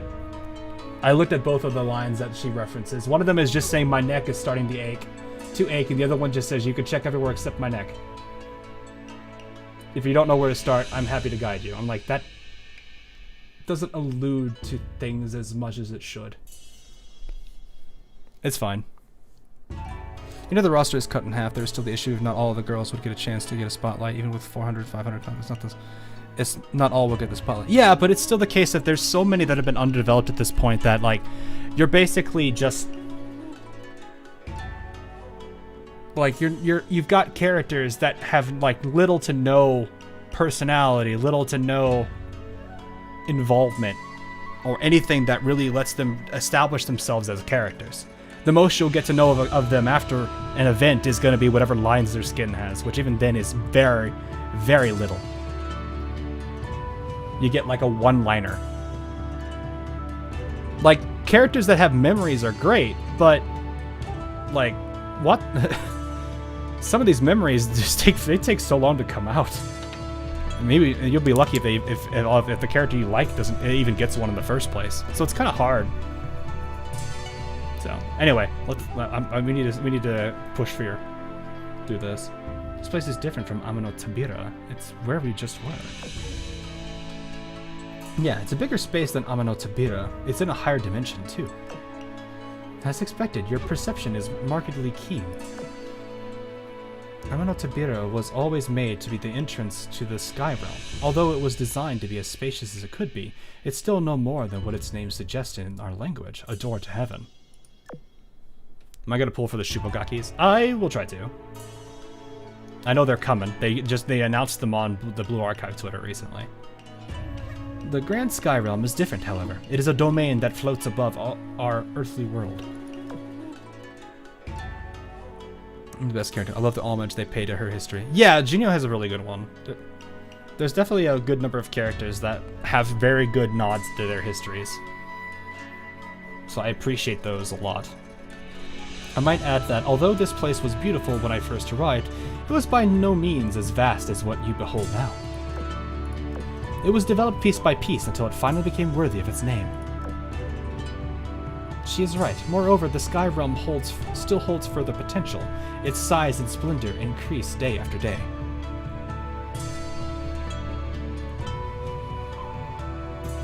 Just entire banners are obsolete and underperformers, just because devs have to put a new event every 2 to 3 weeks. Horrible characters. Using the same 30 for... Yeah, like, I get your point there too, yeah. It sucks that that happens, but I mean, that's a gacha game to a degree. Like, you're gonna have characters who are just absolutely garbage as soon as they release, and then others that are insanely overpowered. That's just how the gacha game's like general system is. You could AL is at least kind of nice in the sense that you can use really good gear and level the characters well enough that even with crappy characters, you could still do a good chunk of the content. Now, when you get to like the top 5% of the game that actually this stuff matters, actually maybe not even 5%, maybe like 2%. Then you have to start using the right characters. But you can still get it, like I can get away with using Repulse on a majority of the game's content.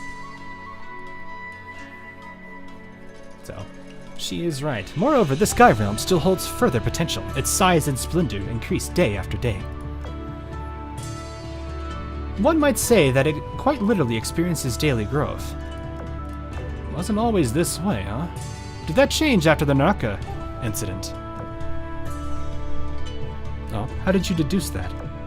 The Dragon Palace was modified after it happened. Amano Tabira was closed for some time before that. Wasn't your group called in to expand this place, 404? No, we can't do that. We've mostly been going on patrols to minimize risks. Then who's been expanding it? Would you care to guess? Let's not make it too broad. Let's limit it to the people around you. People around me, huh? Well, I could safely exclude myself and Helena and those three. That leaves you, Unzin, Akagi, and Asama. I've excluded everyone else, so it can only be the 4 people I sat down with. Then there's Akagi, who's been in a sour mood this whole time. Maybe that's because it's Unzin, Asama, and Hakuhou. Ah, yeah, there's the bow. Okay, I see it now. You're forgetting someone. No, I really think it's just those three. Commander, are you excluding me on purpose? You seemed a bit grumpy, so I just thought, you know. Please, I'm not grumpy because of you. Don't overthink things. Akagi gazes into the depths of the clouds, then neatly puts the topic to rest. Ah, you guessed it on your first try. I'm starting to develop some respect for you, Commander. Akagi is just like, alrighty then. I'm late watching. Watching this. I hate YouTube. I hated YouTube hiding this from me. Oh, I'm sorry, Tank. Hopefully you're doing all right though. Other than that, is this new art? I think she's had that skin for a while. Before I know it, our cloud has landed. This is so weird to say. Our cloud has landed in a courtyard that smells of wine. Commander, kindly wait here for a while. We need to make a few small preparations to carry out our daily task of expanding Amahara. Omi, the commander has arrived. Is the Dreamstone ready for use? That time already? Okay, wait just a moment. A while later, a girl wearing an elegant dress, yet with a languid expression appears, riding a warship with a peculiar shape.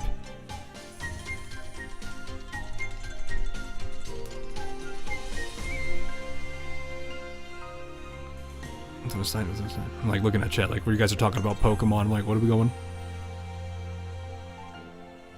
It's like saying 95% of Pokemon are pointless. I cannot speak on Pokemon because I do not play it. Last Pokemon I played was Yellow. That is how long out of it I have been. Is this how we play Azur later? Is this Dragon Ball? We got it. Oh, man. Alright, you got me with that one. A while later, oh yeah, I already saw that. Is it a bottle gourd? Indeed, I'm Omi. It's an honor to meet you, Commander. Are you curious about my wine gourd? Then can I interest you in this fine Cloud Sea wine? Save the wine for later. More importantly, have you tuned a Dreamstone? Yes, it's been successfully tuned. Everyone, if I may have your attention. Omi flaps her sleeves, and an ash-gray stone, the size of a billiard ball, appears in the air.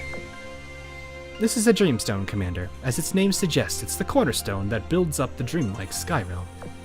Since you could intuit the difference between the Sky Realm and Amanotobira, I suggest you closely examine the stone. I think you'll sense something. Stare at a rock. Omi is Temu Akagi. Oof.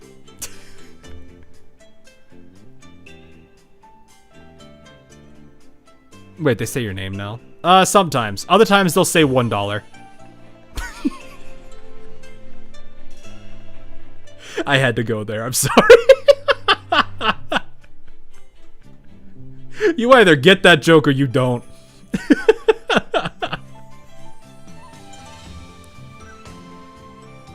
I stare intently at it, and before I know it, the gray ball turns into a transparent bubble. Amagi has an oath skill. Oh yeah, I know. Amagi and Ulrich got it. I was happy to see both of them get one. Maybe I am $1. I don't get the joke. It's a mistake in the dialogue. $1 is supposed to represent the player name. It's a variable for it, but for some reason it's translated. It's added in here. They forget. I guess they forget to do something, or they make it a literal, so it prints it as $1 instead of the player's name. So, oops, it happens.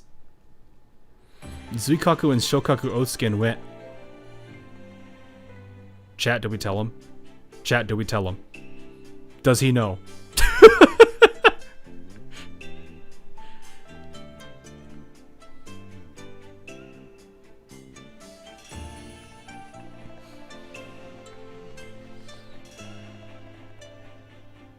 Doesn't Shokaku? Yes, Shokaku has one. Yes, Shokaku has one.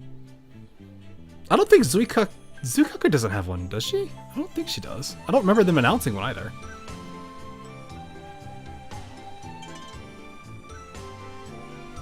But anyway, the gray ball turns into a transparent bubble. There are smaller crowds drifting inside the bubble, with even smaller buildings and mountains inside those clouds. It's like looking at a miniature of the sky realm. What you just saw is the essence of a dreamstone. It is a precious thing, a higher dimension compressed and purified, modified into perfection. Whoever wields it can use their imagination to tap into its potential and transform the space as though they're building a dream. This is the process with which we've rapidly expanded the sky realm. And what a bizarre new way to build it is. New way to build. Oh, it took a while to get us synchronized without anyone noticing, but now we have a stable two-way line. Where are you now, Commander? Is your reception over? Yeah, it's done. I've left Amanotobira and am now in Amahara. Yamato invited me to see what it's like to build in this place. She wants to discuss something important after that's done. Amahara, I see. I know that place. My world's Yamato worked pretty hard on it in secret. Does this Amahara have anything to do with the one I've heard mentioned in my nightmare? Still haven't forgotten about Nightmare, huh? Well, don't worry. Test Site Beta's Amahara is, at its core, a cognitive defense system built by Yamato.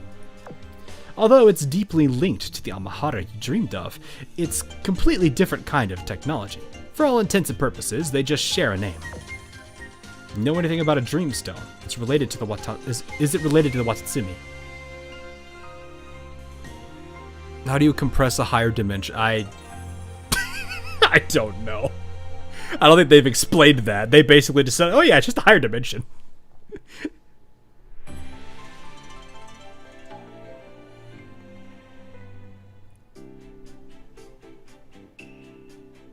But they only give Shokaku one. Maybe they're still working on it for all I know. You don't know. It's possible. Come again? Dreamstone. What's that? I explained it as best as I could to Helena, based on what Hakuhou told me. Remember when Elizabeth Meta used Alsace and the concept of death to anchor space and create the matrium? Doesn't it work the same as that? Interesting. It does. Not just that, it's also a more advanced version of it. It not only utilizes concepts, but it even creates a set of concepts that belong specifically to Amahara. Oh, okay. A more advanced version. Is Yamato just that powerful? She's not supposed to be this powerful. When I did some research earlier, I found that Yamato didn't use this method to build Amahara. Oh yeah, Akagi did say that this was a new way to build. Consider Amahara didn't grow to this size until after the Naraka incident. It follows that the Dreamstones didn't come in use until after the incident as well. Welcome to the mind screaming the train does it. Yeah, it does. When you think about it. Did they ever fully... I don't think they fully explained the technology behind it, but yes, it is not wrong that the train that Queen Elizabeth Meta has basically does something similar. You would think the train car is smaller than it is, but in the inside it's a huge spacious place. All built by Lego, just don't step on it. I missed my precious whale. What do you mean you don't know? You're my one explanation of the lore I have. I don't know everything. I wish I did, but I don't. They haven't explained everything.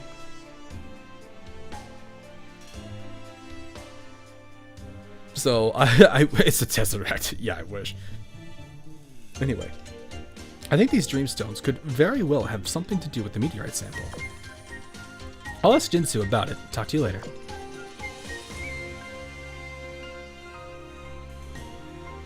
Helena hangs up and I, Hakuhou, and the rest start heading for the next stop on this trip to experience the Sky Realm's growth. Interesting. Okay. If it was that kind of tech.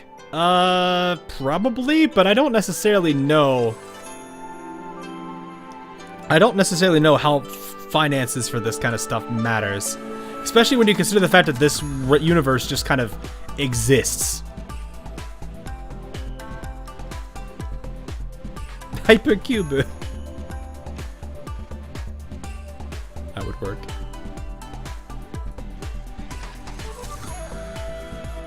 Alright, anyway. The sea clouds The sea of clouds rolls, and we arrive in a new area. What do you see?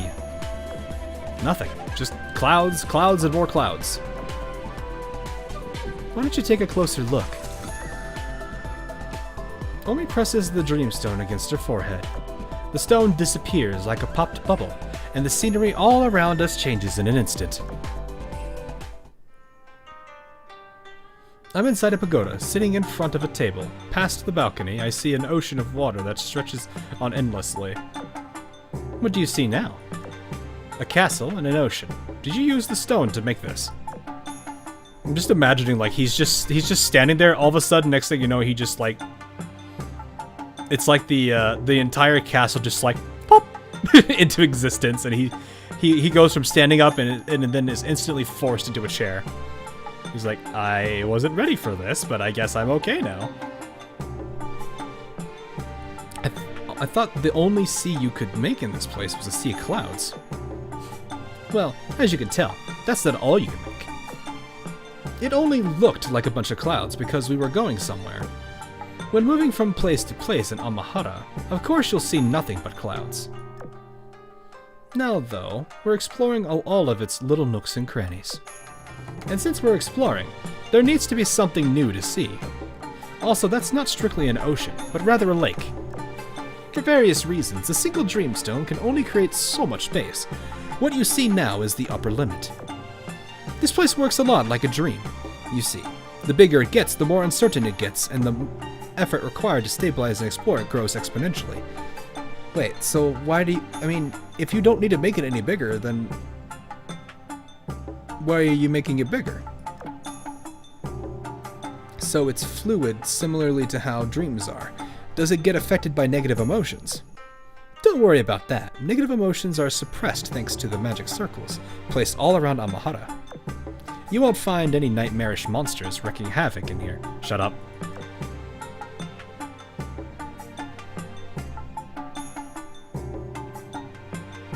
What sort of floof is this? It's just another version of Atago. I don't know how to feel about her, honestly. I didn't even read that last line. Whoops. That's good. Yamato planned ahead for that. Last thing I want to see. The last thing I want is to see that fear that felt take shape again. Now then, what do you all say to some cloud sea wine? It sounds superb. Pour some for me. Just a moment. Let me get it ready for you. Omi lightly strikes her gourd, and liquid starts pouring out of it in a helical shape. Alrighty then, filling the cups on the table to the brim. Lady Yamato created this cloud sea wine to help visitors to the Sky Realm better adapt to its environment. Those who drink it are formally acknowledged as guests here, and they receive the blessing of the Amahara Taiji, the great ring of Amahara. You will also receive an additional boon shortly after drinking the wine itself. Whether traveling, working, or using a dreamstone to create space in Amahara, you'll find that it's much easier than usual. So it's... wait, hold up. So you're saying that drinking this wine just makes you better at everything. And before everyone's like, can I have some?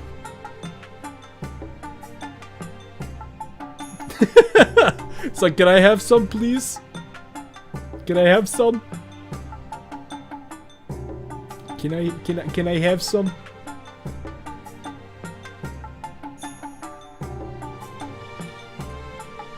Laffy joined the chat. No, don't make her do that. It's just the registration and tuning process. Helena Meta's like, nah. Once more, I hear Helena Meta's voice through our secret line of communication. It's another classic example of presentation in Sakura on technology. Amahara's administrator made drinking cloud sea wine into a registration authentication process. They need you to register an account first before you can expand Amahara's space. In other words, to edit it. Ah, yes, hang on. Let me just log in. Chugs an entire cup of wine. That hit the spot.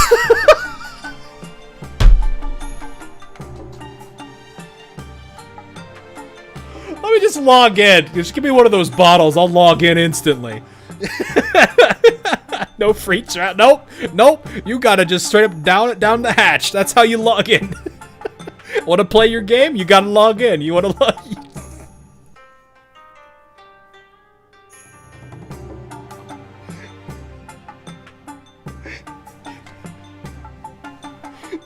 It was that easy. Yeah, I know, right? Who would have thought it? I mean, it would be so great if I could just log into my gaming account just by drinking something. That doesn't sound very secure. That's the fun part. It ain't. How much is it to just sign up for membership? I don't know. All of your coin and cubes. Is there a subscription required? What haven't I been logging? Careful, it's a fishing site. What happens if you get fished? Does it just like yank all the wine back out of you? That'd be more like throw. No, I don't want to think about that actually.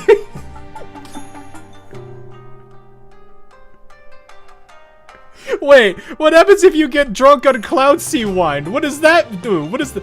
Did you log in too deep?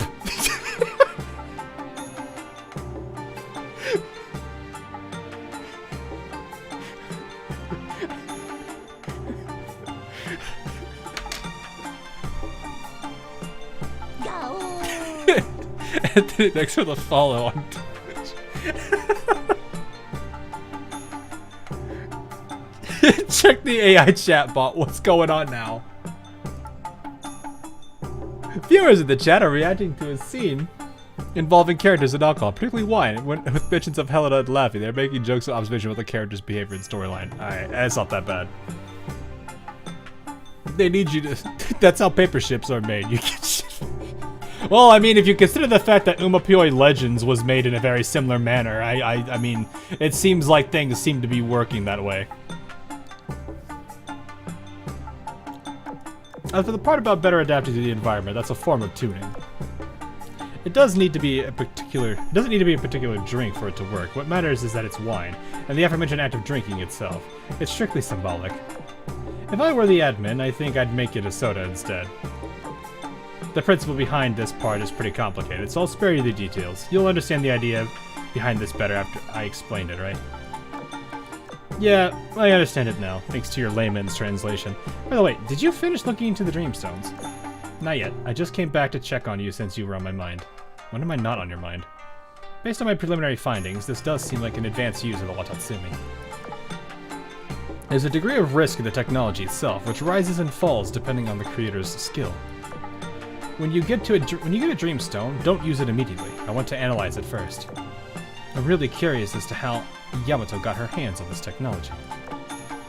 Is something the matter, Commander? If you have any questions, don't be afraid to ask. I hope to answer them all. I'm waiting for the day that the Commander just speaks out loud, or thinks out loud, when he's trying to talk to Helena. Oh, right. Our times are fully synchronized now. To other people, it looks like you've just been staring into space this whole time. So... No, it's nothing. I just got lost in the beauty of this view. Without further ado, let's drink. Unhesitatingly, I drank all the wine in my cup. It has a refreshing sweetness to it with a distinct floral and fruity aroma. There's a refreshing sweetness to it with a distinct floral and fruity aroma. Oh no. What? For a moment I get a strange sense of deja vu. Like this isn't the first time drinking this wine. This view. That's so weird. Didn't Helena say this wine was just a symbolic thing? Then why does this space suddenly look clearer than it did a moment ago? And why did I suddenly get that feeling like I've done this before?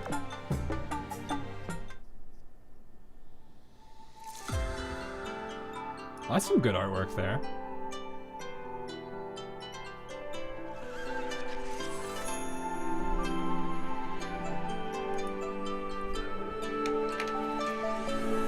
As we drink the Cloud Sea wine, Omi and I-404's group say goodbye, and they return to their respective posts. Helena and I follow Unzen, and we go to another open place in the Cloud Sea. I suppose they have something else they want to show me before I go and create some space with my own hands. You want that as a wallpaper for your PC? Let me... It's been long enough. Let me see.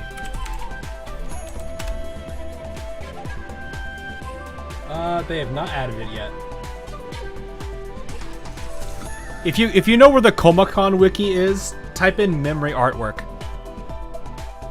If not, I can send the link, I guess. But it's not there yet, but they usually tend to add it. Well, some of them. I don't see as many as I thought I would, to be honest. I guess there's a chance. Now, allow me to present an example. Asama presses the streamstone against her forehead. The stone disappears like a popped bubble, and the scenery all around us changes in an instant. I find myself in a decayed place. It's dark and everything is in ruins. The dreamstone creates dreams that are a reflection of what is in your mind. If the dreamer cannot vividly picture the scene they desire, and all they have is a vague idea, the dreamstone will create a space such as this. Moreover, as their thoughts are too negative, or if they succumb to panic and fear, then the Amahara, Taijin's suppressive and filtering effects will intervene, resulting in the dreamstone refabricating a shapeless, chaotic space much like this. That's smart, prevents out-of-control emotions from creating something terrifying. There are two ways of dealing with orderless spaces of this nature. The first is to borrow the power of the magic circles deployed around Amahara to thoroughly erase the space. This method is quite convenient, though it is akin to using a sledgehammer to crack a nut. For this reason, there exists a second method, disassembling the space to use as a material for another dream. The commander must be getting bored with all this explaining. As they say, show, don't tell. Allow me. By all means. Gagi turns to face a certain direction, in the chaotic space. She takes one step forward, and the world changes in response.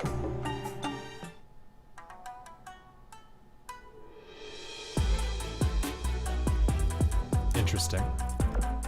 I'm walking through a field of red spider lilies, in full bloom. The sun is setting on the horizon, dyeing the sky an orangish-red color. Is this the world inside your mind? It's simply what I'm thinking about at the moment. How do you like it? It's beautiful, like a painting with the sea of flowers stretching to the horizon. I'm glad to hear that. I planted a real one, too. Kaga is looking after it. Well, that's good to hear. When we get the chance, perhaps we can admire it together. Commander, please direct your attention to me. Luzin chooses a different direction. She steadies her breath, then draws her sword with force. Oh yeah, this is definitely a CG at this point. So, the Komacon wiki will have it eventually. It's just they have to upload it there. So if you want this as a wallpaper, it'll eventually be added to the wiki. Unless you are willing to deal with these. Because they don't have a way to hide the UI still. Granted, the UI is these two buttons over here and this one, and occasionally the dialog box here. Take my mind's image and let it manifest. Clear rivers, a bright blue sky, vivid greenery, and cherry pink crystals. It's a dreamlike view unlike anything in reality, or the cloud sea. This is the landscape that Prime Sakura presides over in its calm state. I spent a long, long time in that place. Although you cannot enter this landscape in reality, the Dreamstones allow me to introduce you to it in this fashion. Now comes my turn to create. Hakuhou steps into what little remains of this chaotic space. She kneels down and touches the earth with her fingers.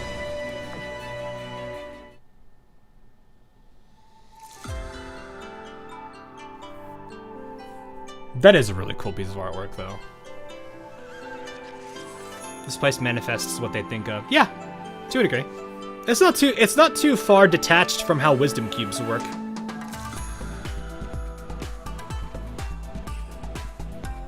They're much higher resolution than in-game. Okay. I don't know what that one is, though.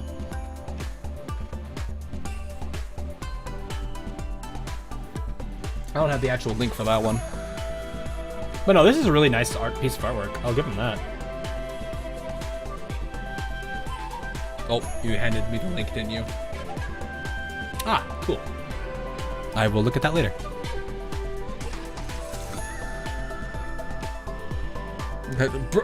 George, no.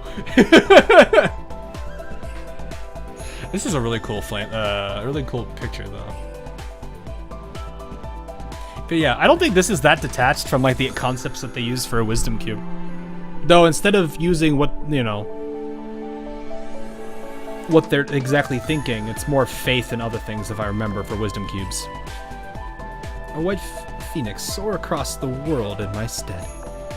The Kasi surges forth, and from it rises a phoenix of white to dance lightly with its long tail.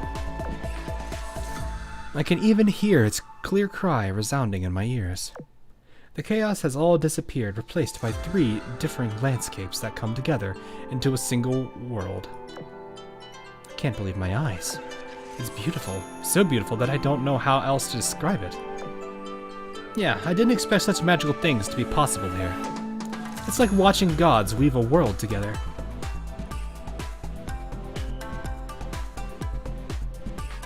Oh geez, one of the images is 9,000 by 5,000? Okay, yeah, that. How huge is that file then?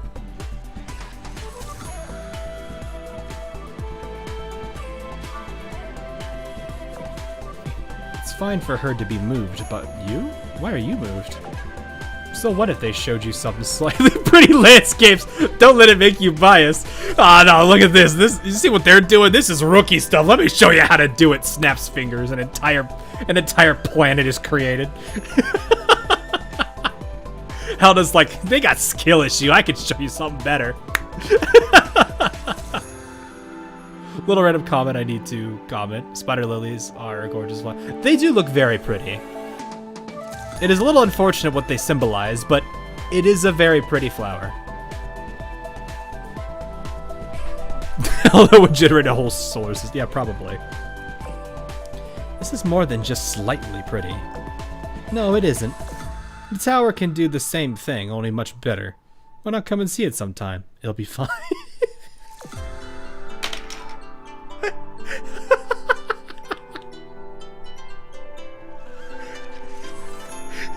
She's basically doing hold my wine. Helena not impressed. It's a promise then. Hey, remember to keep your emotions in check. Try to stay calm, okay? I'm calm, I'm calm. Nicely done. Now back to work for me. Peace? Peace? Peace? Peace. After leaving behind the trisected worlds, we arrive in an empty cloud sea. Now it's time for me to try it. I take a dreamstone in hand and press it softly against my forehead. In a blink, the world is transformed. I'm aboard a ship that's gently rocking in a calm sea. The sun's rays are gentle and the breeze is pleasant. I saw something for a moment there. What was that? Ah, you created an ocean. Ah, there is a limit on how much space a dreamstone can create. It would be more apt to call it a slice of an ocean. At any rate, it suits someone with as deep as a connection to the sea, Commander. Wasn't actually expecting it to be a calm sea. At least it's not a mountain or a paperwork. Pardon, paperwork? It seems the Orthodoxy's meeting venue has left as much of an impression on you as the battlefield has. What do you mean? I love work, Akagi! What did your mind picture before you touched the stone? Surely it wasn't just the sea. Says the person that wanted to bomb the sea. You're right. What I envisioned was peace. Peace. Peace, you say? Akagi, what? Even after we achieve peace, will you still spend every day at sea? You know, honestly, I'm not sure. That's why I was curious to see what the stone would make of peace. As it turns out, peace is a blue sea. The dreamstones are fascinating things. They can create beautiful landscapes, even out of abstract concepts. If only you could diversify your thinking and formulate something untethered by the laws of physics or the constraints of reality. Peace in this economy? What do you mean? You wouldn't be able to enjoy your time with your shipfoos otherwise. Then the Dreamstone could show you something more surprising. Commander, would you like to give it another try? I'm more terrified of what he might actually do. Uh-oh, music's getting scary. Give it another Dreamstone. Diversify my thinking, eh? Let's see if I can mix it up a bit. I gently press the Dreamstone against my forehead.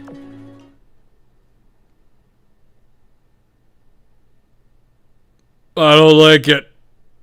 The blink, the world is transformed. Huh? What the hell? That definitely wasn't my imagination. It was that black figure again? What's this, an archipelago in the Pacific Ocean?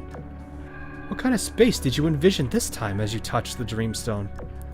A big Sakura place. What can I say? It's where we're vacationing, and I tried to expand my thinking of it, like you said.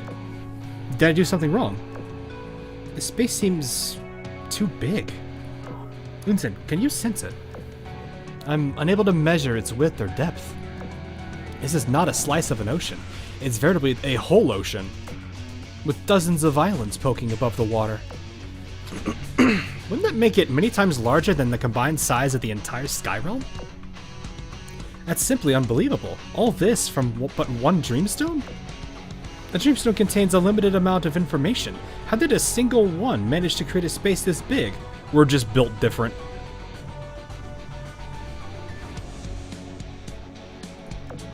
I do not know. However, the boundaries of this space seem to be unstable. It's constantly changing out of our sight. I can sense it. What's more, the changes happen... Excuse me. I might have to get a drink after this chapter. The changes happen increasingly faster the further away they are. What? The world outside our view is changing without my input? This is reminding me of a little bit of the Bismarck event. Not Scarezo, mind you, the other one, Confluence of Nothingness, where there was always something happening just on the outskirts of the realm they were in. Oh, hey, Full Flow, how you doing?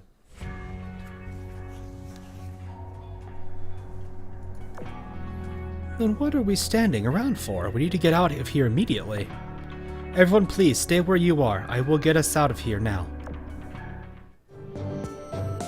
The clouds flow away, and our surroundings change entirely. Despite this, we're still in the vast ocean. That's odd. We're still in here. Homie, we have an emergency. I need you to... Unzen, we have lost contact with the outside. Please calm down. Kindly hold on a moment. I will see if I can sense something. Unzen closes her eyes and light shines forth from her body, then scatters in all directions. This is getting a bit dire, let's say that. Helena, do you read me? Hello, Helena. Don't worry, I'm here. My God, I thought I'd lost contact with you, too. In truth, you did, for a brief moment. So whatever just happened also affected you then? More precisely, there was a drastic change in the rules of that space. I could at least tell that you were still in the Sky Realm since your coordinate field didn't update. Wait, a drastic change of rules? Look at the sun. It's setting. Time has begun ticking. Just as Helena says, the previously blue sky has all of a sudden taken on a golden-orange color. The girls realize this at the same time as I do. This is wrong. This is wrong for so many reasons. Uh-oh. The space created by the Dreamstone behaves unnaturally, and most unnatural of all is that the space should never change in here. Oh, is the one thing that should never change in here, the time. Commander, did you change the very essence of your Dreamstone? No, I just put it against my forehead. I didn't do anything unusual. Right, of course you didn't. You can't just change the essence of the Dreamstone like that. After all, if one did that, it would no longer be a Dreamstone. The Amahara Taijin would identify it as a foreign object and suppress it. But then, what happened? I've deduced the cause. The space itself has become unstable. That's why we can't escape through regular means or contact the outside. I've regained contact with the Amahara Taijin. Please stay put and do not move. There, I've established a stable passage. Follow me and I will lead you out.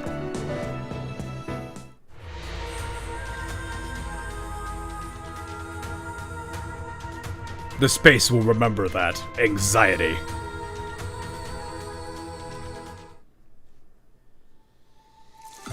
The ship girls and I experienced faint vibrations for a while, then we returned to the Golden Cloud Sea once more.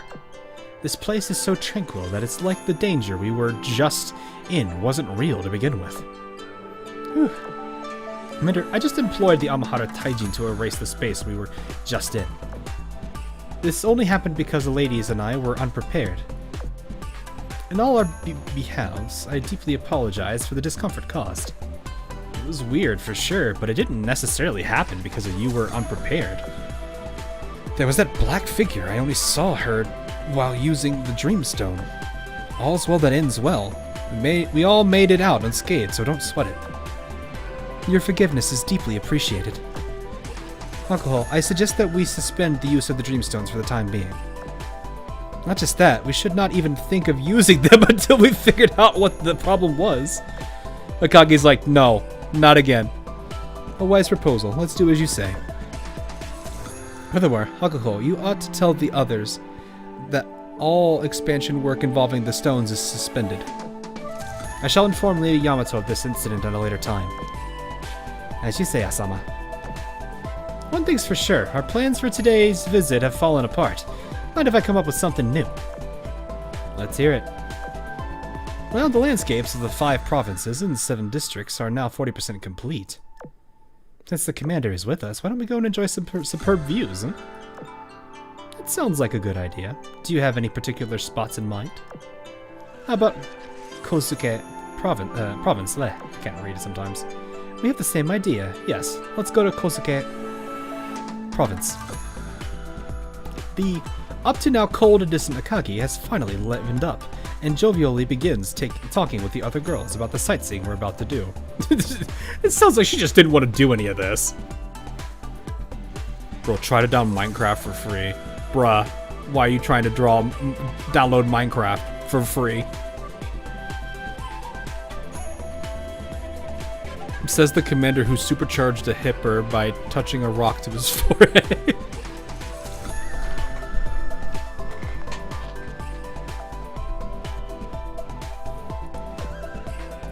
I, on the other hand, feel restless.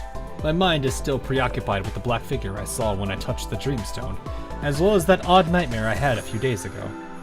And that bizarre thing that just happened to us did we really escape? And that's all there is to it? The next moment, dark clouds covered the sky. Just like that, the hereto fantastically beautiful sky realm is shrouded in unyielding darkness. Uh-oh.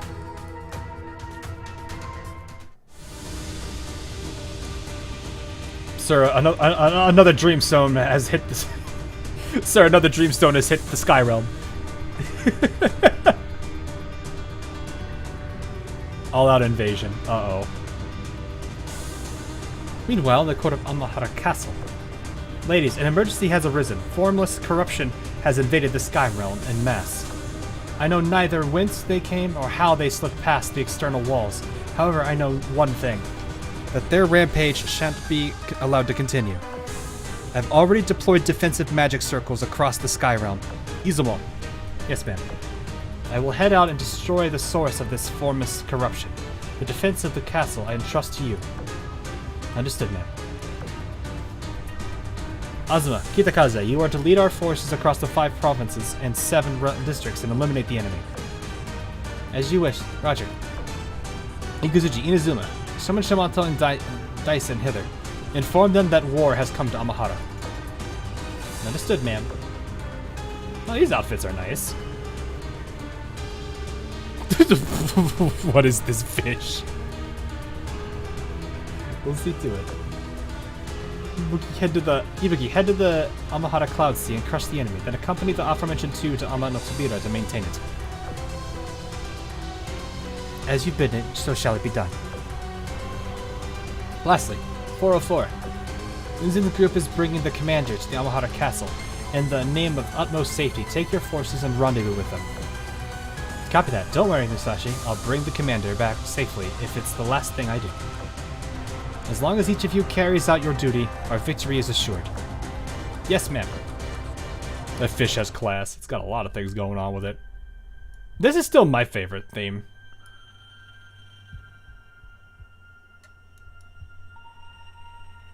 I think this one is definitely my favorite. Because it has like a sci-fi feel to it, but at the same time it also alludes to like some mystery and some it gives a sound of curiosity, which I like. And wonder. You're so using this theme when sleeping. It's a good one.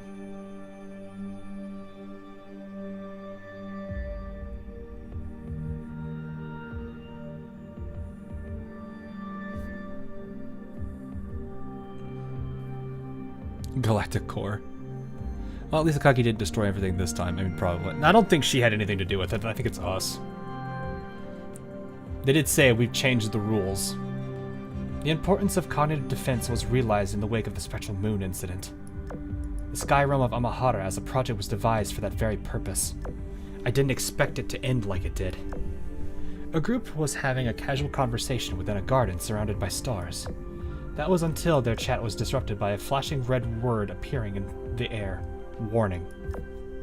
Why are there alarms going off even here? Did something happen? Yeah. Helena's gone into battle. Something's gone seriously wrong in the Sky Realm. Helena, has the commander gotten into trouble? That warning in the sky sure suggests it. Perfect timing, Memphis. Tell Vestal and Arizona to get ready for dispatch. What? I mean, okay. Are you sure we shouldn't depart immediately? It's fine. The situation isn't that bad. Still, I'm preparing for it to get even worse. There's too much new stuff today, and I don't like it. I understand. A lot of first-time things for you today. Well, I haven't seen these dream stones before. This series of events today does invoke a sense of deja vu in me. I have no evidence for this, but I feel that, like Amahara, went into a different direction as soon as the stones appeared. What do you mean by a different direction? Perhaps it's more apt to say that it has gone off course. Uh-oh. What is clear is that someone unrelated has become involved in Amahara's growth. Someone unrelated. Uh-oh. Moreover, this person surely knows about what happened in the past. I see.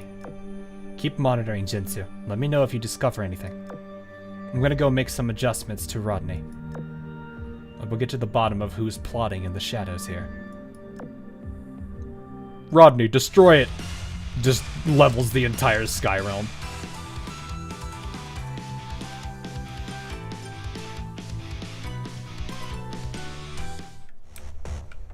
Oh, okay.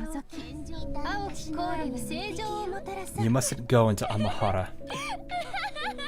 Alright, Akagi, calm down. It's a grave made of lies and falsehoods. A prison that is completely sealed. None can escape it. None can escape it. Azuma, Unzen!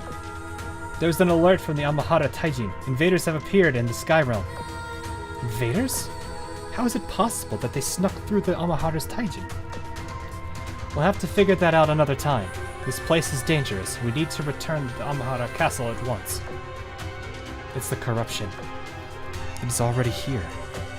What? Here? And we'll intercept. Don't let the enemy come close.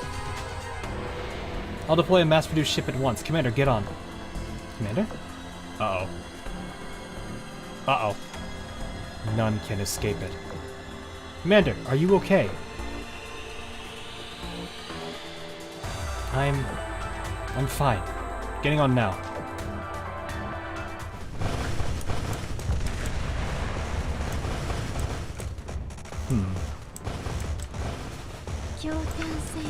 Feels like one of those cases where it's like self-fulfilled prophecy situation. I'm going to sleep. Good. All right, see you, Serpents Enjoyer. Have a good one.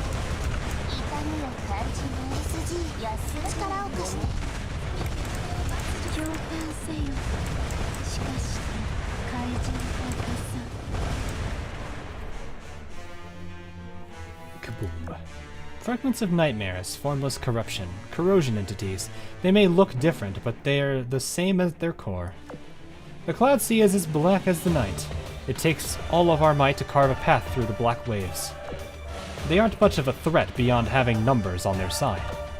Those numbers are precisely the issue, however. We dispose of one after another, but however many we destroy, they always regroup in unseen nooks and attack us again. Like a fear that grows in the dark. The more he thinks about it, the worse this is gonna get, I think. Is this the corruption you spoke of? This horde is endless, and we cannot hope to defeat all of them ourselves. The ones we've defeated are but shadows. They will assail us endlessly until their source is removed. Please focus not on slaying them, but on clearing a path instead. We must reach Amahara Castle as soon as possible. Understood. Be careful, something even bigger is coming. Ah, okay. Is that a black dragon? It bodes ill that such a wicked creature comes so soon. Must fall back. This enemy is not like the rest. I shall cut it down. Unzen, Minase, Taikaze and I are here. We'll take it from here. Take Commander and go to Amahara Castle. Command your Sea Drake to strangle this vile enemy. Got it. Alright, the rest of us need to keep moving. Big dragon boy.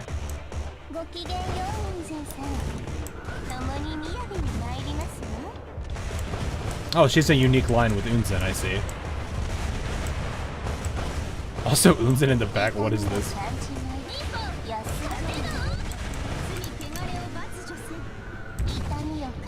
Abe! Unzen BB, alrighty then. Ah, yes, this mechanic. Alright.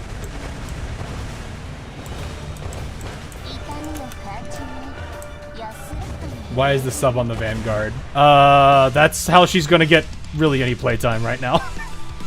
Not to be mean to her.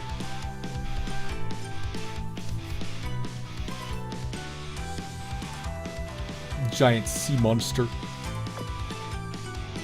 Uh-oh. This dragon isn't like the formless corruption we've seen so far. How do I describe it? It's like it's more solid, more agile. It's almost like it has a will of its own. You could tell it's strong just from looking at it. Can we really handle it by ourselves?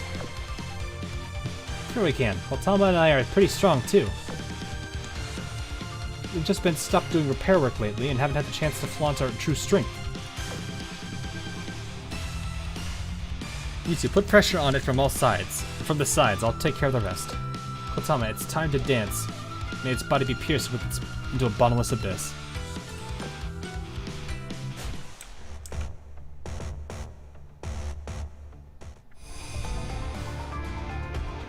I think we found our culprit.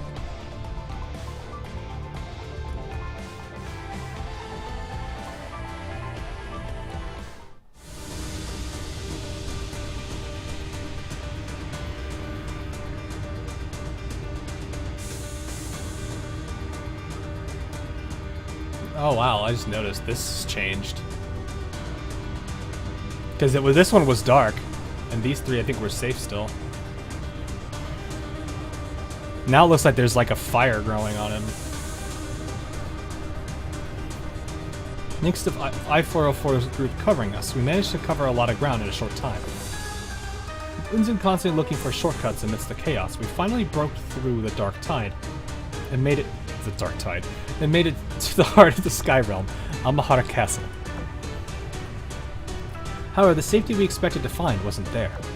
The castle has been breached, despite the many magic circles around it, with many of its buildings having been stained and turned black. They've breached Amahara Castle's perimeter. How is that possible? The foes we fought en route weren't especially mighty, so they shouldn't have been able to penetrate the defenses, regardless of how numerous they were. Amahara has fallen. What a horrific sight. There you are. Unzen, come this way. Izumo, what in the world is happening? Somehow the enemy slipped past the barrier and made it inside the castle. They caught us off guard. Pardon? They even slipped past the castle's barrier? Yeah, so we fortified our defenses and concentrated our forces in magic circles around the third main palace, where the Venerable Three are. This been this long and the Venerable Three still have yet to resolve the situation? The situation's not so straightforward. They've already erased the source of the corruption twice, but both times another source sprang up. It's suspected the problem lies in the depths. The depths? Is there such a place within the Sky Realm? The Dreamstones, they're collected from the depths, no? Dreamstones. Sounds like the Sakurans are in a bit of a stalemate. I knew the formless corruption's appearance was only the beginning. Of course things wouldn't be so simple. Sounds like they were given a bunch of things. Oh. Is this one of those situations where it's like, here, have this magical rock. Here, have this magical rock. Oh, it's actually a trap. That's what it's making me think right now. Oh, have you figured out the cause yet? Still working on it. There are so many things I can't explain with this attack. They're right about one thing, though. That the source is in the depths. Don't be alarmed. A rescue team is standing by. If things get completely out of control, we'll jump in and pull at least you and Helena out of there. Try to save them too if you can. We'll try. Sometime later, Izumo escorts me and the other Sakurans to a part of the castle that was still intact. Although the black tide bangs on the barrier outside, this is as far as they can get. So I relax a bit and decide to restore my strength for the battle of attrition that's sure to come. I gaze at the cloud that hangs at the castle's peak like a sun. As my mind wanders, it feels like I'm looking at an even bigger space.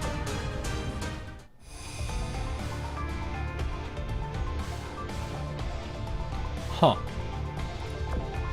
In the black void, a woman in colorful clothing stares at several pictures, scrolls, unfolded before her eyes. The one end of the scrolls hovers beside her hand, while the other stretches on endlessly into the distance. I found it. That is where the calamity's source lies. Her eyes fixate on one of the scrolls, and so do the countless other gazes amidst the nothing. Yeah, amidst the nothingness. Phase shift. The girl looks like she needs some sleep. The scroll then moves as she lifts it not with her hand, but with her eyes. Now you will be safe. With one flick of her gaze, the danger has passed. Butterflies in 3 colors flutter between the scrolls while light gradually fills the void. These butterflies... Musashi, Yamato, and Shinano, right?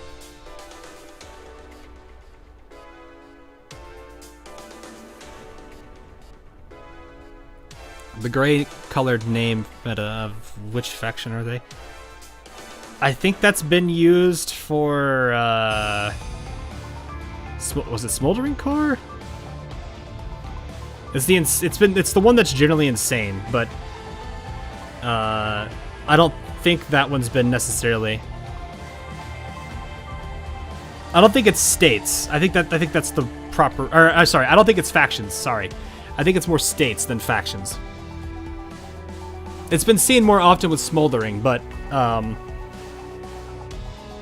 I've for a while been convinced that that the meta is all about state. Think of it like how ice goes to water, and then water turns to, like a gas of some sort, or like a liquid turns to a gas.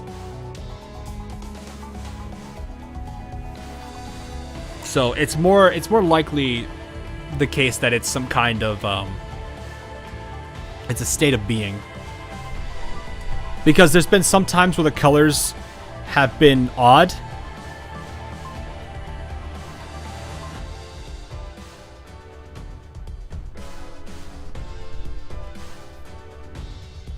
So we'll see. Anyway, butterflies in the 3 colors flutter between the scrolls while light gradually fills the void.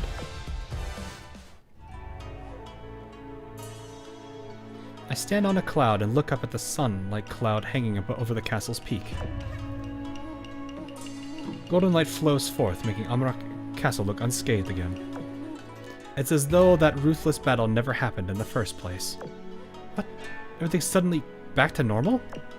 Commander, what's going on? Well, I mean... You...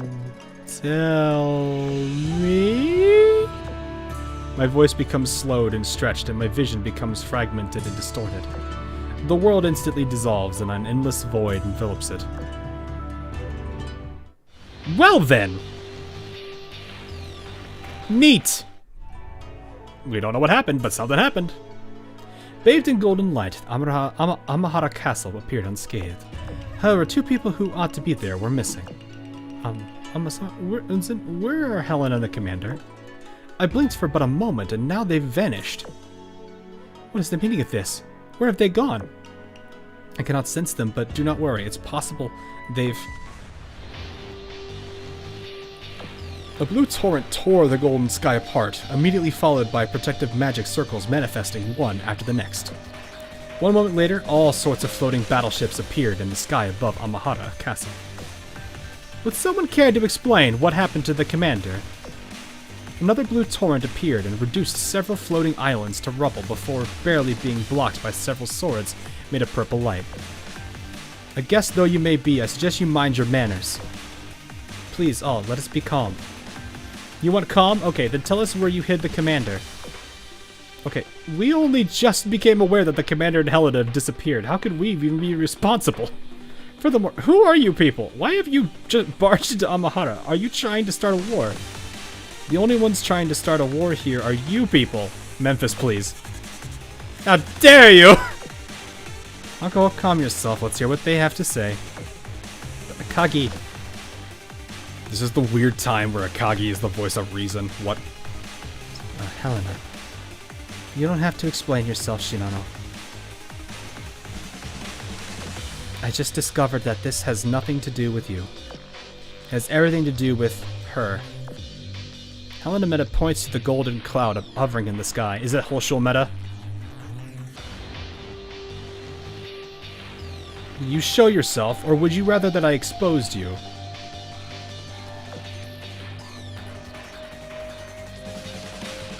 I was not expecting to see such a grand show of force today.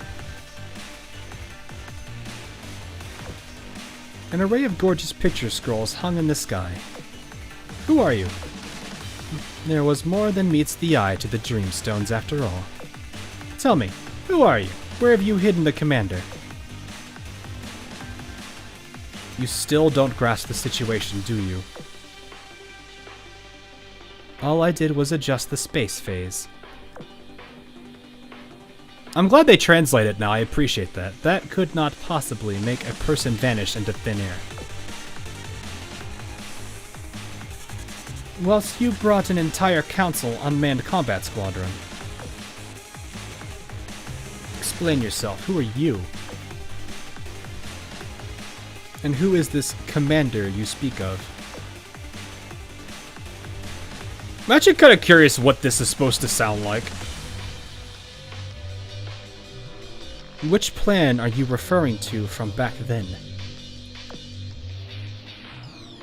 You don't have the right to know. All you need to know is that you've made a great mistake. What in the world are they blabbering about? I'm afraid I don't know. I did a thorough scan. The commander's still in Amahara. Where may that be? I cannot sense that one. The depths. And the depths which weren't originally meant to exist. Do you really think you have the situation under control? Blue rain began to pour over Amahara. I was thinking like a snake. And the darkness reappeared. What's happening? Why did the source appear anew? Could it be related to this commander's disappearance? I thought you were a villain, but no, you're just an idiot.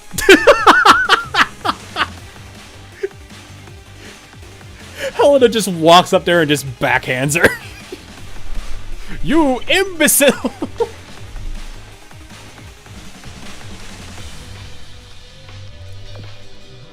Arizona, withdraw the fleet. We don't need it anymore. Memphis, Kasumi.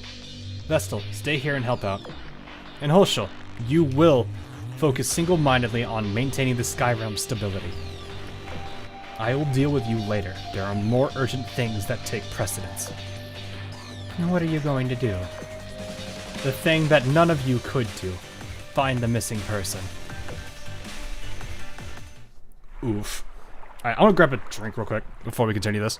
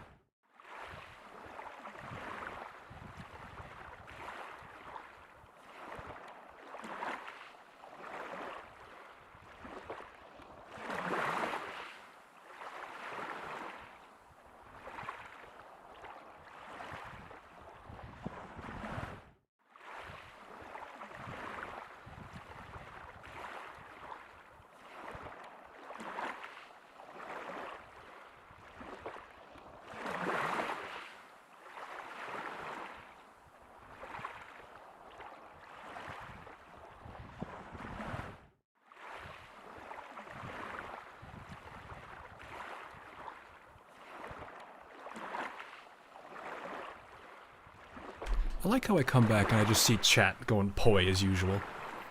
The poi is inevitable. I see. Also, I like the subtle, soft waves.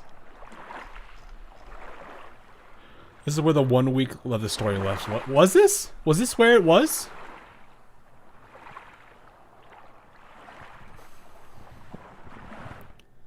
Viewer discretion is advised for 4-6. Well, I don't even know where 4-6 is. Oh, right here, I guess. Wait, no, this is 4-6. Okay. Alright, let's see. 1.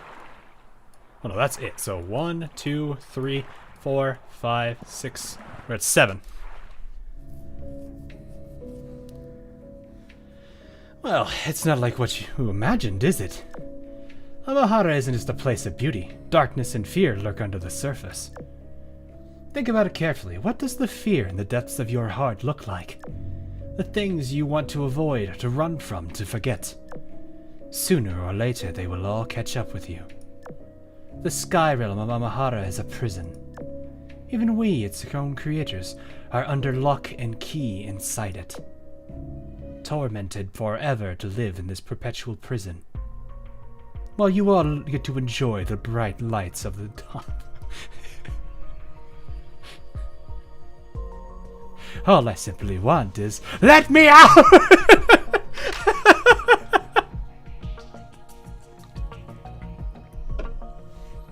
As she says, let me out, the hand just extends out of the water and grabs the commander and yanks him under the ground.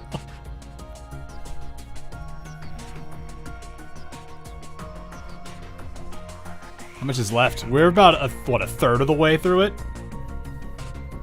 It's silent. It's dark. It's vast. It's endless. Time and direction seem to have lost all meaning. My consciousness tears apart, melts, and forms countless thin branches that scatter through this endless void that stretches on forever. At the ends of every little branch, I see it, the end. Strengthless soldiers, burning tanks, sunken battleships, crumbled towers, tsunamis, earthquakes, illusory light, volcanoes, meteors, miasmic mist. A black storm ravaging the land, a great wall of silver that connects sea and sky. The branches link with each other, weaving together the entire world. The end of the world. Yes, that's it. Even if I forget it, I am who I am, and this fear is a part of me. It has always been there, spreading and growing unforeseen inside of me. Then when nobody expected it, it silently came. The scenery before me becomes more and more vivid. My consciousness begins to merge with this calamity. Welcome to the sky realm of Amahara.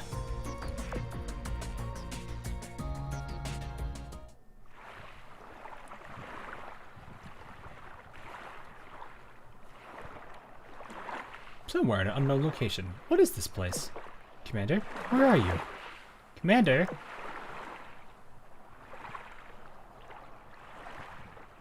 Oh, episode, what was this? Hold up. Episode question mark?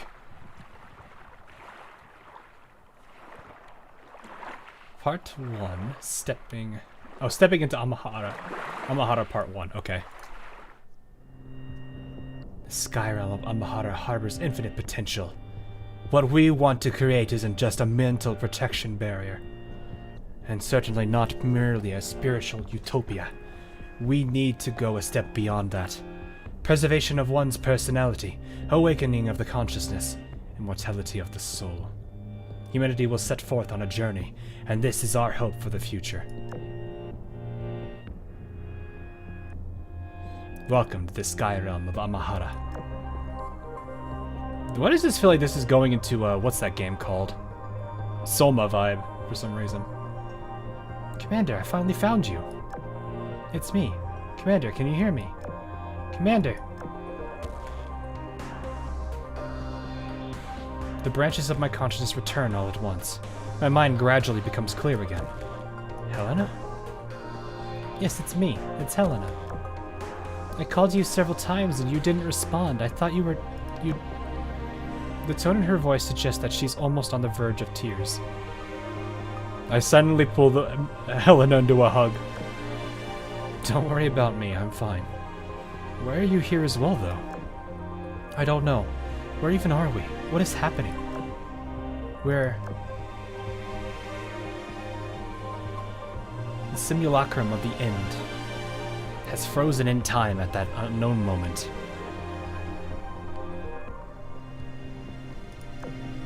Now Helen and I are trapped in a battlefield, a veritable sea of flame.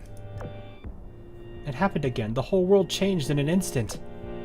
An explosion. As explosions and tongues of flame tear through the dark night, I could see my surroundings more clearly. I remember this battlefield. Isn't it the Long Island defense line? What did I miss? Things have gone south. I don't know where you last were. Oh, no, you said combat uniform. I was like, oh, wait, no, you were here for at least that part. They got back to the castle, thought they were safe, because Helena revealed Holshul Meta was here. Everyone was kind of shocked that Holshul Meta was there, but they're also shocked that Helena Meta and, like, the entirety of the framework of logic grouping is around. Well, maybe not the entirety of them, but a good chunk of them. And then as they arrived, apparently the commander and Helena disappeared. So this is what's happening. How far south? We don't know yet. We're figuring that out, but it looks like it's not great here for the Long Island defense line.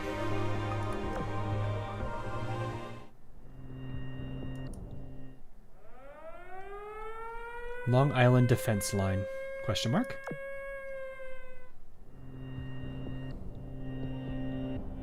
It's gone so far. It's gone way beyond south. Yeah, it's gone so far south. It's north. Sorry. Blazing sirens that whip at my eardrums, the acrid stench of rising smoke, incandescent plums of flame. The Long Island defense line has fallen, just as I remember it. We were crushed terribly in our last-ditch counterattack, so this place will fall soon. Our defenses are still holding for now, but that cannot last much longer. They will come again with even greater numbers and raze this place to the ground, just as was planned. Wait a minute. No, this is this scene, isn't it? Hey, what are you doing staring off into space all by yourself over there? The battle isn't over yet. You can't just be wandering around outside. The others will... This is that! This is it! This is that scene! What was this, Ashen?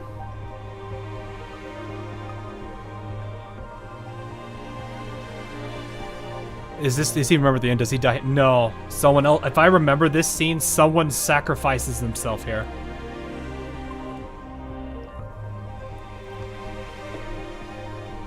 The others will come back and save you. Surely not. If they're following the plan, there's no way they'd be able to leave. They'll come back. I'm sure of it.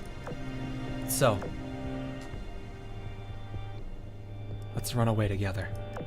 What? Helena, do you think what we're seeing now is reality or an illusion? An illusion, probably. Look at the factions fighting in this place. It's like there's a mist covering them up. I can't see them clearly, no matter how hard I strain my eyes. Just as she says, everything here looks hazy and vague, like they're shrouded in mist. The sea, the land, our allies, our foes, everything. I can only perceive them as something. I know what's happening, but at the instant I try to identify anything, who our allies are, what equipment they have, what the enemy is, how many there are, the fog cuts it all off. Either this place is constructed from insufficient information, or it's beyond my understanding. Whatever the case, this is an illusion. But even facsimiles contain a kernel of truth. The defense line hasn't fallen yet, and Ansel is still here. Come with me, Helena. We're going to look for Ansel.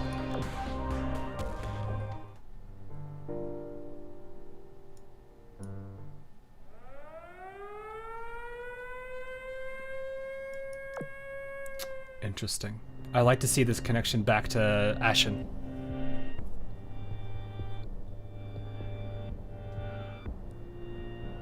I was wondering when this would get touched, because this is one part of Ashen that I was always had with a huge question mark on it. We are likely looking at the fall of Alpha timeline. What likely led into things like, you know, Project Dawn, or what I think that's what it was called. Haravad. Was it Haravad too? Oh yeah, it was partially Haravad. But this looks like this is part of Ashen still. We haven't gotten to the Haravad part yet. Haravad is still relevant after these many years. Well, no, like they've been like a lot of the. It may seem like, as much as it is a mess, the story does seem well thought out. There are things here that like if you go back and look at and reread some of the older story bits from way long in the past, some of this stuff connects to now. And it really just shows how forward-thinking they were with the story here. Were they great at executing its delivery? Far from it. But that's why I kind of like this story, is like, it's a story that's great, but it's executed poorly. Because right now, the biggest problem that a lot of people have, and a lot of people here, like, if I wasn't here, there is a mountain for people to climb just to understand everything. Now, granted, I'm not perfect at this either, but I definitely know I'm making things a lot easier for people.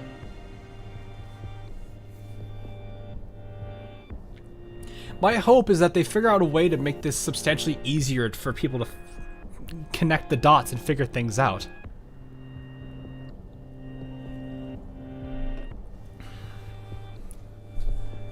But we'll see. If the commander has a hella dark backstory, I think I'm gonna cry. I'm pretty sure there is a we are about to witness more likely a very dark storyline, and this is going to show us the fall of OG timeline, which my understanding is very grim. They have not fully revealed it to us yet, But if this is where it starts covering it, it's going to get very dark very quickly. Is it going to be perfect? No. But they've at least given us a sense of how sad things can get with the Rose Tower, how the Royal Navy slowly fell one by one by one. I think the biggest obstacle is how drawn out the story is. That and how non-linear it felt at the beginning, and the fact that it took so long for them to get a timeline. Nowadays, there's 8 years of story that, for someone who is trying to follow it, now has, with a timeline now, they at least have the timeline, but they still have to read through all of it to make sense of it. But that's the hard part. I did say this event gets dark later. Well, I'm not surprised. I wouldn't be surprised at all. But no, this is probably about to get pretty dark. I don't know if it's going to be super dark, but do be prepared. I am excited for this. Maybe I'm a little messed up here, but I like stories getting dark. I like it when they take risks, and I like it when things get a little bit depressing and dark. That's what I kind of like about where GFL's writing is. It's not, I've heard it's lighter than usual, but still. I don't mind them exploring dark topics or going into like darker stories. That's why I do kind of feel like Unzen's event was, or not Unzen's, Amagi event was way too much of a cop-out.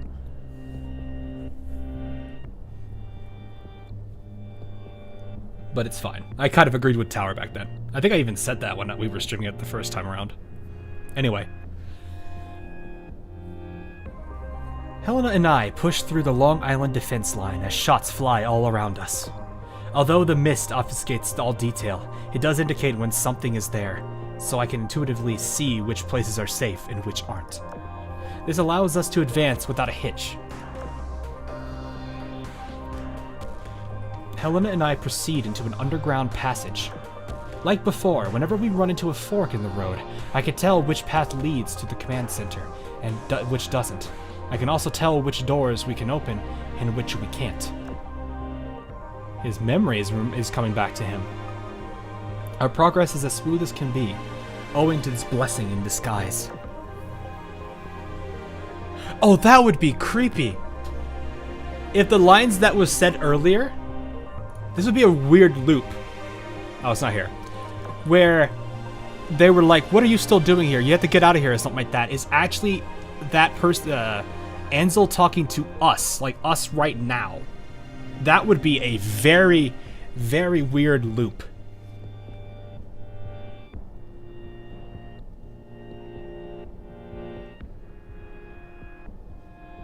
I would like that, actually. We'll see how this goes. We finally enter the bunker and stop at the entrance to the command center. Open the door. With a deep breath, I slowly push open the door.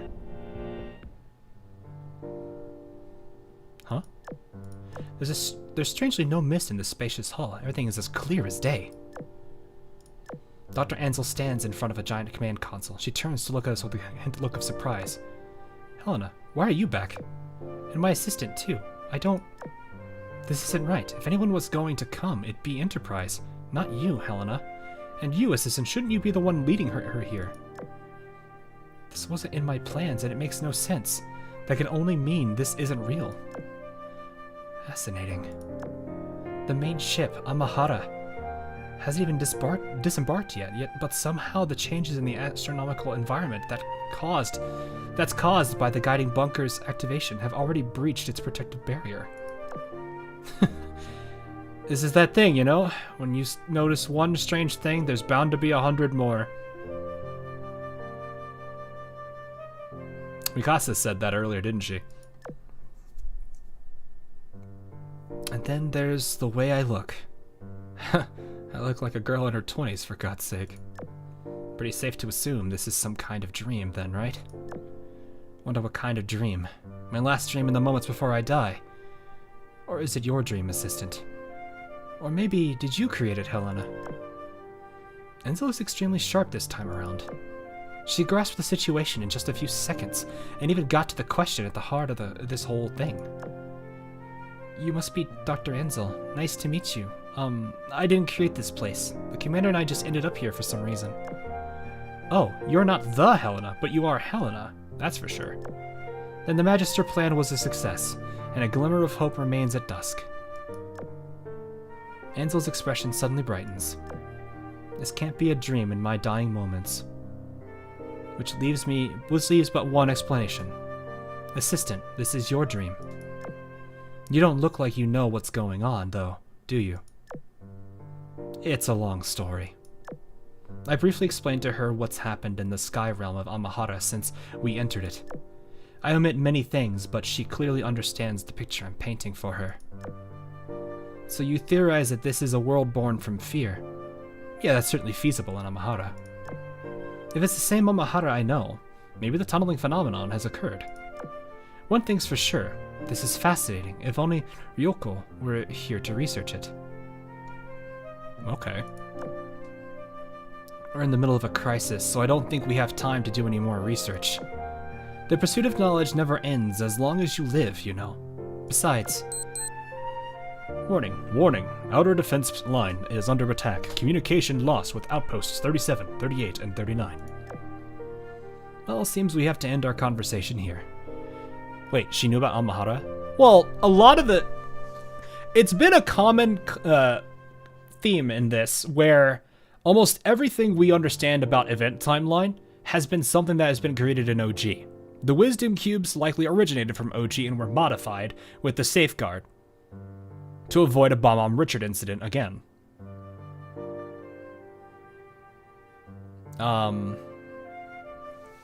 That, if you're wondering where that's from, I think that's the Kronstadt, that's the Kronstadt events like Safeguard that we saw at the end.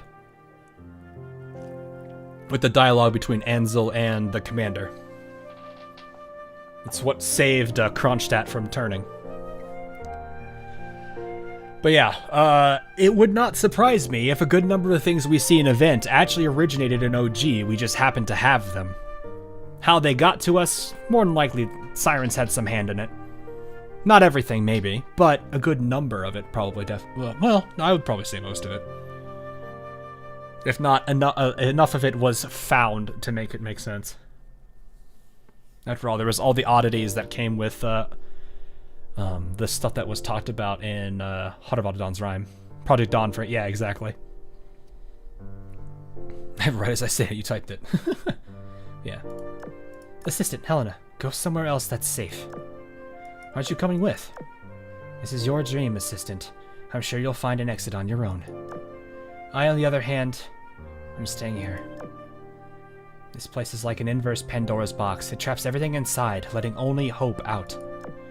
And to ensure that hope makes it out, I'm going to stay here and carry out my final mission. No. You said in a minute ago, this is a dream, not reality. There's no need for you to stay and fulfill your mission. Hope left the box, but some of it has also remained. I will not leave you behind. To the best of my knowledge, Oust's evacuation plan only includes sirens and ship girls, doesn't it? Then there must still be people fighting for their lives somewhere. Even if the apocalypse is inevitable, I don't think people will just sit and wait for it to come. You're right. We still have Eva, Ark, Suiho, but... Ansel suddenly falls quiet, blinks, and seems to ponder something. Wasn't Ansel arrested? Why is she leading a defense?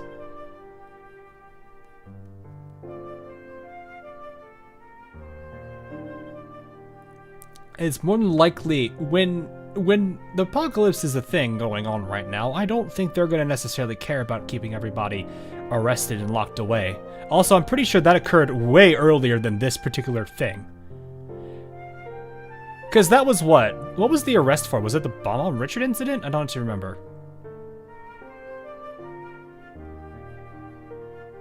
I'm like trying to remember what the exact... I think it was tied to the bomb on... was it BHR incident that was tied to? Yeah. Because I'm pretty sure, like, the Bomb on Richard incident happened, and then that led to her getting suspicion. This led to a collapse of any kind of faith or, you know, any kind of trust in the Consen, which led to the Sirens, aka Antiochus, to gain a lot of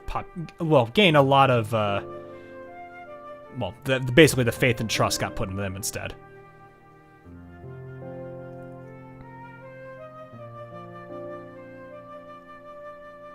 Yeah, if the world ends, no one's going to stop you from committing crimes. Yeah, basically. So what was the BHR incident? It's what turned Bomb on Richard into Bomb on Richard meta. It's explained in the files, basically, as an incident where she basically just... I think from when it's been a while since I've watched Reddit, but it was basically... She snapped.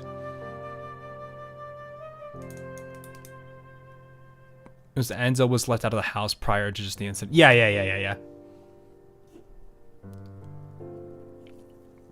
A whole bunch of things happened then.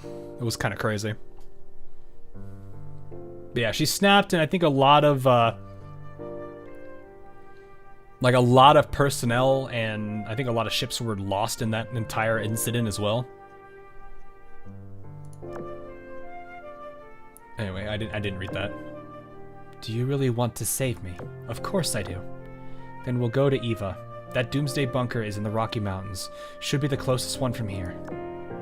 In the Rockies? Okay. Are we going there by car? By plane? What do you think? We'll go by the underground canals. Come again? There are canals all the way from the defense line to the Rockies? Well, yeah. It's the project you insisted on, remember? At the time, regional teleporters had just been introduced to the benefit of the war situation everywhere. And yet, you asserted that we needed an underground canal network. Hell, we both worked our asses off to make the project Undercurrent come through. I don't think anyone could have imagined we used it one day. Did you predict this would happen? You really are a giant mystery, assistant. I was right about you all along. We have teleporters? Well, I mean, if you think about it, the microwave transference network is a thing.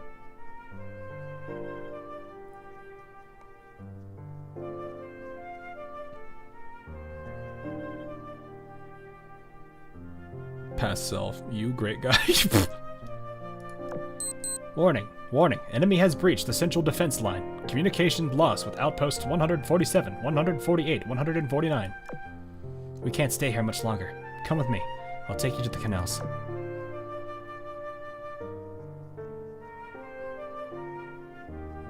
Prelude to... Yeah.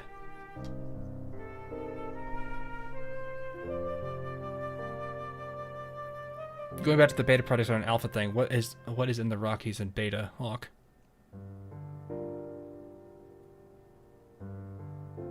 We talking Ava?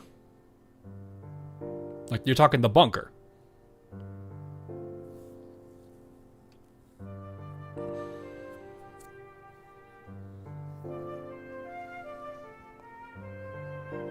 Oh, wait, you're talking wait, no, you're talking something else. Sea of Stars, yeah. Yeah, Sea of Stars is in beta, in the Rockies, yeah. I was like, where are we going with this? Isn't it the Reality Lens? Reality Lens is in the Sea of Stars, yeah. You're not, it's a part of the Sea of Stars, yes. Anyway, let's see. Hel and I follow Ansel and leave the command center behind. There is not a single trace of mist on the way. Everything I lay eyes on is crystal clear. As a result, I've lost the ability to automatically open every door I come across. Luckily, though, Ansel helps us move forward without any problems. After passing through several doors, we ride a capsule-shaped elevator down deeper underground. As soon as the elevator doors open, a vast underground canal network unfolds before me. There are Antiochus transport ships on standby. We board the vessel, after which the armored door begins to slowly close. Amid the roar of the engines and the sound of the waves, we can finally breathe easy.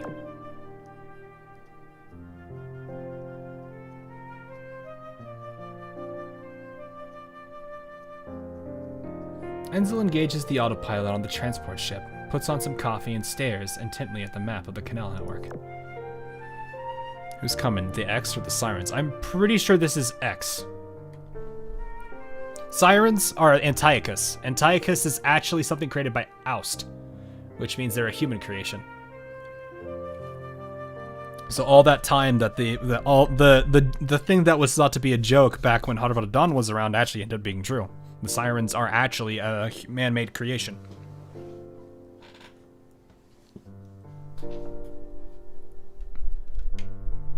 So if the sirens were coming, that would be a good thing. Unfortunately, that is not the case.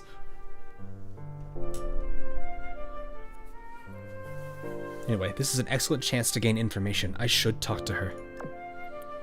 Ask about the 3 doomsday bunkers.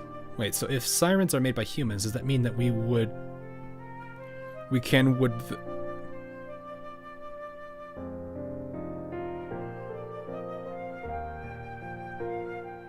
If I had an emote to bonk you, I would right now.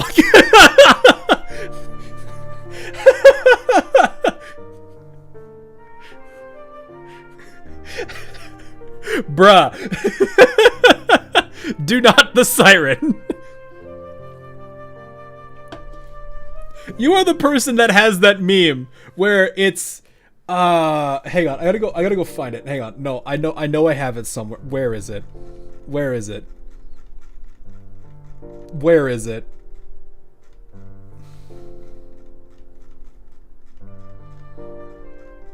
I know that meme is told me hurt.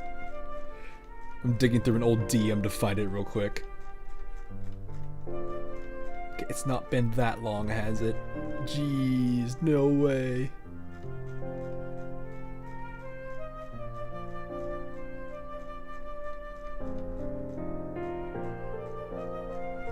But yeah, you are 100% this meme when I can finally find where it is. Oh my gosh, I'm digging really far back in this DM for it. Did I? No. I found it.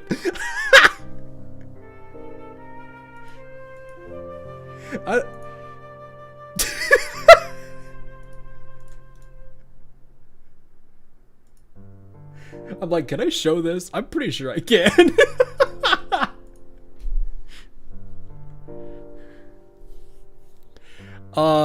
Let's find out if this is the right source. I'm gonna minimize this and hide this because if I am on the wrong one, I don't want that to show people's DMs. Nope, that is the wrong one. What do you know? All right, settings. Is this the right one? Yes, there it is. There you go. Here. This is you. This is you, man. This is you.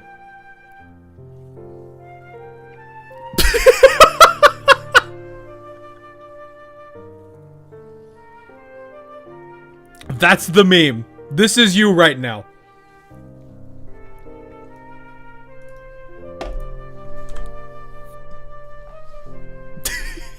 Do you guys want me to post this in the AL Discord so you guys can see it, or in my channel? Let me go find that real quick. Let me go put that in there.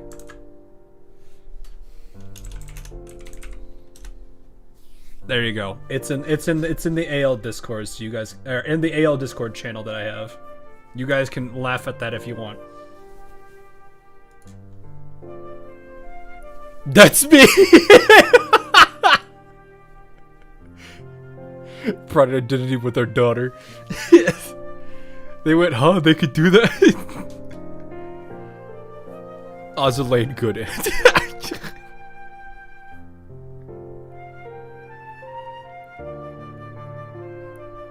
You could give him the ban hammer. No, I'm not gonna ban someone for that.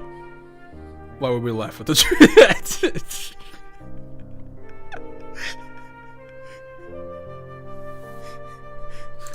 You won't be something sometimes, alright? You won't be something for that. LTB, that is how I met your mother. I don't even care anymore. Anyway, let's ask about the 3 doomsday bunkers, okay, chat? Ban it for a second. You can't do that on you. You can't do that. I could time them out, but I'm not gonna do that. More precisely, there are 6 of them, all in all. Personal headcanon. It's possible. You know, it's funny. There's only one gacha game that's done anything even remotely like that, and hilariously enough, that's GFL, I think. I think GFL is the one that's done, that's actually stepped over that line.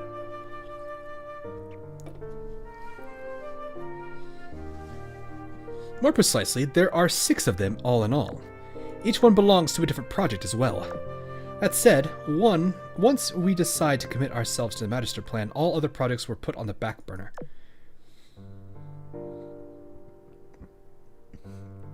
Interesting. It became our top priority project and we poured more than 90% of all of our resources into it.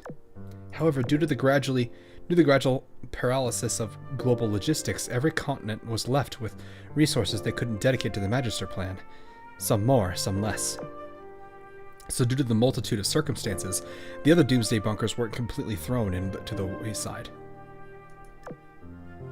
Among the 6 bunkers, 2 were converted into guiding strongholds for the final magistration, and another one was a fortress for the mind that was launched into synchronous orbit. It was called Amahara.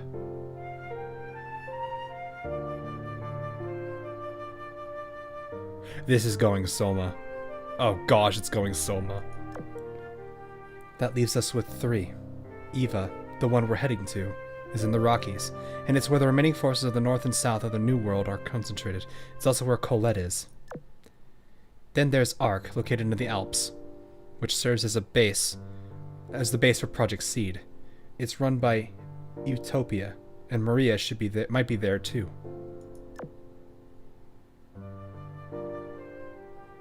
That confirms space travel in the Alpha timeline. I wouldn't say travel. More just like launching things to space. Finally, Suihuo. I don't know if I said that right. Situated in the Himalayas. It also serves Project Flint, the first project to be activated, and it's the biggest in scope. It's not really a single bunker. It'd be more accurate to call it a bunker complex. Dr. Tion has always been in command over there. That reminds me. Stephen Jr.'s fleet was blocked en route to Ark, and apparently they changed course, went to that one instead. Don't know the God. Don't know the details, sadly. Seeing this more often, I'm just like, oh. I had to remind myself what that meant sometimes. Ask about Dr. Oust's Magister plan. He's the one who came up with it, but I wouldn't strictly call it just his project anymore. It would become the judgment that we would collectively administrate. It would judge our future. It would judge the future of Antiochus and the Shipgirls, and it would judge the future of all worlds that would become test sites. But it is also the last judgment we could make. Otherwise, the light of human civilization would be snuffed out, and there would be no futures to speak of. Ask about the Auroral City. Ah, the Auroral City. Haven't heard that name in a long time. Well, now it's been divided into 2 guiding bunkers, the Gate of Dawn and the Gate of Judgment. One is in the South Pole, the other is in the North Pole. Together they make up a device that can manipulate the planet's magnetic field. Oh, okay. Interesting. Solar activity is currently at its peak, so by fine-tuning the 2 guiding bunkers, we've created the optimal astronomical conditions for execution of the final magistration.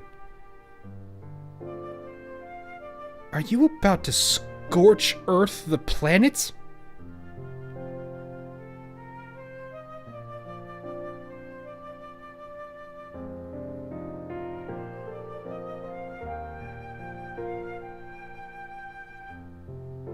That's my understanding of what happens when you mess with those, right?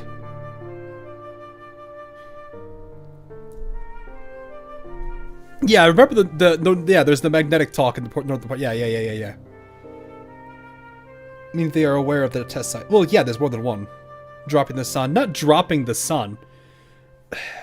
If I remember correctly, the magnetic poles allow us to have like a magnetic field around the planet. This somewhat protects us from UV rays.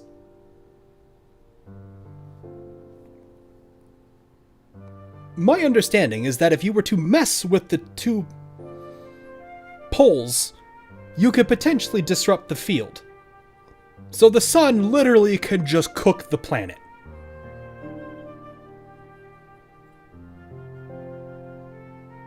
So, my understanding is if things are going really horrible, this becomes MAD.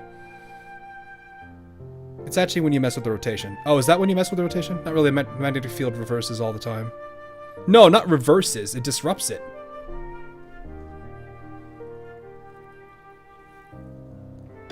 Yeah. It causes a whole bunch of different things. Did I say it flips? I didn't mean reverse. I meant like disrupt. I'm pretty sure that messes with that. So it's basically the bunkers might be a way to survive basically destroying the planet. Yeah, dangerous EM in space. Yeah. That's what I mean, is like it would disrupt it, wouldn't it? So potentially the whole they're going to. Yeesh. I mean, that's dire, but still. Ugh. The Gate of Dawn in the South Pole is led and defended by Admiral Mikhail. Oh, Mikhail. Okay, that name's familiar. Half the Council's task force in the Northern Parliament's fleet. As for the Gate of Judgment in the North Pole, that's where the Antiochus system mainframe. The Natural Calculation System and Laplace's Demon have all been moved. Hey, those are there. Also, since the final magistration is beginning soon, Alice is leading the other half of the Council's task force and Antiochus' main fleet to defend that place. Ship girls from across the world and Antiochus patrols have been continuously gathering there as well. Ask about the final evacuation plan. Final evacuation plan? In regards to the final magistration, I assume. Well, ostensibly, it's a massive offensive. Yeah, but there wouldn't be a surface to return to. Yeah, it wouldn't be.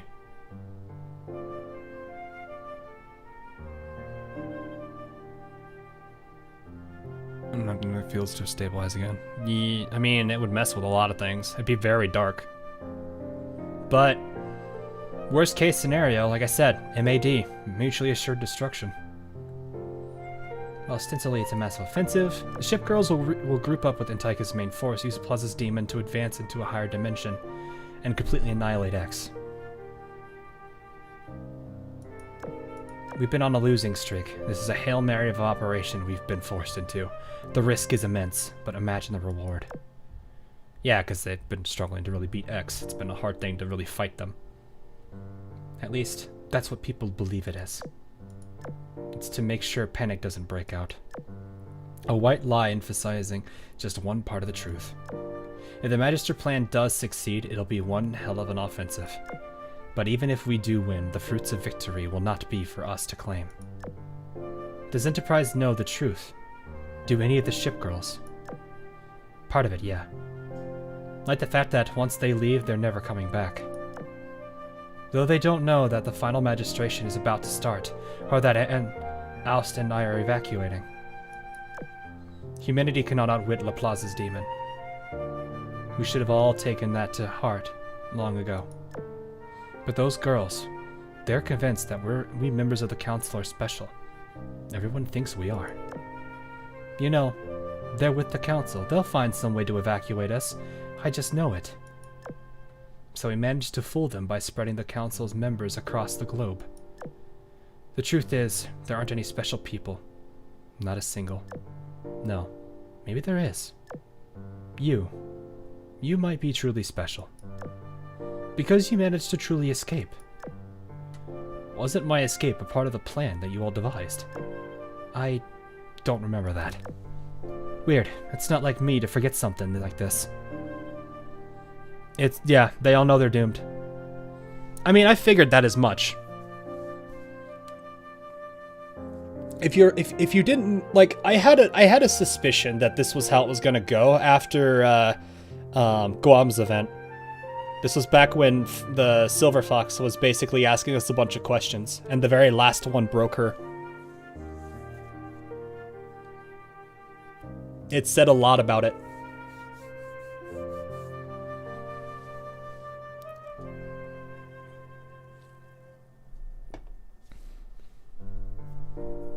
So, yeah.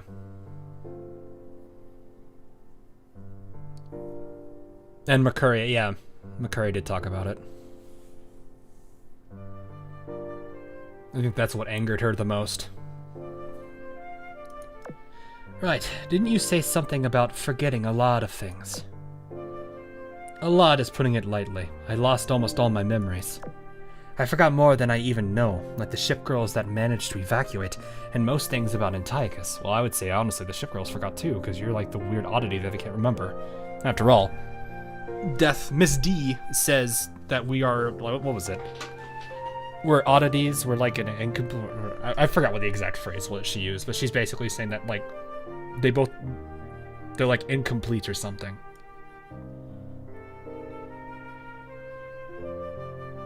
And most things about Antiochus. I feel like I was split into a million pieces, and I am now merely the biggest piece among them all.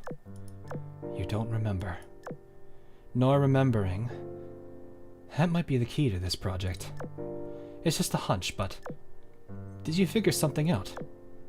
Sorry, assistant, but I think I should tell you as little as possible about the things you don't know about. Now even you're giving me this treatment! Here I thought I'd get this rare opportunity to ask you so many things. Even I? Who else has been giving you this treatment? Helena, the very same one who escaped from here. She seems like she knows so much, but never tells me more than I need to know, and won't say more than that. Helena. Sounds like she's been pushing herself harder than she should ever since the Lexington Fleet incident. You saved her once in the past, but now she's the one guiding you. I can't help you any more than I already have, assistant. Please, just don't do anything crazy. So he killed the entire world except Enterprise men and a few others. No, it was a last-ditch effort to probably try to wipe out X and win. It was a Hail Mary, as she said it. It probably didn't fully work, so the ship girls were evacuated. Or they were sent using Laplace's demon.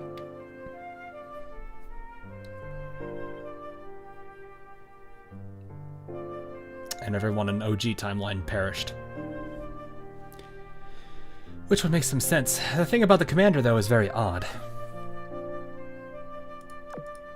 We will shortly arrive at your destination. Please check to make sure you have all your belongings before you disembark the ship.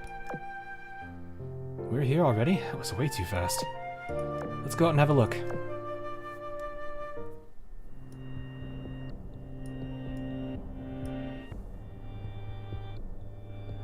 This is something else. Lexington Fleet incident will be something else. I would at least assume so. That's way too in the past for that to make sense. Plus, I'm pretty sure this was way too futuristic for them to still be World War II stuff. I wouldn't worry about it.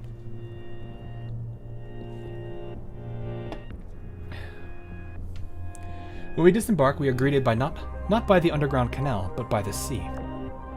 This is in White Harbor. Even in a dream, I just can't seem to get away from this place. She's clearly disheartened for a moment, but she promptly cheers up. I'm destined to be here, so of course I can't leave. You're different, though. I'll stay here. You take a ship to Eva. Maybe this is nothing more than a dream after all. I may be trapped in here, but there are people on the outside working to rescue me as we speak. I happen to have faith in them, which means there's no need for me to try and find a way out. I just need to buy time. And if that's all I need to do, then what does it matter where I do it? I won't be going to Eva. Let's defend in White Harbor for as long as we can together. Well, alright, in White Harbor it is. After our arrival, Ansel commandeers an unmanned military vehicle and drives us to the Urban Defense Headquarters. Throughout the car's slow advance, the hazy city gradually takes shape. Some of the buildings still have their lights on, but it feels strikingly empty here, desolate. The most common sight here is robots on group patrols. Sometimes cars pass by. They're all soldiers who fell back from the Long Island defense line. Some are staying here in NY City, and the rest will leave for Eva. The city's streets are otherwise deserted. Only when we pass by skyscrapers do we see signs of civilian life inside. They seem to be working on something alongside the city police force. To be honest with you, in White Harbor and the Long Island defense line were both bait. There were never going to be any civilians here. But some civilians just refuse to evacuate to Eva. Some of them don't want to move. Some of them just don't want to give up their home to the enemy that easily. Fair enough.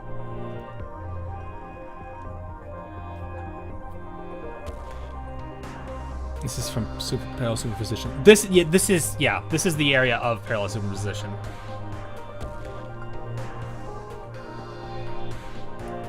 I respect their decisions. Yeah, some people just simply don't want to move. Like, if disaster, it's the reason why some people will stay no matter how much of a disaster comes. As the car passes through a park, I spy a familiar building. Is that the university? Right, he would know that. We can go wherever, do whatever. We're the masters for our own destinies. For today, anyway. Aw, hell yeah, way to go, Doc. Although I think some sort of plan would be good to have. Where are we going exactly? Let me think. Oh, hey, it's almost lunchtime. I know a good cafe House told me about years ago. I don't know if they're still around, but if they are, we'll grab something to eat. After that, we could do some window shopping, then go to the movie theater. So the plan is to wing it as usual. Fantastic. Oh well, at least it's worth it to check out the cafe. Could you tell me the name of it? I'll look them up and see if they're still open. So also, if I remember, was it this one? Yes. If I remember on this event, when we went through it as the commander, the memory, or what we saw was a little bit different. It wasn't Devil that was there. It's called Granat. Spelled like a pomegranate. Oh, granite, yeah. Granite, yeah. I think I see it. Yeah, it's like some jalapeno ice cream or something. It was really weird. I wonder how Granite is doing right now. I still remember that place. I guess I'm not surprised. Their food was amazing. Sadly, they closed up a few years back. We couldn't go if we wanted. Yeah, Devil inserted herself. I was like, I wonder how much of this is gonna, like, I'm sitting here wondering if there's gonna be any bit of it that replays through his mind, and it's gonna show us the modified version that he saw, not the truth. Beyond that is a commercial district. Wait. First, let's take a group selfie. Northampton. You do the honor with your drone. Make sure you get all of us, Bonnie included, in the frame. You know, she'd probably be livid if she learned we went on a date with the professor without her.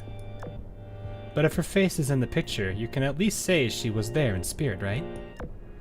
How does that sound, Professor? Over here, you can stand in the middle. Hammond and Langley, scoot over a bit. Yorktown, you can stand right beside the professor. And I'll be right here. Everyone ready?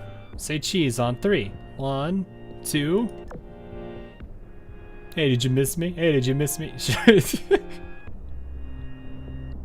I walked here with Yorktown once upon a time. It's just a neon-lit shadow of its former self now. Finally, after passing through several military checkpoints, we reach Urban Defense HQ. This is where we'll be setting up shop. Let's go take command, you two. Can't wait to see what scraps are left for us. Alright, this is supposedly the rough one from what you guys have been saying, Force 6. There's basically nothing here! Ansel grimaces at the information we find in the command center. 1 Type 1 Antiochus fleet, 4 standard urban defense drone fleets, half of the Council's combined fleet post Long Island withdrawal, under 2,000 city guards. That's what a drop in the bucket. That's a drop in the bucket in a place as big as this. If we focus all of our forces on Long Island defense line, we could protect the city for 1 more day, tops. We'll just have to use space to buy time. Yep. That's our only option with defenses as slim as they are. We'll have to gradually give up more than 90% of the city. The defense system is still functioning, though, and we have enough ammo to last us. Are there nearby fleets that can support us? Even if this city is considered bait, bait still works better the longer it distracts the enemy. Unfortunately, they're all gone. Union forces are moved to Eva. What about Council forces? Nada. The last 3 fleets in the area have all been moved to Long Island. In short, we need to make do with what we have on hand. Fortunately, Helena is here. You can't underestimate ship girls, even if there's only one. Even if there's only one. I may be able to procure support from the outside.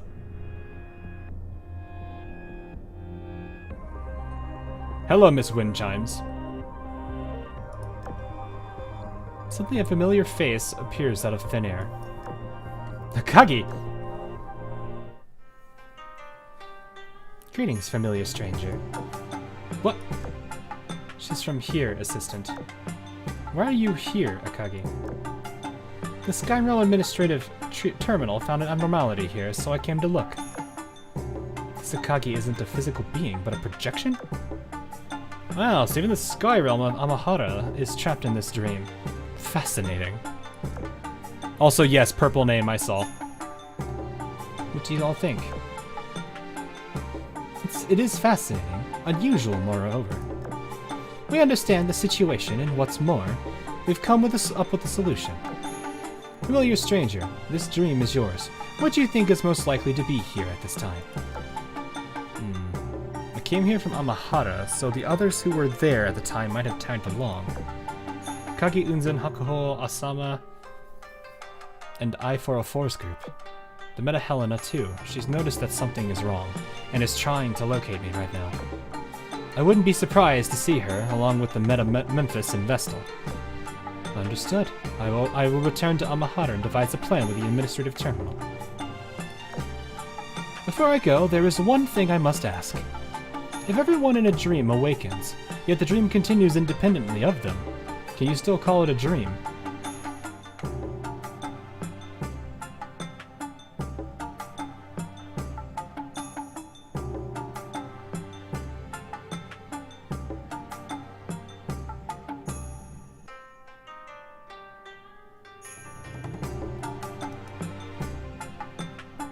No.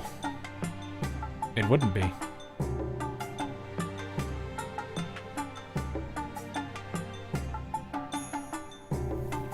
If multiple people can act as individual actors, it's not a dream anymore.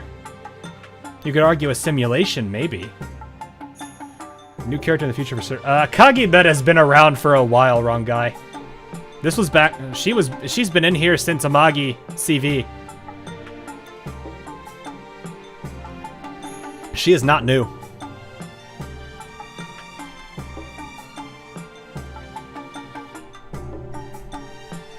Purple means framework of logic faction, or you got power from the. Again, it's not really faction.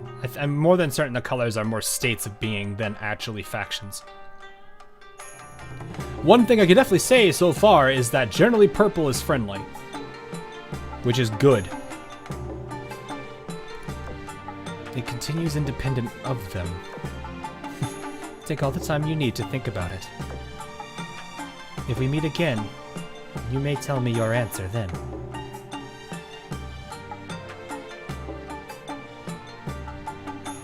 I did find this meta to be the most interesting one.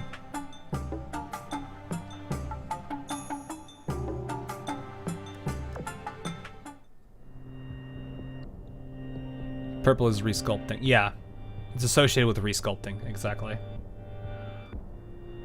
So only 1 year, I think. Yeah, about a year. Because Amagi's event was JP anniversary last year.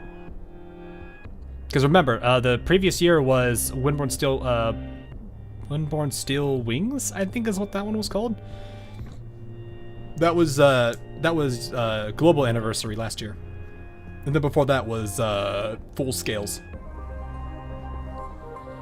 But generally what I've noticed is that purple is friendly. So that's a good thing. Would Rodney and Meta be able to reset a brand? I don't think she resets. I think she just obliterates it into nothing.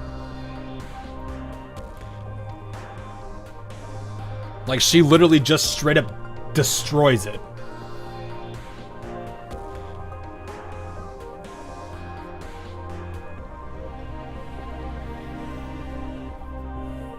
Anyway, Akagi vanishes. Ansel, Helena, and I all look at each other in astonishment. I must have realized something was wrong in this dream, and immediately fingered you as the cause. That's the fortress of the mind for you, formidable even in the dream world. Well, it sounds like they broke through the Long Island defense line. Gear up for battle.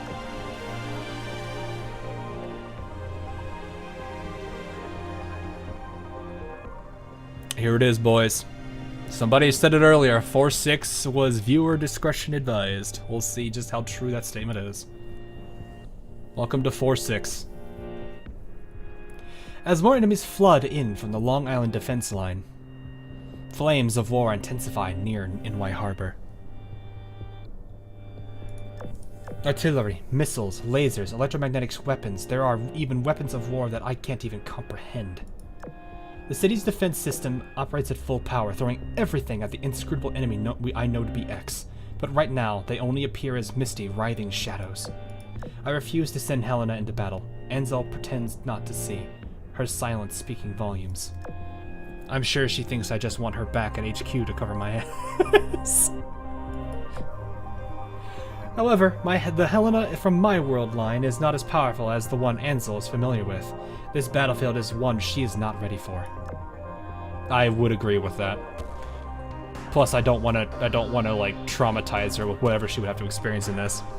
At least outside of what we would both experience at the same time. I simply did not want Ansel to misjudge our combat capabilities or deploy our forces incorrectly as a result, and potentially lose Helena. Several hours pass. Despite the defense system's firepower, the X continue to encroach on the coast. All throughout the city, strong winds start to whip up and grow in intensity. Pardon my repeated intrusion. As the situation continues to worsen, she appears again. Tell me, familiar stranger, have you felt anything special as of late? Special? Not really. The girls pursuing you aren't far now. There's just some repulsive force at work, keeping them from finding just the right frequency. The Skyrealm Administrative Terminal tried to correct this problem, but it failed. This problem must be beyond what forces it can work with within a dream. For some reason, she keeps looking in Ansel's direction. What does Ryoko think of all this? She thinks it's a mental prison. I see. What's going on here? I figured that was Ryoko. The girl that we've seen as just a figure.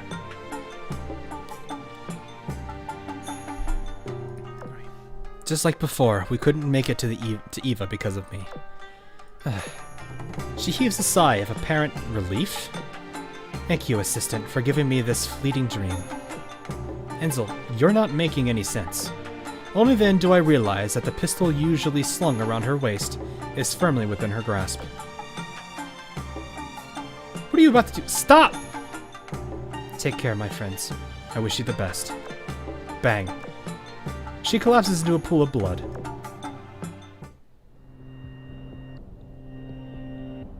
What just happened? What just happened? What just happened? How could this be? How could this be? How could this be? Prison. Prison.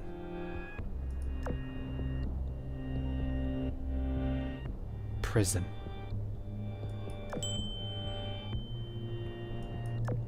Stay calm, please.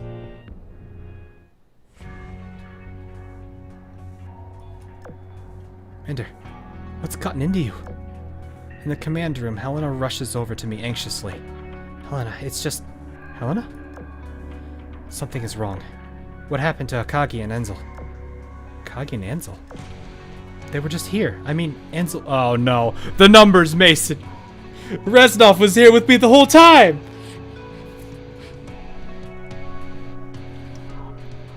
Oh, he's hallucinating, isn't he? You don't remember? It's just been the two of us. Yes, it is!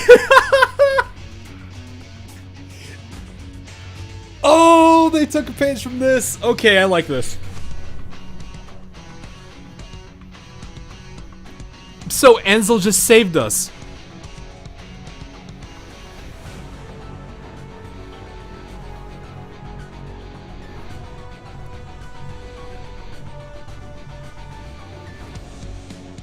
I wonder if did he just hallucinate?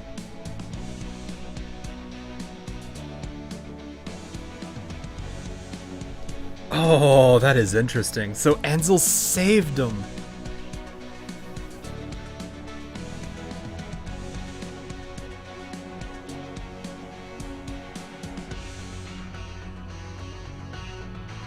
That is interesting. Okay, it's just been the two of us in here. That is scary to think about. No! He put himself into prison because he directly involved himself with Oust. That woke her up, which caused him to be stuck. The only way to free himself was for Ansel to do what she did.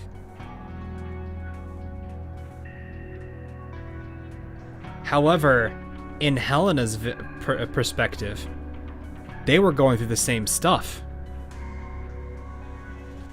Just without Ansel. And Akagi. I'm actually kind of curious if that's the direction this is going. Helena, did I position the defenses of NY Harbor? Yeah, after our retreat from the Long Island defense line, you brought me here to NY City. You said we needed to deploy defenses here to buy time, and that reinforcements would come soon. I get it. I get it. Found you. Helena! Sorry, this took longer than I thought it would. Don't move a muscle. Reinforcements are coming. No, that makes so much sense. That is insane. That was really good, though.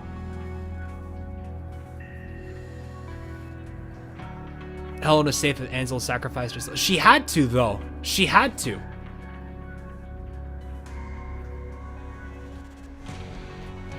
You don't understand. If she did not do that, he would be stuck there.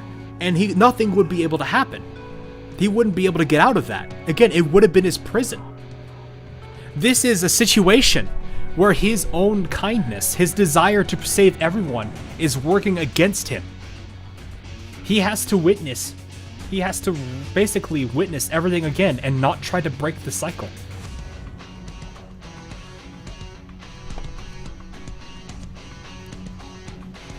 This reminds me of, what was it Saw 2? Where I think it was a cop that was playing a game, and the more he tried to involve himself in everyone's own games, the more he basically got them all basically killed. But he kept putting himself in that position over and over and over again, and his desire to keep doing that when he should have just let things be as they were would have actually helped them. The problem was he wasn't willing to accept it, because that's him.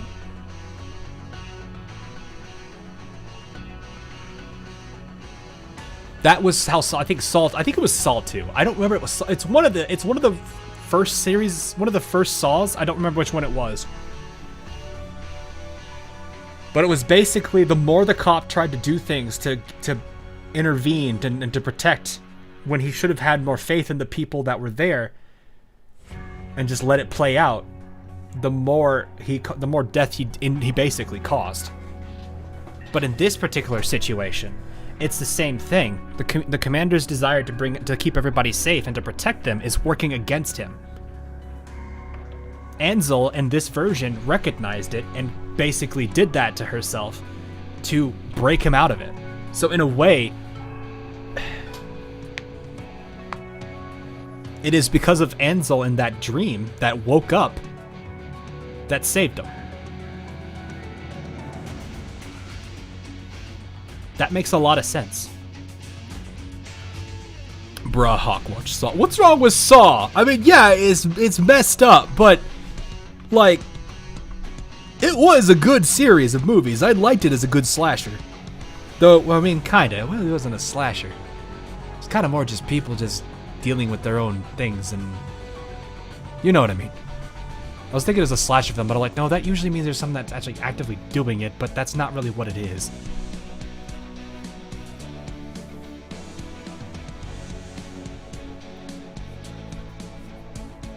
Just a horror film, I guess.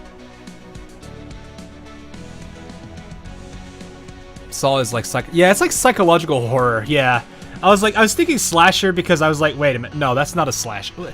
I mean, it both. The terminology for slasher was weird. And I was like, he's technically involved with them, but he's technically giving them the chance to do it, but they don't. Yeah. We really like to meme Ansel, but she really is like, yeah, she really is what like that after Saw 3 or 4. Yeah, the first couple of them were pretty good. I didn't like the latter ones. I thought Jigsaw was okay. But I think after like the third or the fourth one, when like the main cast of characters that have been around for the series kind of disappeared, I was like, now we're good. I wasn't playing because I was trying to beat the wall flesh. So how'd that fight go? Yeah, I was thinking Slash is more like Texas Chainsaw and Jason Voorhees. Yeah, exactly. That's why I was like, it's kind of like it involves somebody putting everyone in those situations and then basically getting them. Like, he's not actively doing it. He is, well, no, he put him in. This is why I'm like, it's not really a slasher. It's just more psychological horror. Yeah. But yeah, this is what I mean though. Is Ansel's fate was locked in here. The commander getting involved and trying to save her put him in a prison. It's that same idea where his own personality, his own wishes and desires is going to work against him. I hope he understands that. You wasted so many stars. Oof. That sucks. I get it though. Alright, let's keep going. This is actually pretty good. I'm liking where this is going. I've been kind of hesitant about where they were, like, my criticisms of Ael's story aren't very, like, there's not much. Because I actually do like how complex the story goes at times, how it really makes you have to think things through and try to understand all of the individual pieces coming together to make a bigger picture. And in this particular case, it's the same thing, where it's like, the commander's nature is working against him, and this place is a prison. It's a prison because of what he is trying to do. He has to learn to let go. It sucks. But it is what it is. You've been going for 6 hours, man. When it's a big lore stream, we're usually 10 hours. It's a rough day in terms of it. But this is like, this is what I do for AL lore. Like, I will go through the whole event in one burst because it's what I like doing. I'm probably going to be exhausted tomorrow, but hey, tomorrow is a Saturday. It's a weekend. I can chill. Well, kind of. I have to go through a whole bunch of audio files, but that's a different thing. Which, if you don't know about the audio files, I highly recommend watching the Concept project if you haven't. Concept Memory project. Devs are making up for the previous. Yeah, Secrets of the Abyss. There was one thing, like, when I went through it again and I thought about it more, there was one thing I did like about it, and it did help that it was pointed out to me in the end, but it's still one of those things that I note, like, where we did notice it later, or I did notice it later after I reread through it, like, there's gotta be something to this.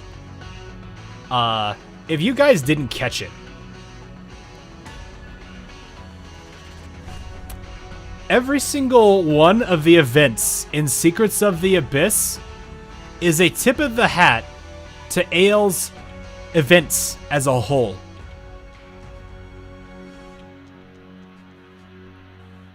For those that didn't catch it, remember when Clemenceau was working alongside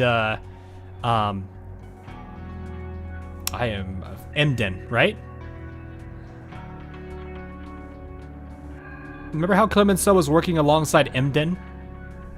And then at the very end, at the pivotal moment, she betrayed Emden. When did she do that last time?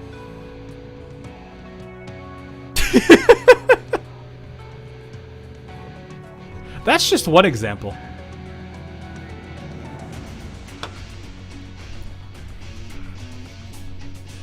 There was a lot. They really buried it.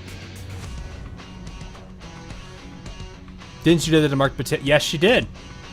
They took the general premise of Full Scales and put it in that event. They just subtexted it. They just made it to where they kind of obscured it, but it was one of those things where it's like you had to catch on to it. And the time loop is from Crepus. Yep.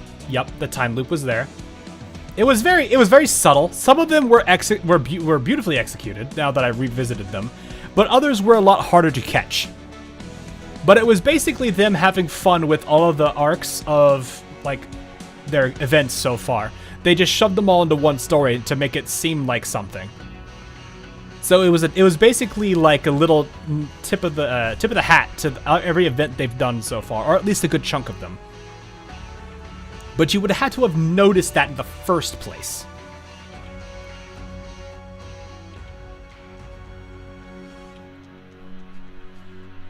But that's like the one like it was clever when I realized that after it was pointed out, but at the same time I kind of didn't like this. I didn't like it as a story. It was nice in that they did the throwback, but for a story that, like, for how I've generally experienced Ian anniversaries, I didn't like that one being used for that. I would have liked it as something that was, like, not during an anniversary. Like, something similar to, like, the timing of the investigators or the nurse event. That would have been fine. But yeah, they definitely had a lot of like hints to the previous events in that story, and that's why when you look at it in a vacuum. Oh hey, Iger, you're there. When you look at it in a vacuum, it doesn't make any sense, and that's why I didn't like it. But when you notice it by looking at all the other events, you start to paint. It paints that picture there, and you realize, oh, that's what they were doing. But at the same time, I was like, I would have liked it as like a nice little thing that they did on as like an off event, instead of like the Ian anniversary, which was like a big thing then. I don't know. I didn't like that. It was okay. Basically. Anyway, back to this. Less than a minute after Anzel's disappearance, Memphis Meta led a fleet into the battlefield. Inway Harbor would be safe for now. Shortly after, Commander, are you okay? I'm just fine. You couldn't have it come at a better time. Thank goodness, we were so worried. I'm so sorry, we never could have dreamed. I knew there was something fishy about these sudden technological breakthroughs. Yeah, you would know, right? After what happened with you all this time. God, the very thing that her whole thing about it, it's literally haunting her. Because technically the whole thing with working with the sirens, this whole boost in technology, it was one of those things where it's like, it was her whole like starting arc where she was like trying to find power and doing a whole bunch of stuff. It turned into a monkey's paw and she hated it. She's literally lived this and now she's paranoid. It's hilarious.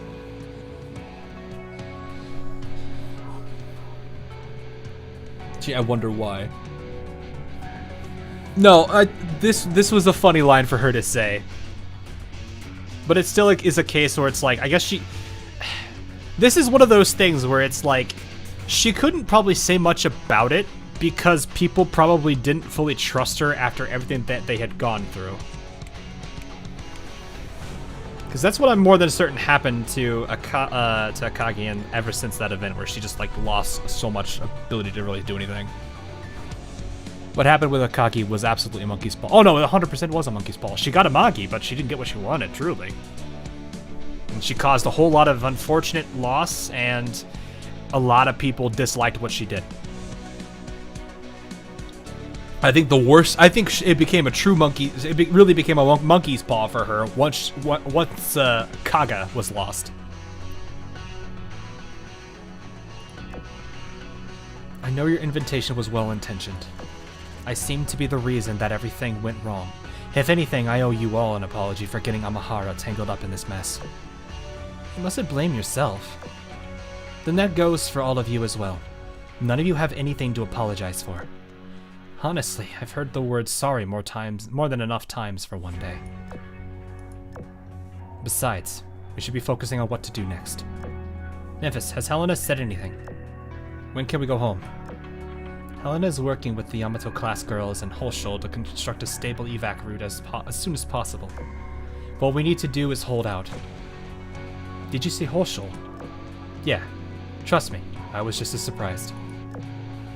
Anytime I see Memphis Meta smile, I am happy. This is chat, this is one of my oaths. Do not bully her. She will cry. And then I will destroy everyone in the room and then myself.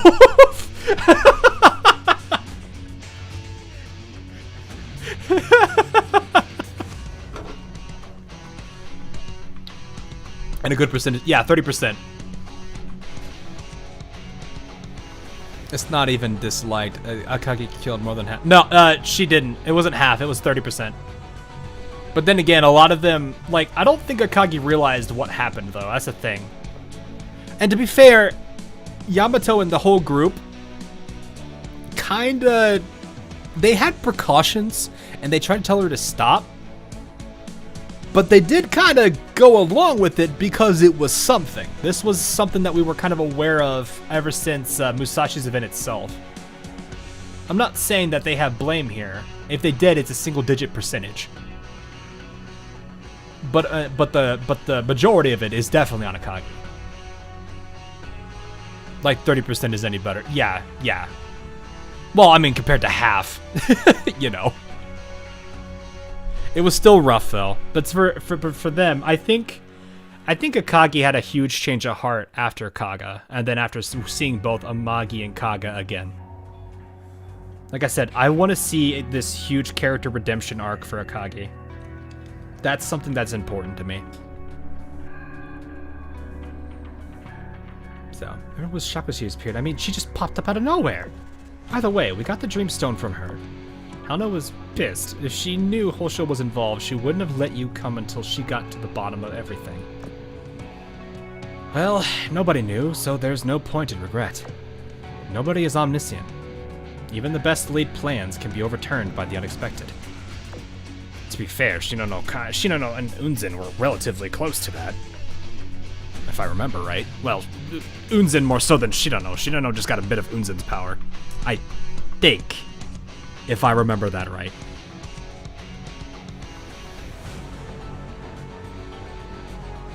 Yes, surprised. Just imagining Towers just sitting there just like, yes, quite surprised. This is a story well worth watching. I have to imagine, in a sense of hilarity, there is something goes on crazy in test site beta, and it's nothing that's like super like threatening, but it is entertaining enough that Tower is there, and for some reason, I just imagine Observer, Alpha, and Tower are just sitting there watching it, and one of them has popcorn for no reason. They're just both digging their hands into the bucket like, this is fun. Yeah, I want to watch this. What do you think they're going to do next? Knowing Tower, she's goofy enough, she might have the fake 3D, the fake 3D, well, not really fake, but the 3 glasses.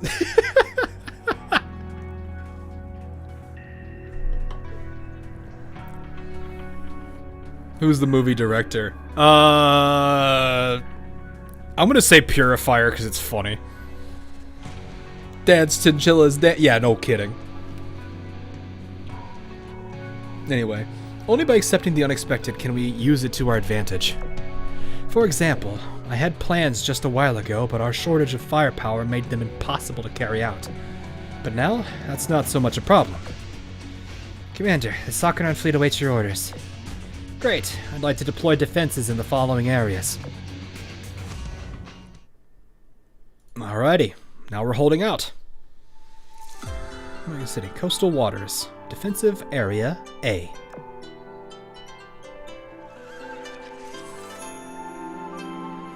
The graphics in CGI are amazing, yeah, no kidding. Yeah, it's just like, oh yeah, this is great. This is some great live entertainment. Hey, can you pass me that popcorn? I'll start buttering it. I still find it funny. They're like, they're chinchillas. And I'm like, chinchillas are dangerous. Me over here playing Trials of Osiris and Destiny 1 with a friend of mine, only to watch him randomly disconnect his mic to go cold in the party voice chat we were in, and then for him to message me saying that the chinchilla ate his PlayStation power cord.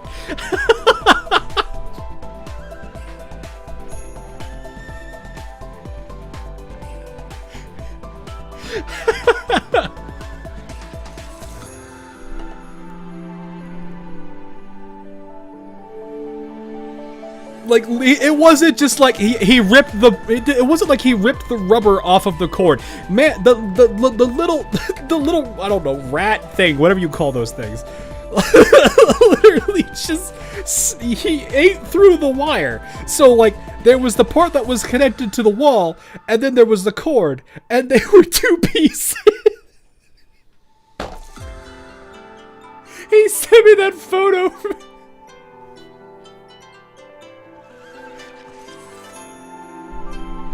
I've told this story. Yes, I have. It is hilarious every time.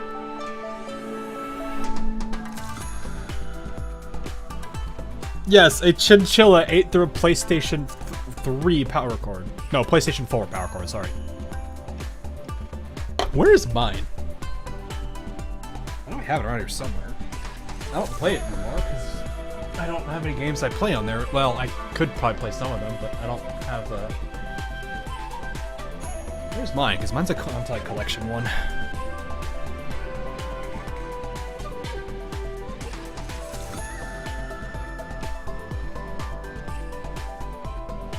I don't know. I'll go look for it later, but mine was a Content collection PS4. I missed it. Where did I put it? Oh, okay. Yeah, I know where it is. Okay, anyway. Following a strategy briefing, the Sakura fleet split into two, one led by Azuma and one led by Unzen, and each headed into a different defensive area. Azuma, have you noticed the same thing as I? Bustling cityscape and defensive installations that just supported us, I mean. They all seemed exceptionally advanced and outlandish. Why is the commander dreaming of these things, I wonder? As I'm sure you've noticed, much of this dream is rather hazy and vague. It's as though they're shrouded by mist. It's plausible that the commander, too, knows not why this dream appears the way it does. I think he's figured it out. I see. It's fortunate that this space is in some way similar to Amahara. It doesn't impair my combat abilities. In fact, I feel somewhat empowered compared to normal. This is all to say I should be able to compensate for others' difficulties later when it comes to a battle with the nightmares. You're not the only one. Kotama's aching to take down a horde of monsters. I wonder how wonderful that you're all so motivated. Why don't we bolster our spirits with a dash of Cloud Sea wine? Having wine before a battle sounds ill-advised. Why be so strict with yourselves? Have we not been blitzing through enemy vanguard since our very arrival here? Besides, who knows when the next group will show up? Exchanging cups sounds to me like a better use of our time than idly sitting around, or standing around. If you were to drink Cloud Sea wine, would you also gain its benefits even in this place? That's actually a decent question, not gonna lie.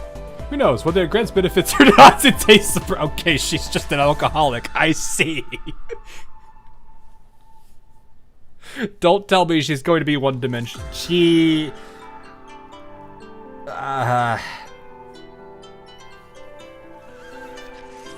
We'll see. Right now, she's like, yes, I want wine. I want wine. I want wine. Fine wine is just the thing that would enrich this fantastical dream journey. Although it's a shame the moon will not show itself. For want of its presence, the atmosphere is lacking. Well, I'll have the honor of the first drink then. Cheers. Connoisseur hawk. Girl's about to start a fight and you're sitting there downing some wine. Well, you know what, I say that, but there are people that do that in Fallout 4. They just chug down every single alcoholic beverage and they're somehow not wearing anything besides underwear and smacking people with a baseball bat. Welcome to Fallout 4 Melee Build.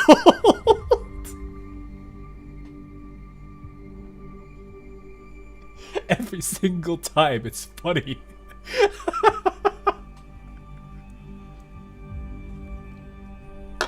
No, I'm not kidding. I've had people, I've watched friends play Fallout 4, and they do literally that.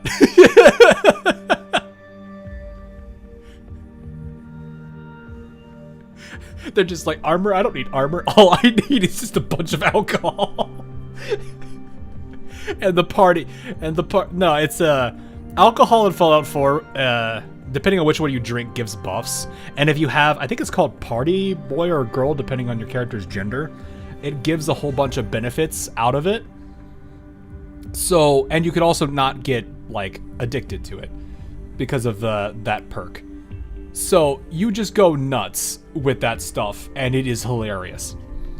Like, I have seen people do that with all of the different, like, Jet, Psycho, all of those things, and take the, I think it's Chemist. I think that one's specifically Chemist. And just go nuts with it. I have seen one guy who is an absolute mad lad and combined that party, the party one with Chemist. I have never seen someone take a sledgehammer to someone's dome and just instantly disintegrate the whole body. That might have been the bloody mess perk though.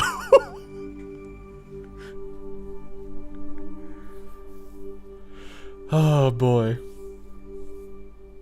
Yeah, trust me, Fallout 4 is a very hilarious game mechanically. Story-wise, not so much, but it is what it is.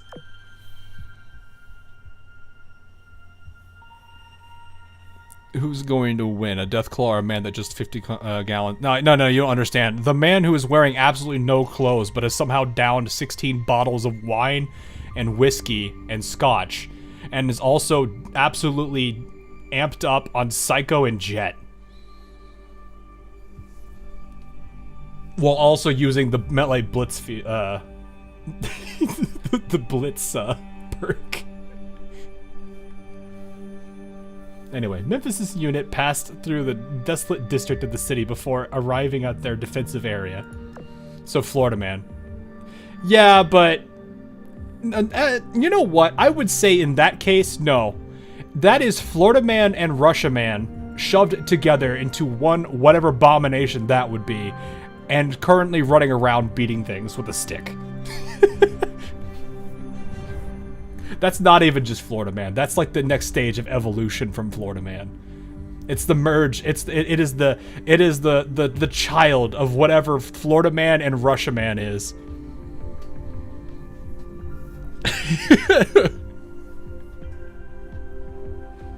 Has anyone noticed how the commander seems to be feeling awful? So I'm not the only one who felt that. I've never seen the commander like this before. Something bad must have happened before we got here. A case of witnessing an event that opened up old scars, perhaps. Such a thing may get under our skin, but the commander hardly remembers anything, no? There was that time when Helena used the Sea of Stars to run a simulation on NY City. The commander participated in that. I was deployed on a mission when that occurred. I can hardly believe you succeeded in something so dangerous. In fact, I must ask, how did you achieve it? Constructing a simulacrum of a test site Alpha is no easy task, even for Antiochus. The enormous quantity of missing data, the highly advanced technology, the absurdly powerful adversaries, it's dangerous and hard to control in that extreme. Even if you are successful in simulating it, it almost holds no meaning. One may be able to replicate the places, but not the people. It would be a hollow shell of a city, much like this place. I was gonna say, they had Tower, though. Yeah, but we had Tower. That's how we did it. We created a special world slice based on records, then created the people, then employed a unique method to grant intelligence to the people who were important. Absurd. That's what it was. You're right. Looking back on it, it was a bit absurd. But if the chance really presented itself to you, would you not take it? To be fair, it did lead to Yorktown 2, Hornet 2, and a whole bunch of Type 2s, which that did help. Would you not want to see it one more time? Those bustling streets, the people we've lost? Ow, my head. Take it easy, Memphis. No more thinking. It's bad for your mental stability. Yeah, chat, no more thinking. It's bad for your mental stability.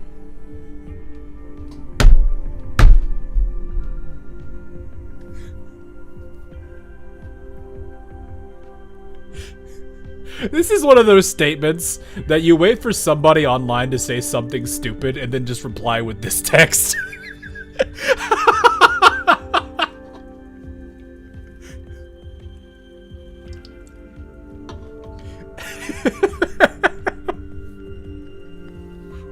Remove the overlay, please. Here, I'll just take a screenshot of it and put it in the Discord channel.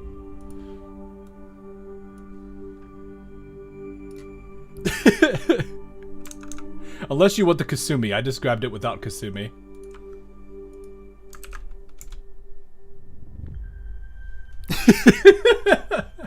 The people who aren't watching the stream who are in the Discord right now are probably like, what is this?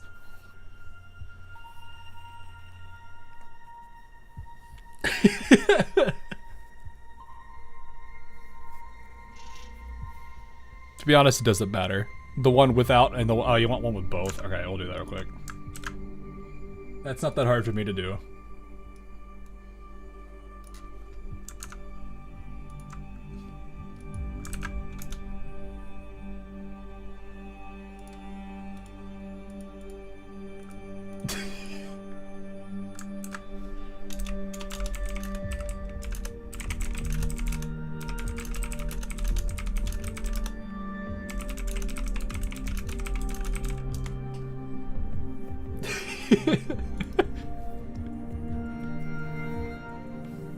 Anyway. Thanks. Okay, I won't dwell on it. Let's stay focused. We found the commander, so things are gonna get better from here on.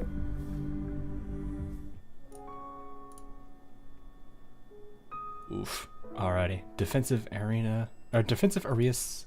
Area C. I cannot read today.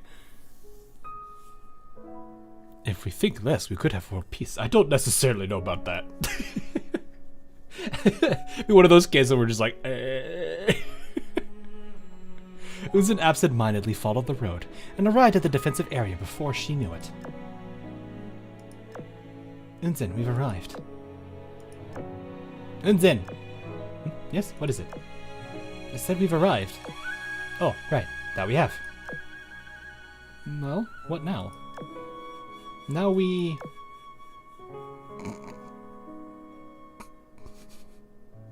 Dyson, please. Hey, nothing really bad's happened yet. There's no need for that doom and gloom, okay? If you need to vent, you can take it out on the enemy. Yes. Dyson, Watarase, hold her for me. Dragon God shall give her her finest remedy. What are you going to do? A little click and snap. Take a photo in other worlds. Or take another photo in other words. I'm gonna get a good picture of her looking all distracted. I'd prefer it if you didn't. I'm gonna take a photo of it and then send it to the commander. No! She's like, don't do it, please! Anything but that!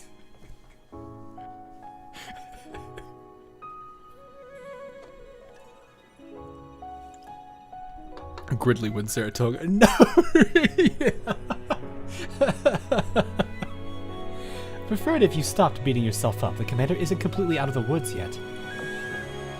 Understood. Let's fight back first and save the thinking for later. A dash of crimson. Alrighty.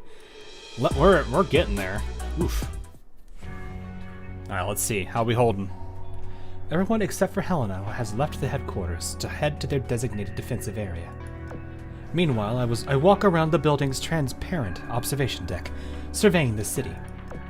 The entire metropolis has become increasingly blurry ever since Ansel went away. The citizens, the police, even the autonomous combat units, everything capable of independent movement has vanished without anyone noticing. All that remains is the well-lit decoy, this shell of a city, empty yet ostensibly bustling. This really is just a dream. The only good thing is that the city's automated defenses systems is still running. No, wait. It's also good that it's just a dream. We're not really fighting X, just the ghastly outlines of it. We hope.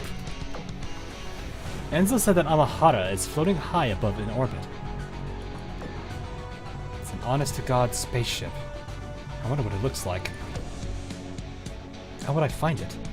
The night is dark and even the moon isn't out. If only I knew how long we have to hold out for. Unless we go back to the underground canals now, will we be able to reach Eva? For some reason, my thoughts are all jumbled and I can't calm myself no matter how I try.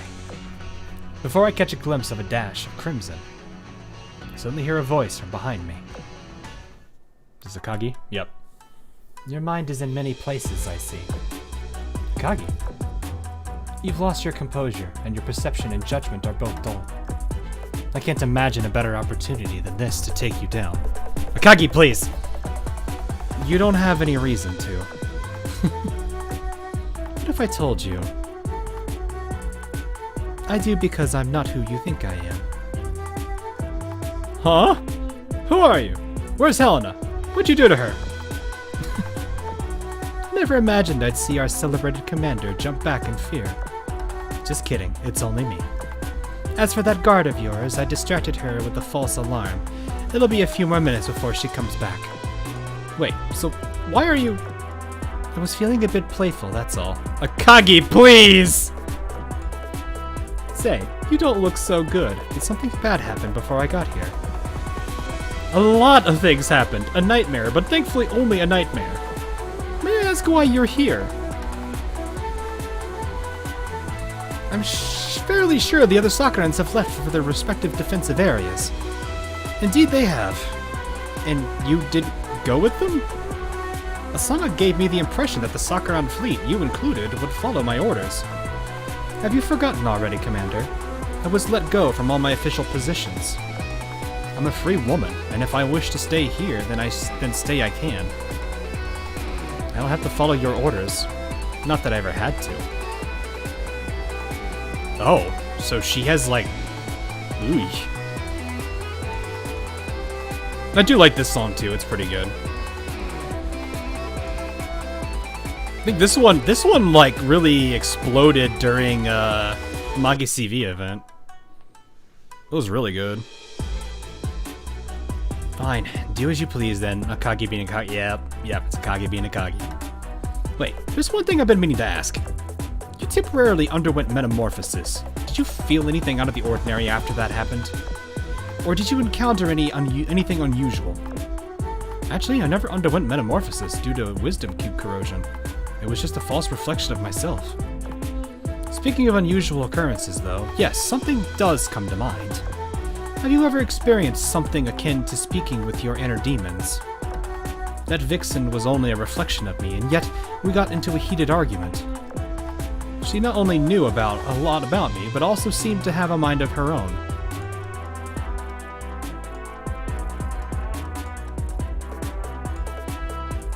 I hate it here. I hate it here. No! Don't use the Scarezo line against me! No!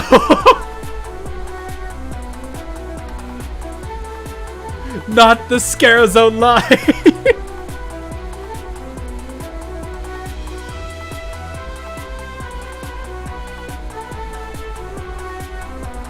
Not the Scarezo line!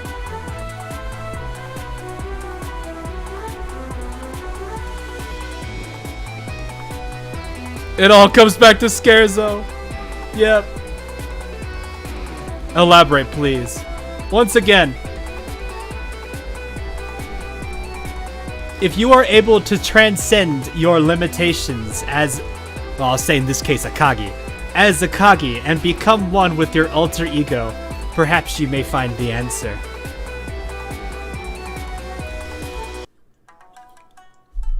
That I was referring to. Yeah, but at the same time, it's one of those situations where you could have an your internal thoughts fighting you here.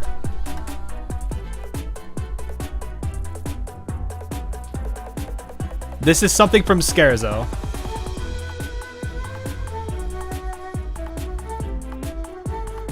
The answer is brushing all of your tails. I actually do wonder how they managed to do that with all of the tails that she has. But no, this is one of those cases where it's like, yeah, no, that makes a lot of sense. Wait, Hawk. Does that also happen to have a connection to the event with Granny Meta? Kinda? That's you're kind of looking more at the concept though, Stalver. Because in Snow Realm Peregrination, when you and when you meet that version of Pamiot, which was like every Pamiot, that's the concept of Pamiot that you really met, I believe.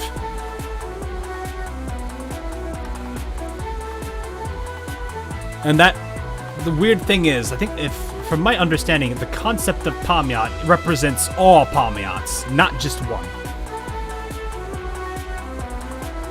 That's kind of why when we go back to what Mikasa was saying earlier, when she was on the brink of death, everything became clear. But then when she was brought back, everything went back to being fuzzy.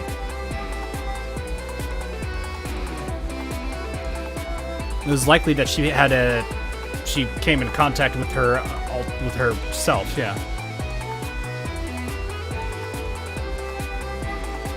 And becoming one or different. Yeah. It's a very different thing, but I'm actually kind of curious about the Mikasa thing, though. Yeah, becoming one, yeah, exactly.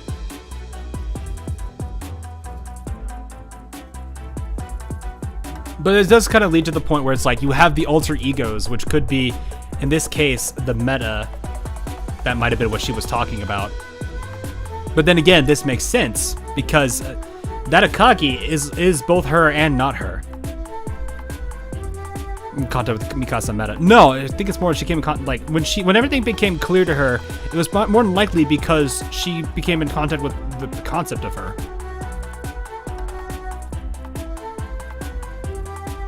Terminal and server. I wouldn't say terminal and server. Was it becoming one? Maybe, but temporarily. I mean, she was technically dying. But yeah, that's how I would look at that. But yeah. In the end, I couldn't really tell what she truly was. I'm not sure if that fits your idea of something unusual, but regardless. What did you ask anyway? That question came out rather out of nowhere. The concept, like Rodney. Yeah, to a degree. Though, Rodney is interesting. The concept is the whole. The ones we know, yeah. There's pieces. They're manifestations of the concept. So yes, in that sense, they are part of that. They are a piece of that whole. Mikasa during her basically tapped into a wisdom network. She didn't really contact Meta, but she did contact higher dimension. Yeah.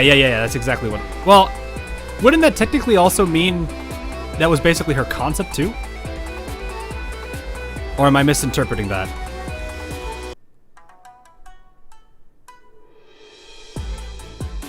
Because if you think about it, the concepts that are themselves are all would represent every exact manifestation of them, so they'd be able to see everything about them. Which, if that explains everything about the original, more like she just see bits of it. Well, the pieces that she had questions about were made more sense. So maybe she just got the right bits at the right time, then forgot them. Like her TSB version. Oh, okay. Added to the whole wasn't over, but the concept hadn't materialized.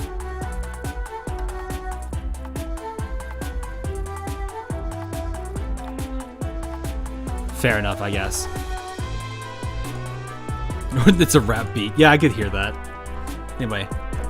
Well, I was just wondering if maybe she was watching us from a higher dimension.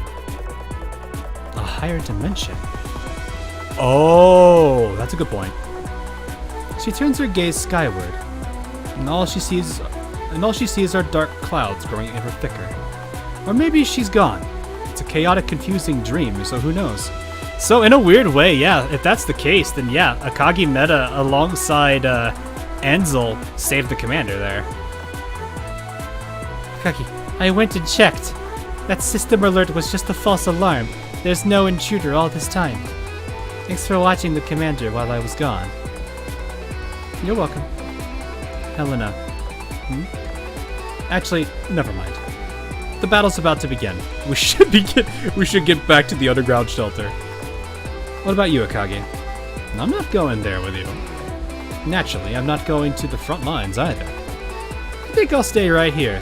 The view from the observation deck is enough to make one's heart flutter. She's just some chaotic neutral entity at this point. I don't feel like doing it. Maybe I will, maybe I won't. Who knows, I might pull a little prank. Feeling cute, might bomb the ocean later.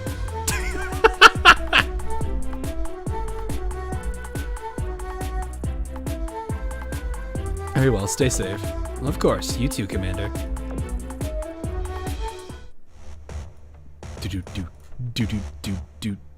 Oh, never mind. I was early.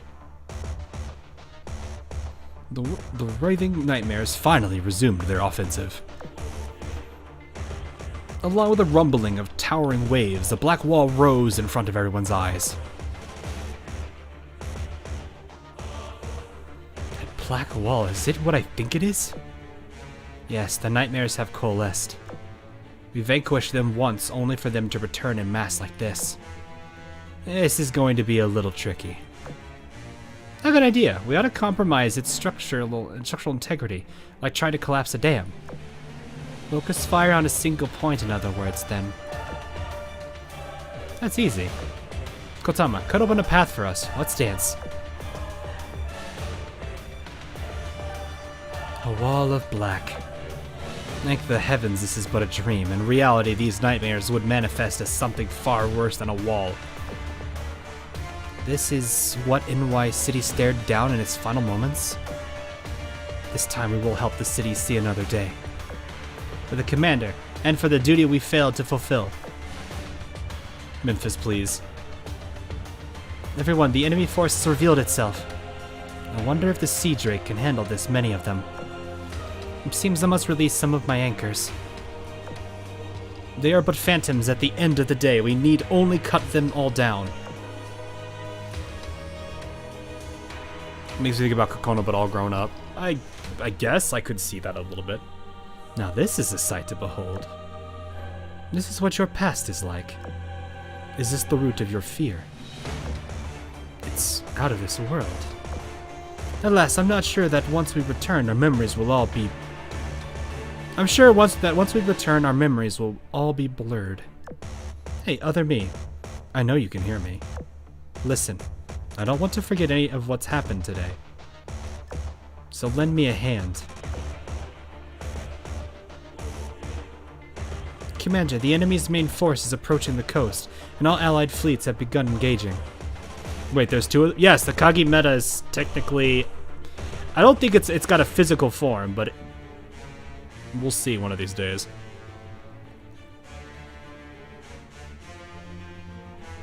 But yes, there are two of them, technically.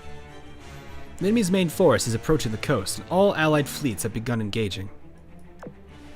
Send this reminder to all fleets. Don't charge in, but don't stand your ground in vain either. Retreat to the next area immediately when your current one is lost. All three fleets must take turns covering each other's retreats. Above all, don't forget that our mission is to stall for time. Roger. Alright. Black Wall, let's see what you're made of. Like we need another. I wasn't ready for this song. But have you seen the other two that are with them? With Akagi meta? I feel like I'm playing with them here. You know, because we have Akagi-chan, Akagi Muse, Akagi. Now we have Akagi meta, and the other two that are with her.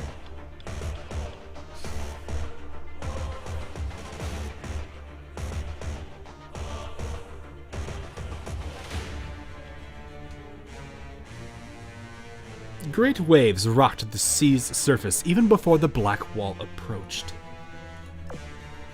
After the waves came tempestuous gales, then torrential rain. Enemies kept pouring out of the wall despite the countless blows dealt to it. The front line's fleet range of engagement was shrinking at a rate far beyond expectations. There was no changing the tide of the battle, even with the whole city providing fire support. In the meanwhile, Hakuhou and I-404 attempted close-range reconnaissance. However, black and highly viscous seawater and rain stopped them before they could get close. The enemy even nearly surrounded them. When I heard of this, I again strongly reminded all fleets not to take any risks and hastened the defensive line's retreat. And so, within a short 3 hours, I had withdrawn all of our fleets past the coastal defensive line, before anyone made contact with the black wall. As the wall slowly approached the coastline, the rainstorm over the city becomes even more intense. Thick, dark clouds swirl into a helix shape. Like a gathering drill head, it's a sign that a black tornado is forming. To make matters worse, the rain is gradually getting darker, accumulating into pools all over the city, from which new enemies gonna creep out. No wonder Ansel considered abandoning 90% of the city from the very beginning. But then, right at that moment, the ruthless winds stop. Hey, there they are!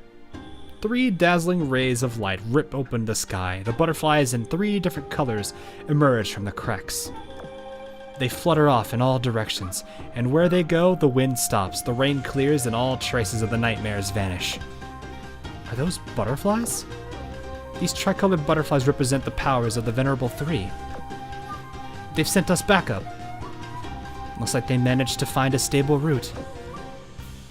Helda came through for us.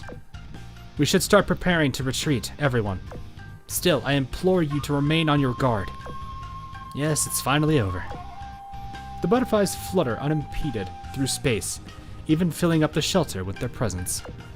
They fly round and round in circles as they start to form loose vortices. Okay, not what I was expecting. Commander, the butterflies are enveloping us. I guess that's how they're going to bring us back. It's finally over. I relax my shoulders and let their glistening wings envelop me. As light floods my vision, it's as if I'm able to see through the roof of the shelter and into the ruptured clouds above. There, up in the sky, shimmers a dazzling aurora. The light around me grows brighter and I bathe in it.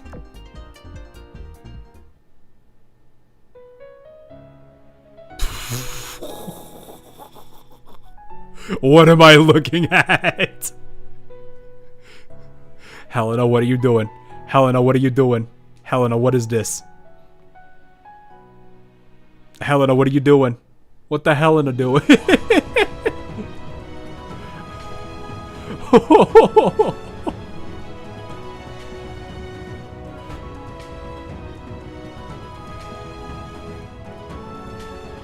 I want that. What do you mean you want that?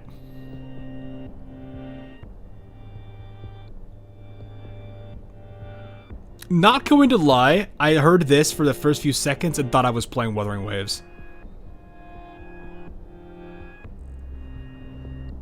This music gives me that I remember the exact... I need to go, like, find that now.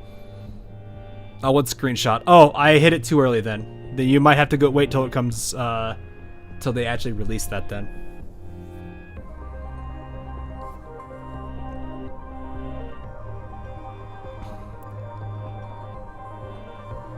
When the light subsides, I see a city as oh wait, well no, it might CG later. Let's see. I see a city as quiet as death itself. What? I'm still in Nowhere City? What's going on here? Helena? Memphis? Akagi? Unzen? There is no response. Our comms channel is just as dead silent as the deserted city around me. I'm all alone. Prison. Prison. Prison is sealed.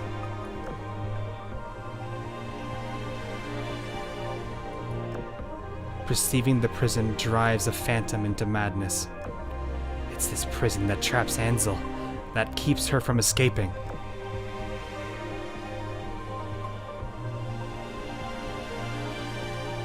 A prison of the mind. Does that mean that my perceiving it has trapped me too? That would make a lot of sense. There is no escape. Is it because I know too much about the past now? Have I become intrinsically linked with this world? There is no answer to my questions, because nobody is here to answer it. After all, I exist alone in this city now. A black wall suddenly comes into view. I gaze at it. It seems to gaze back at me. The air is silent, but I seemingly can hear the cacophony within. Within that encroaching wall is a storm of madness trying to break free. Is this what the real Ansel saw in her last moments too? Are you ready? Are you ready, chat?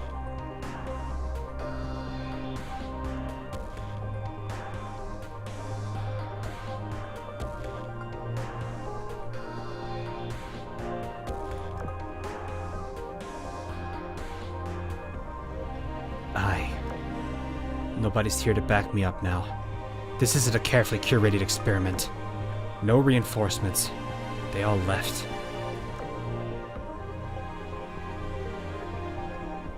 Your end has come.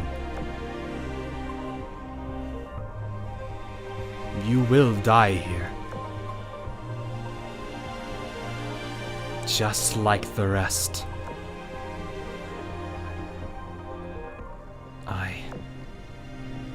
And the Magister plan was a success, and a glimmer of hope remains at dusk. You might truly be special, because you managed to truly escape.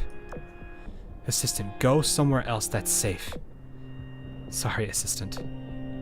Thank you, Assistant, for giving me this fleeting dream. Bang. No, I can't let it end this way. They'll realize I didn't make it out with them. I just need to buy time until they come back. Of course, I could still go to Eva. I'll go to the underground canal. Find a transport ship. No matter what, I have to survive. I run desperately through the deserted streets. When I fall, I get up again, and I repeat the process when I fall once more. The black wall gradually engulfs the levees. It isn't far behind me. And then...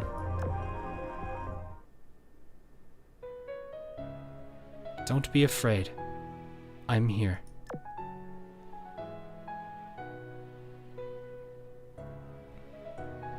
This still looks like Scotty Seaborn. Seaborn!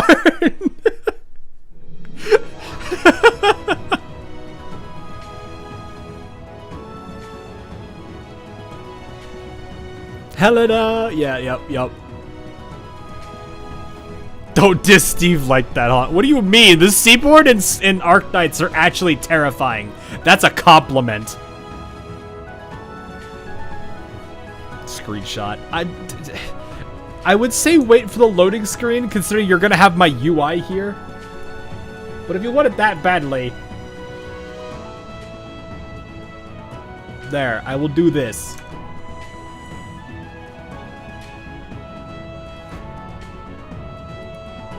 Oh, wait, never mind. It's already there. Someone's already grabbed it. We're good. It's in the Discord already. You don't need it from me. It's as gentle as a breeze. I look to the source of that breeze, and there she stands. Helena, is that you? As much as I pride myself on my rich knowledge and experience, even I'm stunned by what I see. She's enormous, as if the world itself could fit in the palm of her hand. At the same time, a distant projection and a firm figure atop the heavens. I'll shatter this cell. Three rings descend one after another and spin above the city. A blue light condenses between them. The black wall exudes a sense of panic. Twisted nightmares begin appearing out of thin air and swarming from all directions. They've realized that something is amiss, and so they rush to overwhelm me. Nice try.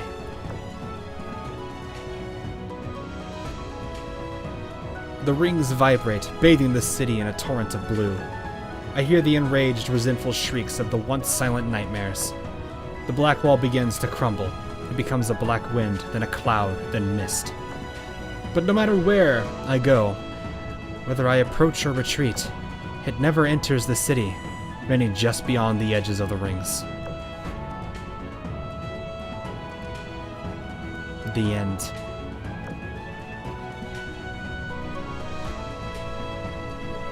There's a soft sound akin to a bubble popping. All the blackness in the world vanishes at once. I like how you can still see the full rigging too. The blue giant smiles at me, and the world collapses. I bathe in light as blue as the sea.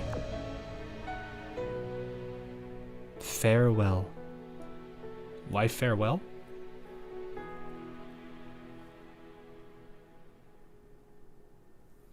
This time the light doesn't fade immediately. I feel as if it's cradling me, carrying me down a winding path. I can't see her, but I can feel her presence by my side. Helena. Yes, it's me. You're safe now. She sounds exhausted. After this, you must leave the Sakura Empire as quickly as you can. Talk with Yamato before you go. She's on the right path, so she mustn't give up.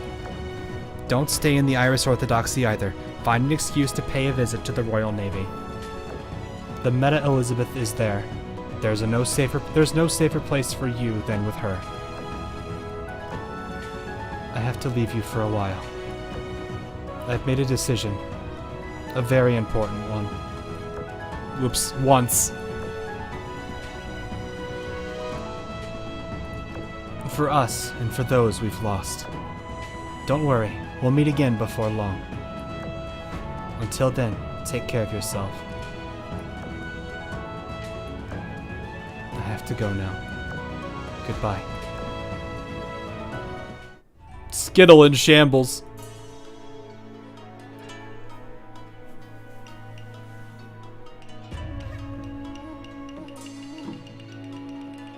This was the ending of episode 12 of Madoka Magic. I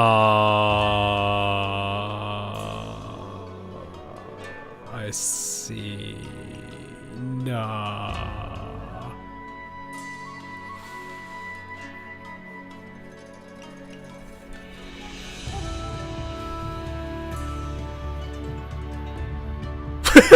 Skittle. The Skittle is in shambles. Once the light has faded, I see a complex of luxurious buildings rise above a sea of clouds. Hakuhou, Akagi, Unzen,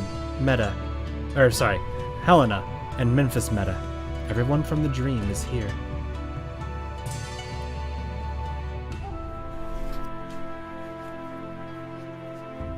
Everyone from the dream is here. They all seem like they just got back too. Everyone looks at me with a smile on their face. Everything in that dream had happened in mere moments in reality. Nobody even noticed that I'd fallen a little bit behind. Is it really over this time? Yeah, I think so. Hold on, everyone. We just woke up from a profound nightmare. If anything feels amiss, you need to speak up right away. Nothing wrong here. But for some reason, I can't remember what I was doing just now. Same here.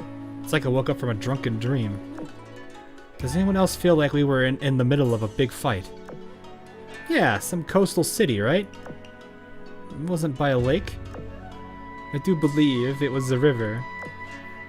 Was it? Maybe it eludes me too. You are the one person I wouldn't think would be affected by this. Now, even Unzen can't remember it. Kagi, do you remember anything? I'm afraid I'm just as clueless as the rest of you. I don't believe you. I'm hitting the X key to doubt right now. It was a very different dimension, so it's normal for our memories to come out fuzzy. Still, it was a nightmare. Better for everyone to forget it. Maybe you're right. Akagi, please. Looks like everyone is safe. So we're gonna head out soon. What about you, Commander?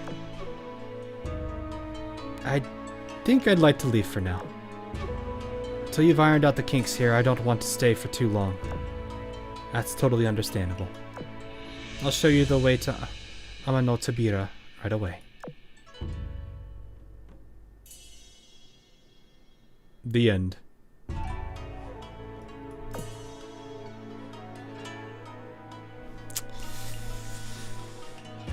Vote Akagi out? What do you mean vote Akagi out? She didn't do anything there. That,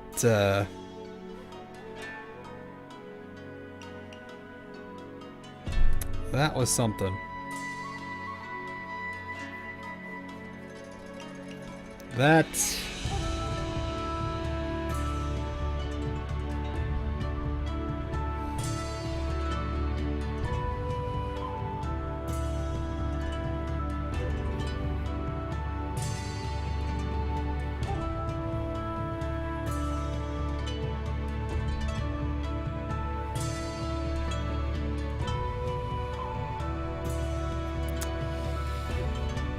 Whew, okay. Well, that's something. Amahara forevermore. Amanotobira, Central Palace, sometime later. After returning to Amanotobira from Amahara, Unzen escorts me to where Yamato is. To my surprise, however, I find only Ikuzuchi Inazuma waiting for me. Yamato herself is nowhere to be seen. We meet again. Commander. Is that you, Yamato? You invited me to come, and you still won't show yourself. Oh, but I am here. I am all things that you saw on your way here. What? Are you saying you've merged with Amanotobira? It had to be done for Amahara's sake. Why? The truth regarding the wisdom cubes surely hasn't escaped you, that they aren't required for us to materialize. You've beheld it with the rite of resurrection. We have no need for even for physical bodies. So I ask you, what do we need? Where does our essence lie? In a network that links wisdom cubes together. Precisely. I forsook from physical bodies so that I may explore this limitless domain. Alas, on this one occasion, I was foolhardy. I was much too hasty. It wasn't all your fault. Part of the blame lies with me. We both underestimated this place. However, it is true that this place has limitless potential. As long as you stick to your original plans and aren't tempted by seemingly miraculous technology, I'll keep supporting your endeavor. Together we can grow the Sky Realm into a bunker for the mind. By our own hands shall we protect our home. That is my wish.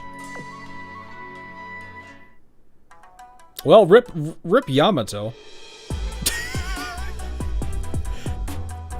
So what they're saying is no Yamato. Yeah. Well, I don't know. To be honest, there is still the possibility that she may find a reason to materialize.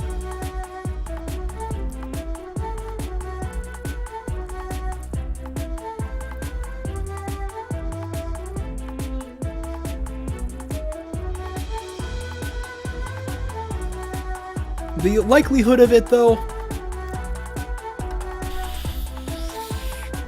I don't know. At this point, no.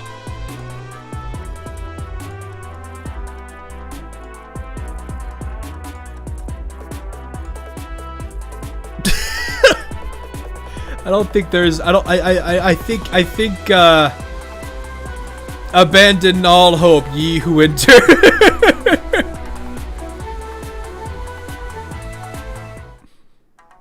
Amanotobira, elsewhere, sometime later. Or she's debated us and she has a physical form. She's just pretending she doesn't. We'll see. Honestly, I'm not banking on that. After saying goodbye to Yamato, Akagi told me that she wanted to see me one more time before I leave the Sakura Empire. How did you like your journey into the Sky Realm of Amahara? Turned into something completely different from what I originally expected. I understand why you were grumpy at the table earlier. It was because of the Dreamstones. You know, that's not a bad version of it.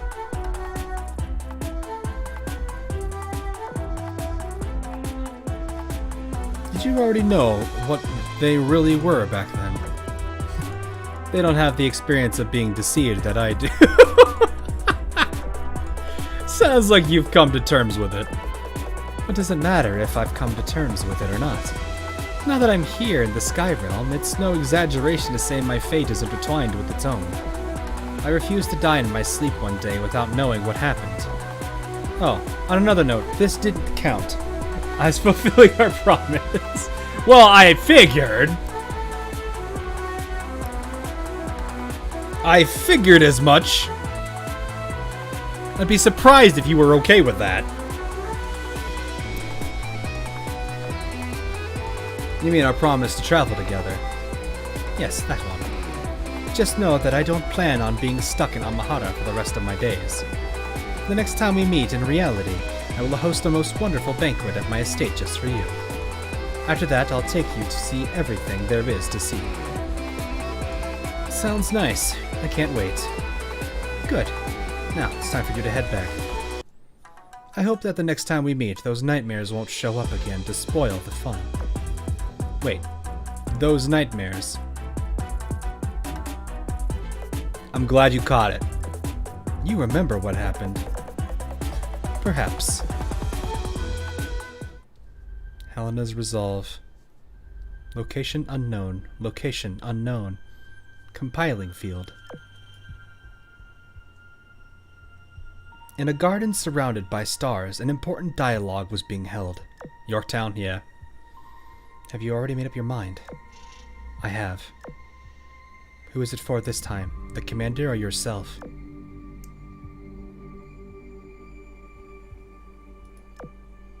It's for everyone. Every last one of us. Don't you think there are too many uncontrolled variables in this plan?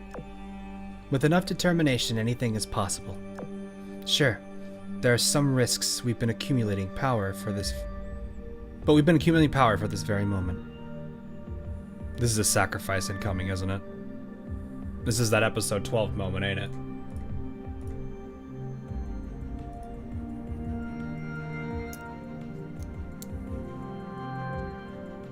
This is a flashback, by the way, not present. Oh,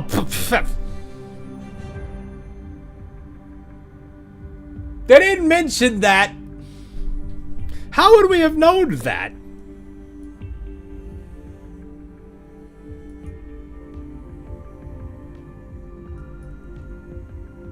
Yeah, I know the sacrifice already happened, but still.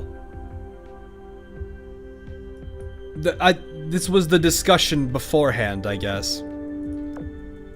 The commander's life shouldn't be like this. Our world shouldn't be like this either. You, me, those people, not a single person should have to endure this. As the silver lining of this incident, the last piece has fallen into place. We don't have to worry about the prison anymore. Add to that the environment created by the cross-border experiments and the forces on our side. We have the right time, place, and people. Now is our best opportunity. I'll give you that. The Meta Elizabeth will support us, but what about the Ashes? They still have yet to respond. They're just watching from the side for the moment. They haven't found bait that's sweet enough yet. But they will find it eventually. And then they'll jump into action. I guarantee it.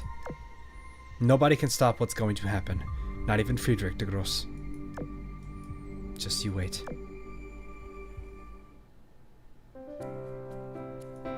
Everything will be fine. What a wonderful day! Private plane on the way home. It was time for me to leave the Sakura Empire. Helena Meta wouldn't tell me to do something without a good reason. I gave Elizabeth a call. She promptly came up with an excuse to request my assistance. Assuming all goes according to plan, I will officially receive orders to visit the Royal Islands as soon as my plane lands. No, it won't. Nothing is fine. No, it will not. F in the chat for Skittle boys.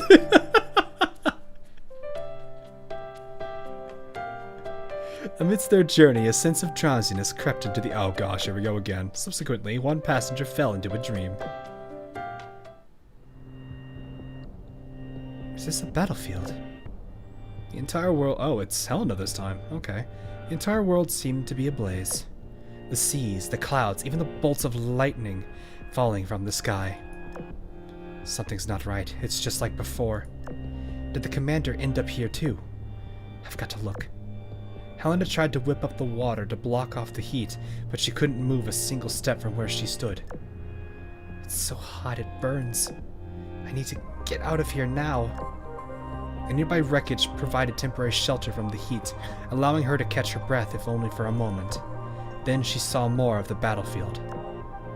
Lewis. Saratoga. Oh, is this a Lexington incident? Don't go there, it's dangerous. What are you all doing? No, come back. A firestorm swept them up in an instant. Their little fleet vanished in the bright light. No!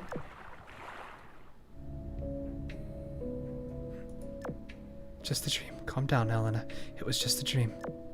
Everything is okay. She raised her handheld mirror and saw the sweat-streaked face reflected in it. The color. The color.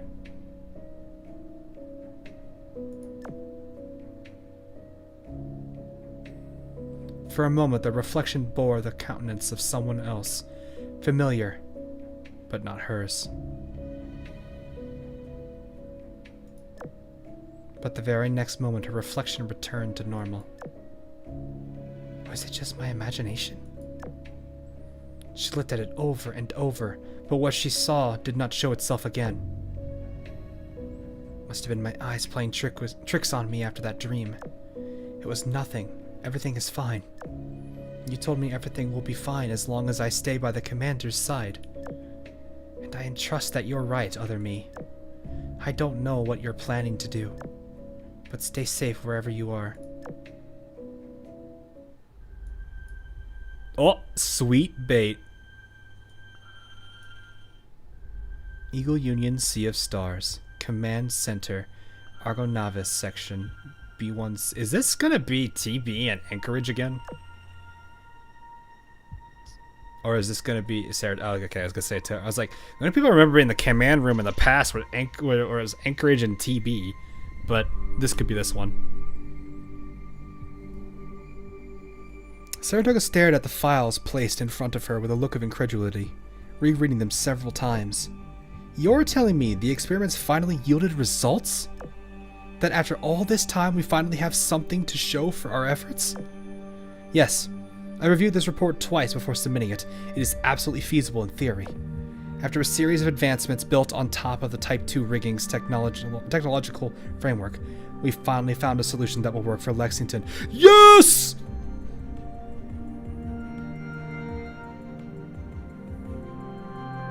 Ian edited it, but here's the line I was referring to. Oh, I believe in you as my alter ego. Oh, okay. That's the line you were referring to specifically. I see. Also, yes, Lexington! Lexington! There's hope, boys! There's hope! Let us have it! I gotta report this to the commander right now. Wait, no. This is just a plan. A feasible plan, but still, I need something more concrete first. I think he'd be happy to know that, still. And he'd probably try his best to help. I have to distribute this plan across all departments, give it top priority, and then, well, on that topic, I'm gonna go talk to Alaska and Missouri. Alright. Before I go, get TB to prepare to activate the Galactic Core. I want to see it for myself. Location unknown, somewhere.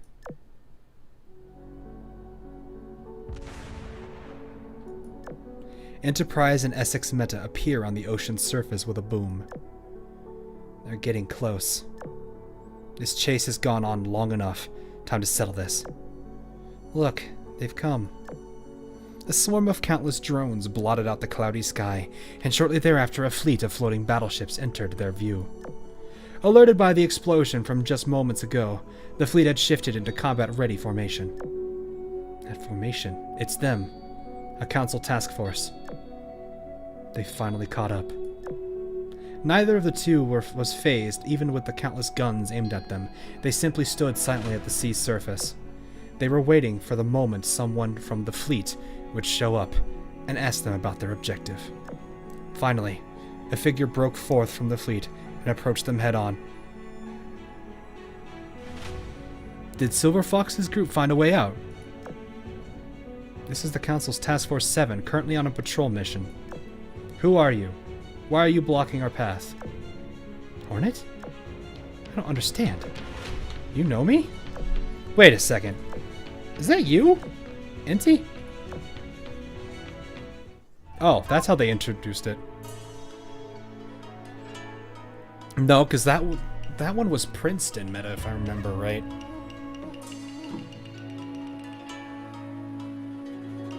Interesting. So there's a council. Wait, wouldn't that mean there's some members of the council still alive?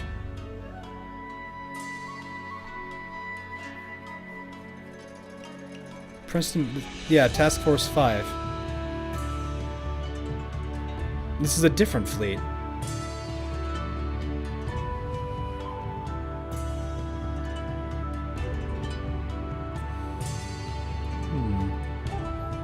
I'm sitting here now just thinking like,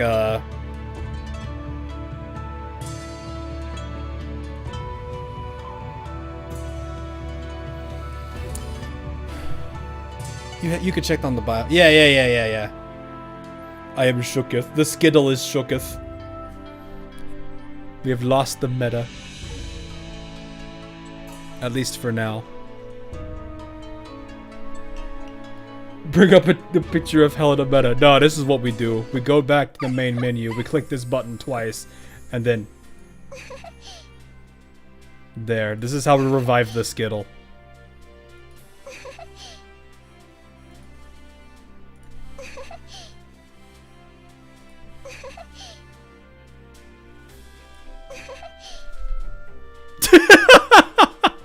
At least for now. Yeah, probably.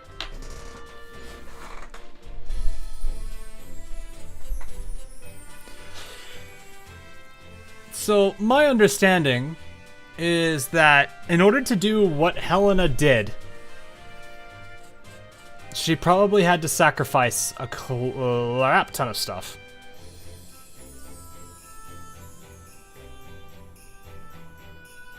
My assumption was this was a monkey's paw in a way for us.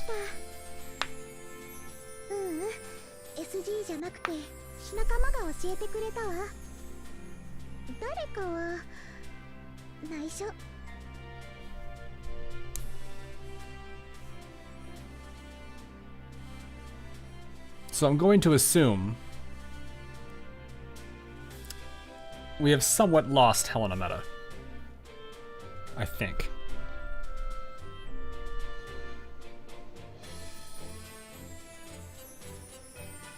Though not entirely.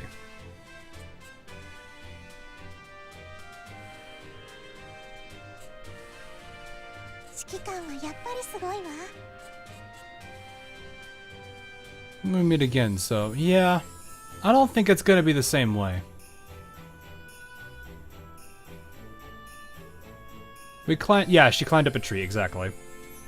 She ascended.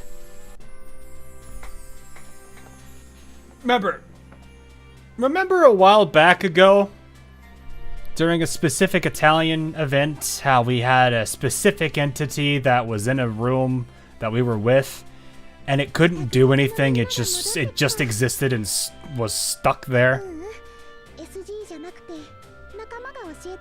You remember that?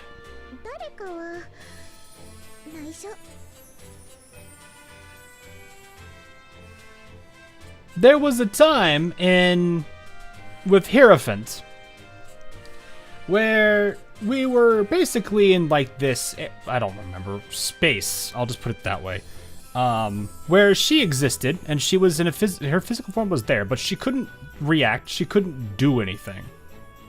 Or at least she was just sitting there. She was showing us stuff, but that was as much as she could. That in a way I think is what has happened. Helena Meta became that big entity, ascended to a higher being, and is now stuck as being a higher being.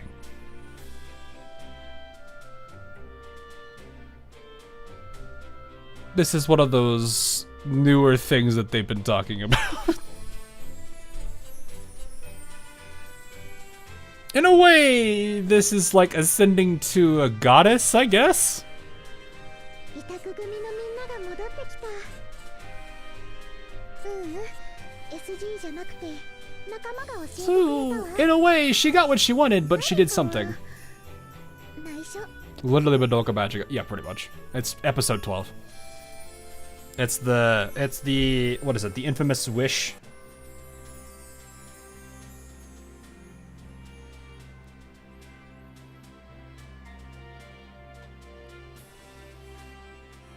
War Thunderground in a nutshell, what?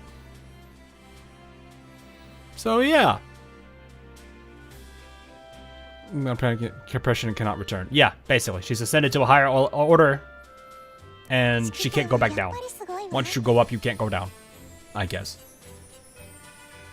You could argue, but I don't think that is the same. It's a similar situation to Yamato, but you can't exactly directly talk. I don't think. Get more interesting forward. So we boop the belly button before we end. Why do you want to boop the belly button? Why do you want the special touch? It is just the... Wait, isn't she sleeping inside... sorry, what did I... What? Wait, so Hirafit can't... Can her not come back? Well, we don't know yet. We don't necessarily know this, yes.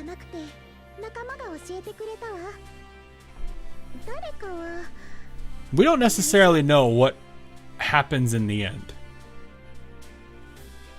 with Hirafit. So maybe, but there's the whole, I think this, what is it? Is it a gambit? Was it a gambit or an experiment they're doing where it's like one of them is reversed or something? I don't remember. It's been a bit since that event. But yeah, this is basically, this Helena meta basically Madoka Magic episode 12. So probably not, but there is a chance this Helena might be doing stuff.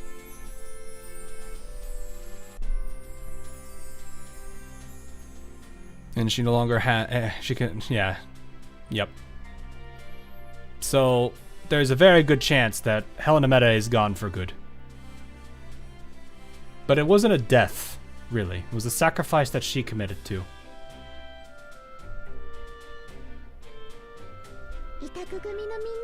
But at least you still have a Helena, Skittle.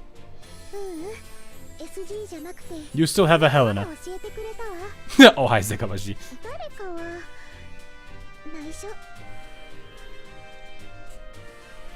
It is okay, we still have a Helena.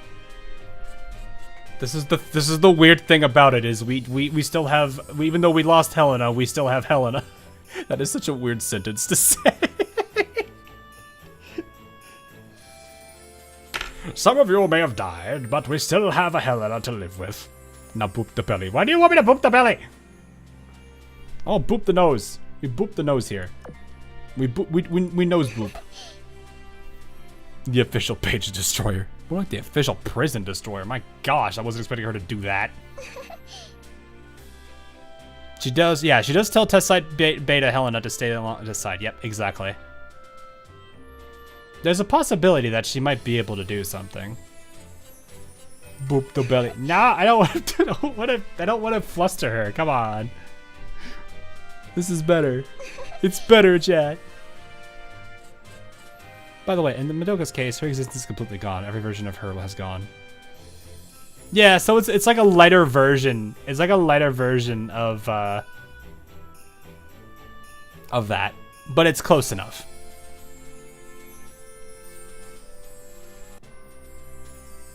Though that does kind of make me wonder about Bum Richard at this point. There's only one version of her. Wait, but Helena saw Meta in the mirror, didn't she? Can she or existence somehow be linked? Yeah, I mean, I'm more than certain her existence is very much linked to Helena Meta. It's not like it's impossible. I'm actually kind of curious if there will ever be a time where the two switch.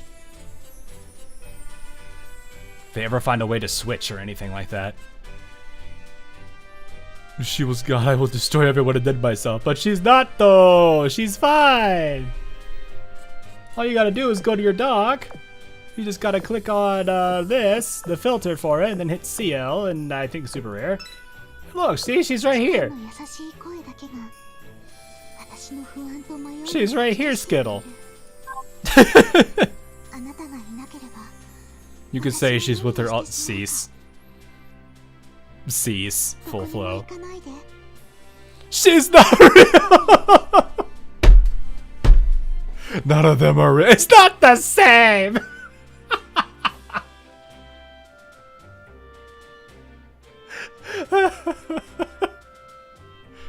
It's not the same! I can do this, 指揮官の but it's not real. Take the meds. 考えていることも分かればいいのにね Chat.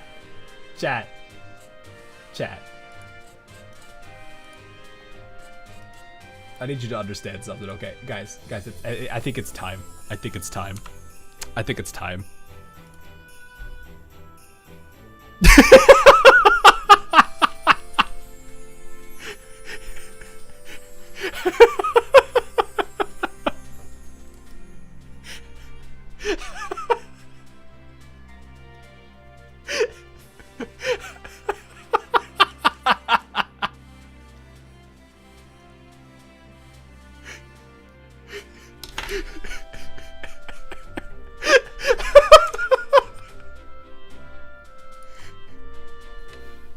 I didn't think I'd be able to use it that early. I'm gonna not lie there.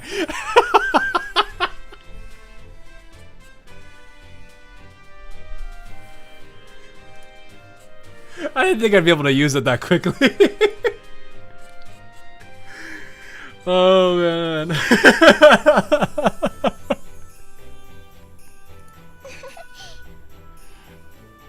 Alrighty, it's the Hawk Oath Strip. I don't want to think. Oh, I have 5 of them. Even Helena laughs.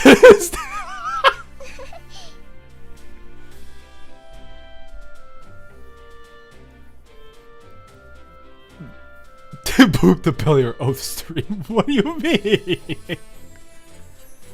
Or oath 200 Helena. This isn't an Uno game. I can't just like say. I can't just like. I don't have a card that says boop Helena, the Helena belly or draw 200.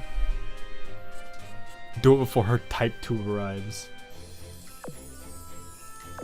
I don't even think I even guys. I think there's a bigger problem here. I think she's an elite. Yeah, there's a bigger problem. 最近 There's a bigger problem here. There's a pretty substantially big problem here.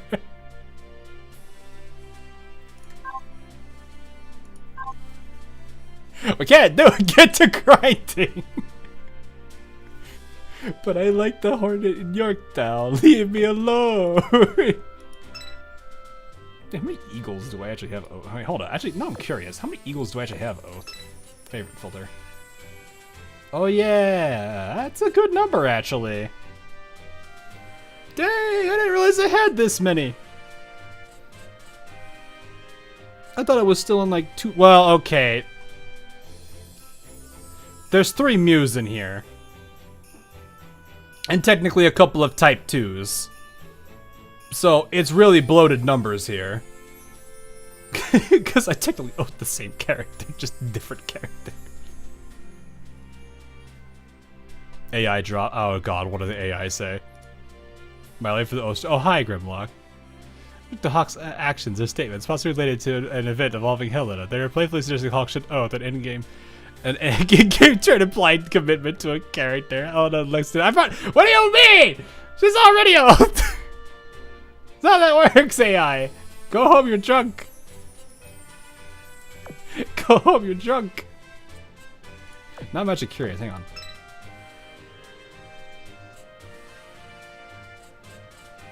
Okay. I don't have that many. I really do not have a lot of Royal Navies, do I? Especially because 3 of them are duplicates here. So I really only have 1 row.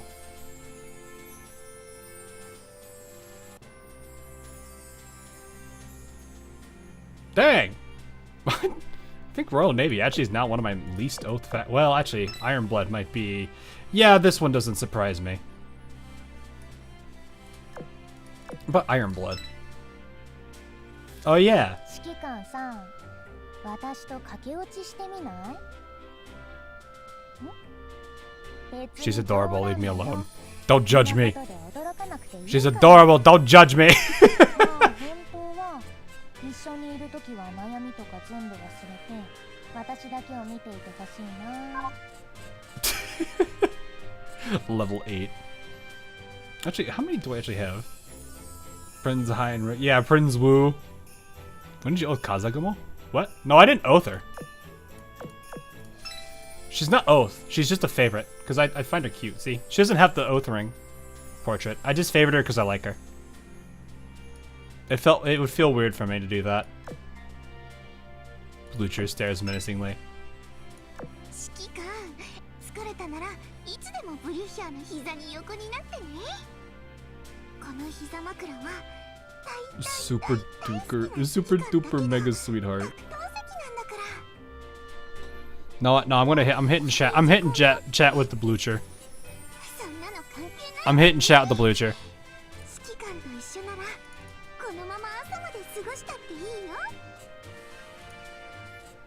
Get Bluchered. Get Bluchered. Oh right, I forgot. It's a weird aspect ratio because he did it a little bit differently. There, I have Blucher.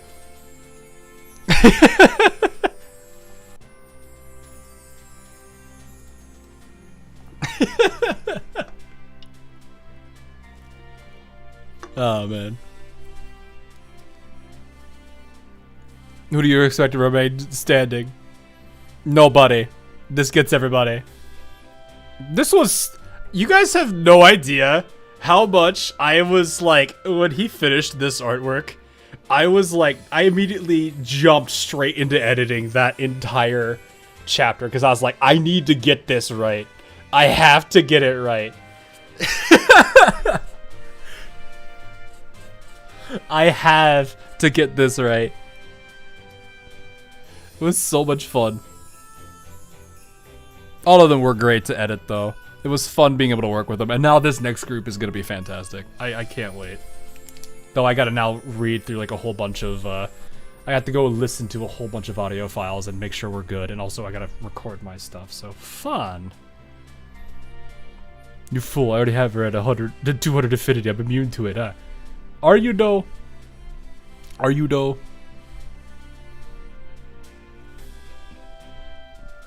Also, you know what, Zekabashi, since you're here, I'll go ahead and give you a little shout out. If you're, I think you're still here. Zekabashi, you're still here, right? Is Zekabashi still here?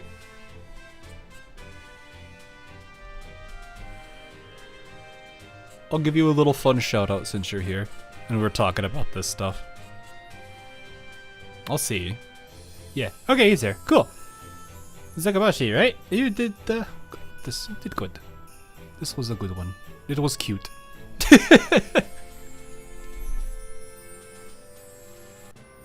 It's Zekabashi. There, you can have yours cover the screen for a bit. What do you have for the free oats? And I feel the majority of them are Dragon Emperor. Funny enough, I don't know the exact oats right now.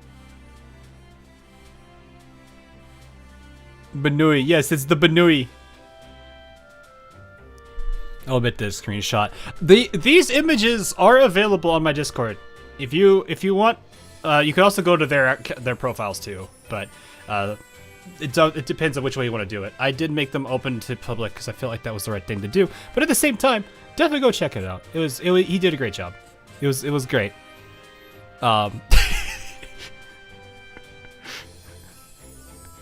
I just love the fact that the little Manju is stealing the French fry.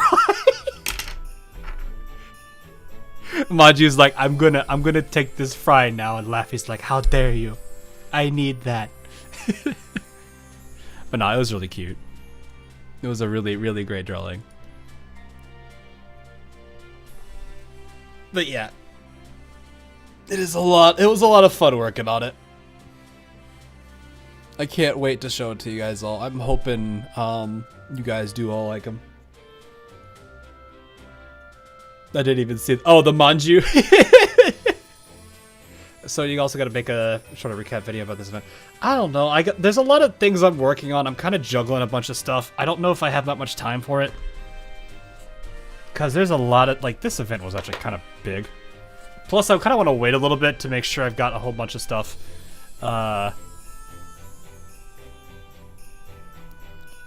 Well, to put it this way, the concept memory project is kind of something that I really do want to work on, and with me having as much as I do now, I have to start getting that going, because there's a lot of things I have to do. So I don't know how much time I'll have for it, considering how much I want to work on this bigger project. And I really want this one to go well, because it is a very big one. There's, like I said, there's 20 people involved in this thing. So, but yes, it is good.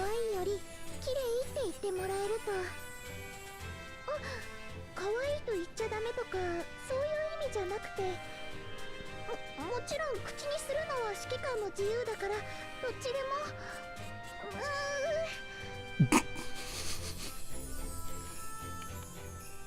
Is that black dragon the same one Akagi is looking at one of the artworks? I think I know which one you're referring to.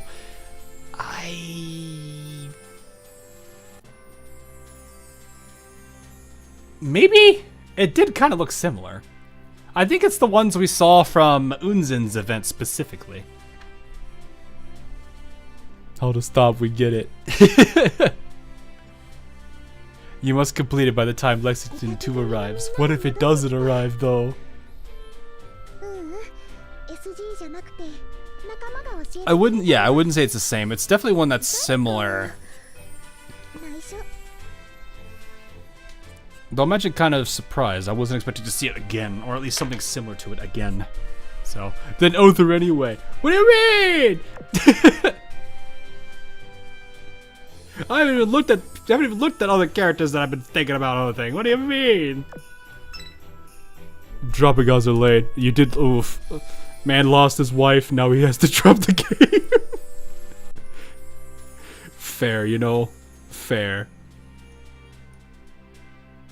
There are a lot of characters at Hearts. Jeez, I have to remind myself I have this many characters at Hearts, including Imden and Goofy.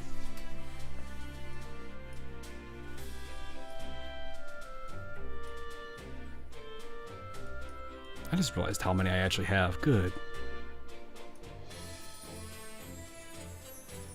I've been reminded of this, and I don't know if I like it.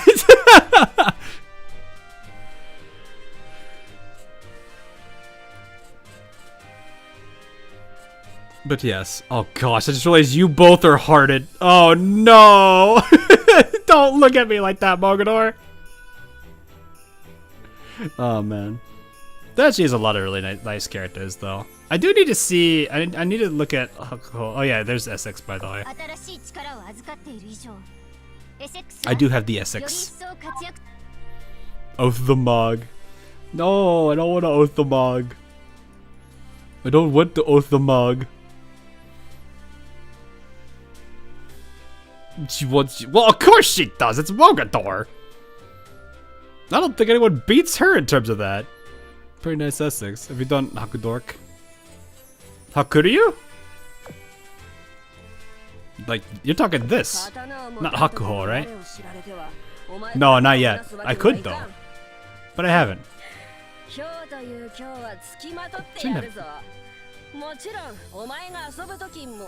Oh yeah, I forgot about that outfit.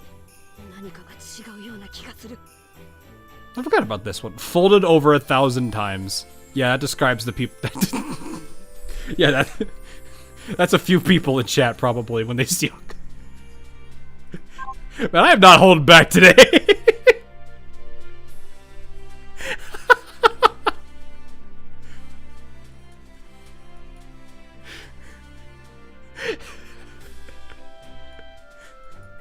Oh boy.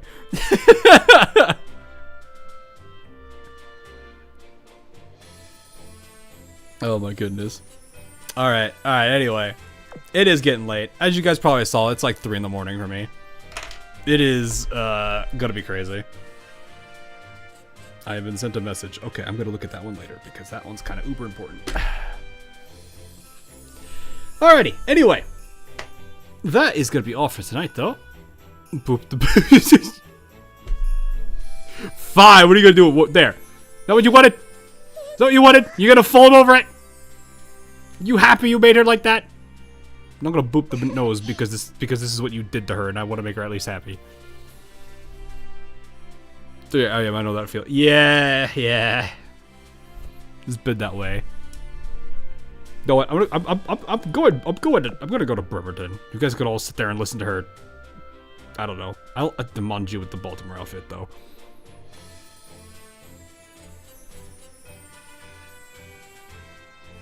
Is Bremerton. But no, I got stuff I'm gonna be working on. I might, I'll see if I might stream over the weekend. I don't know. I'll have to see how much time I have. Like I said, I've got a lot of work to do with the Concept Memory Project. Between getting, basically, I'm making a first draft of one of the memories, which is crazy already. But we'll see. That backfired. Dude, what do you mean it backfired? It's just Bremerton. I like Bremerton. 7.5 friggin' hours. Hey, that's lore sometimes. This is short for some lore streams. We're usually up for another 2 or 3. Then again, not doing viewer polls this time around did definitely shorten the time on that. So yeah, there you can see. Lovely 2:30. That is not right. That is not right at all.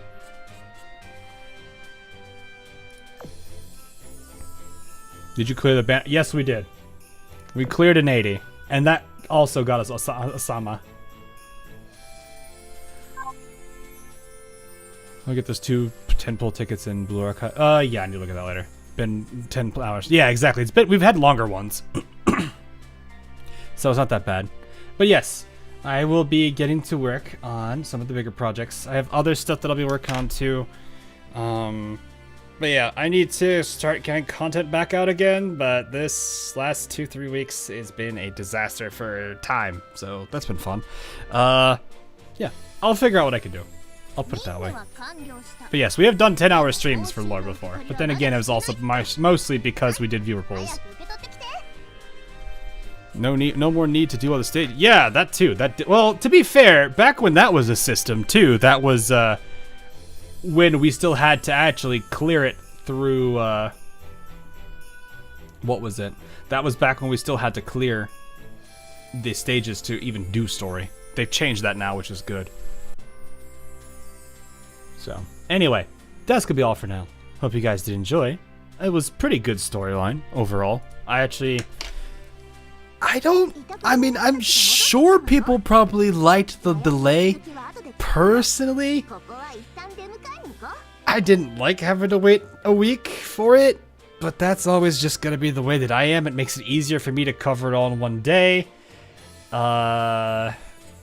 than it is to do, 2 individual streams for it. Wasn't Full Scales actually separated into 2 different streams? Some of them might have been. Well, I mean, them removing the time gate wasn't exactly an old thing. It was a semi-new thing that they did. But yeah, it was definitely not a bad story. I liked what happened with Ansel quite a bit. Not that what she did for the commander. Not that what she did to herself. What she did for the commander. It's like that moment of realization where it's like, oh, I'm the reason he's stuck here. I'll fix that. It made it a lot easier. Good to know. Looking forward to check the story when I arrive home. Yeah, fair enough. Skittle's still sad. Skittle is gonna have a rough night. It is okay. You still have your Helena, I think. Oh, boop the Helena again. Fine, we'll boop her on the nose again. There. Alright. Now we're gonna hop up. Alright, so have a good night, morning, afternoon, wherever you are. And I will see you guys all again in the near future. Later.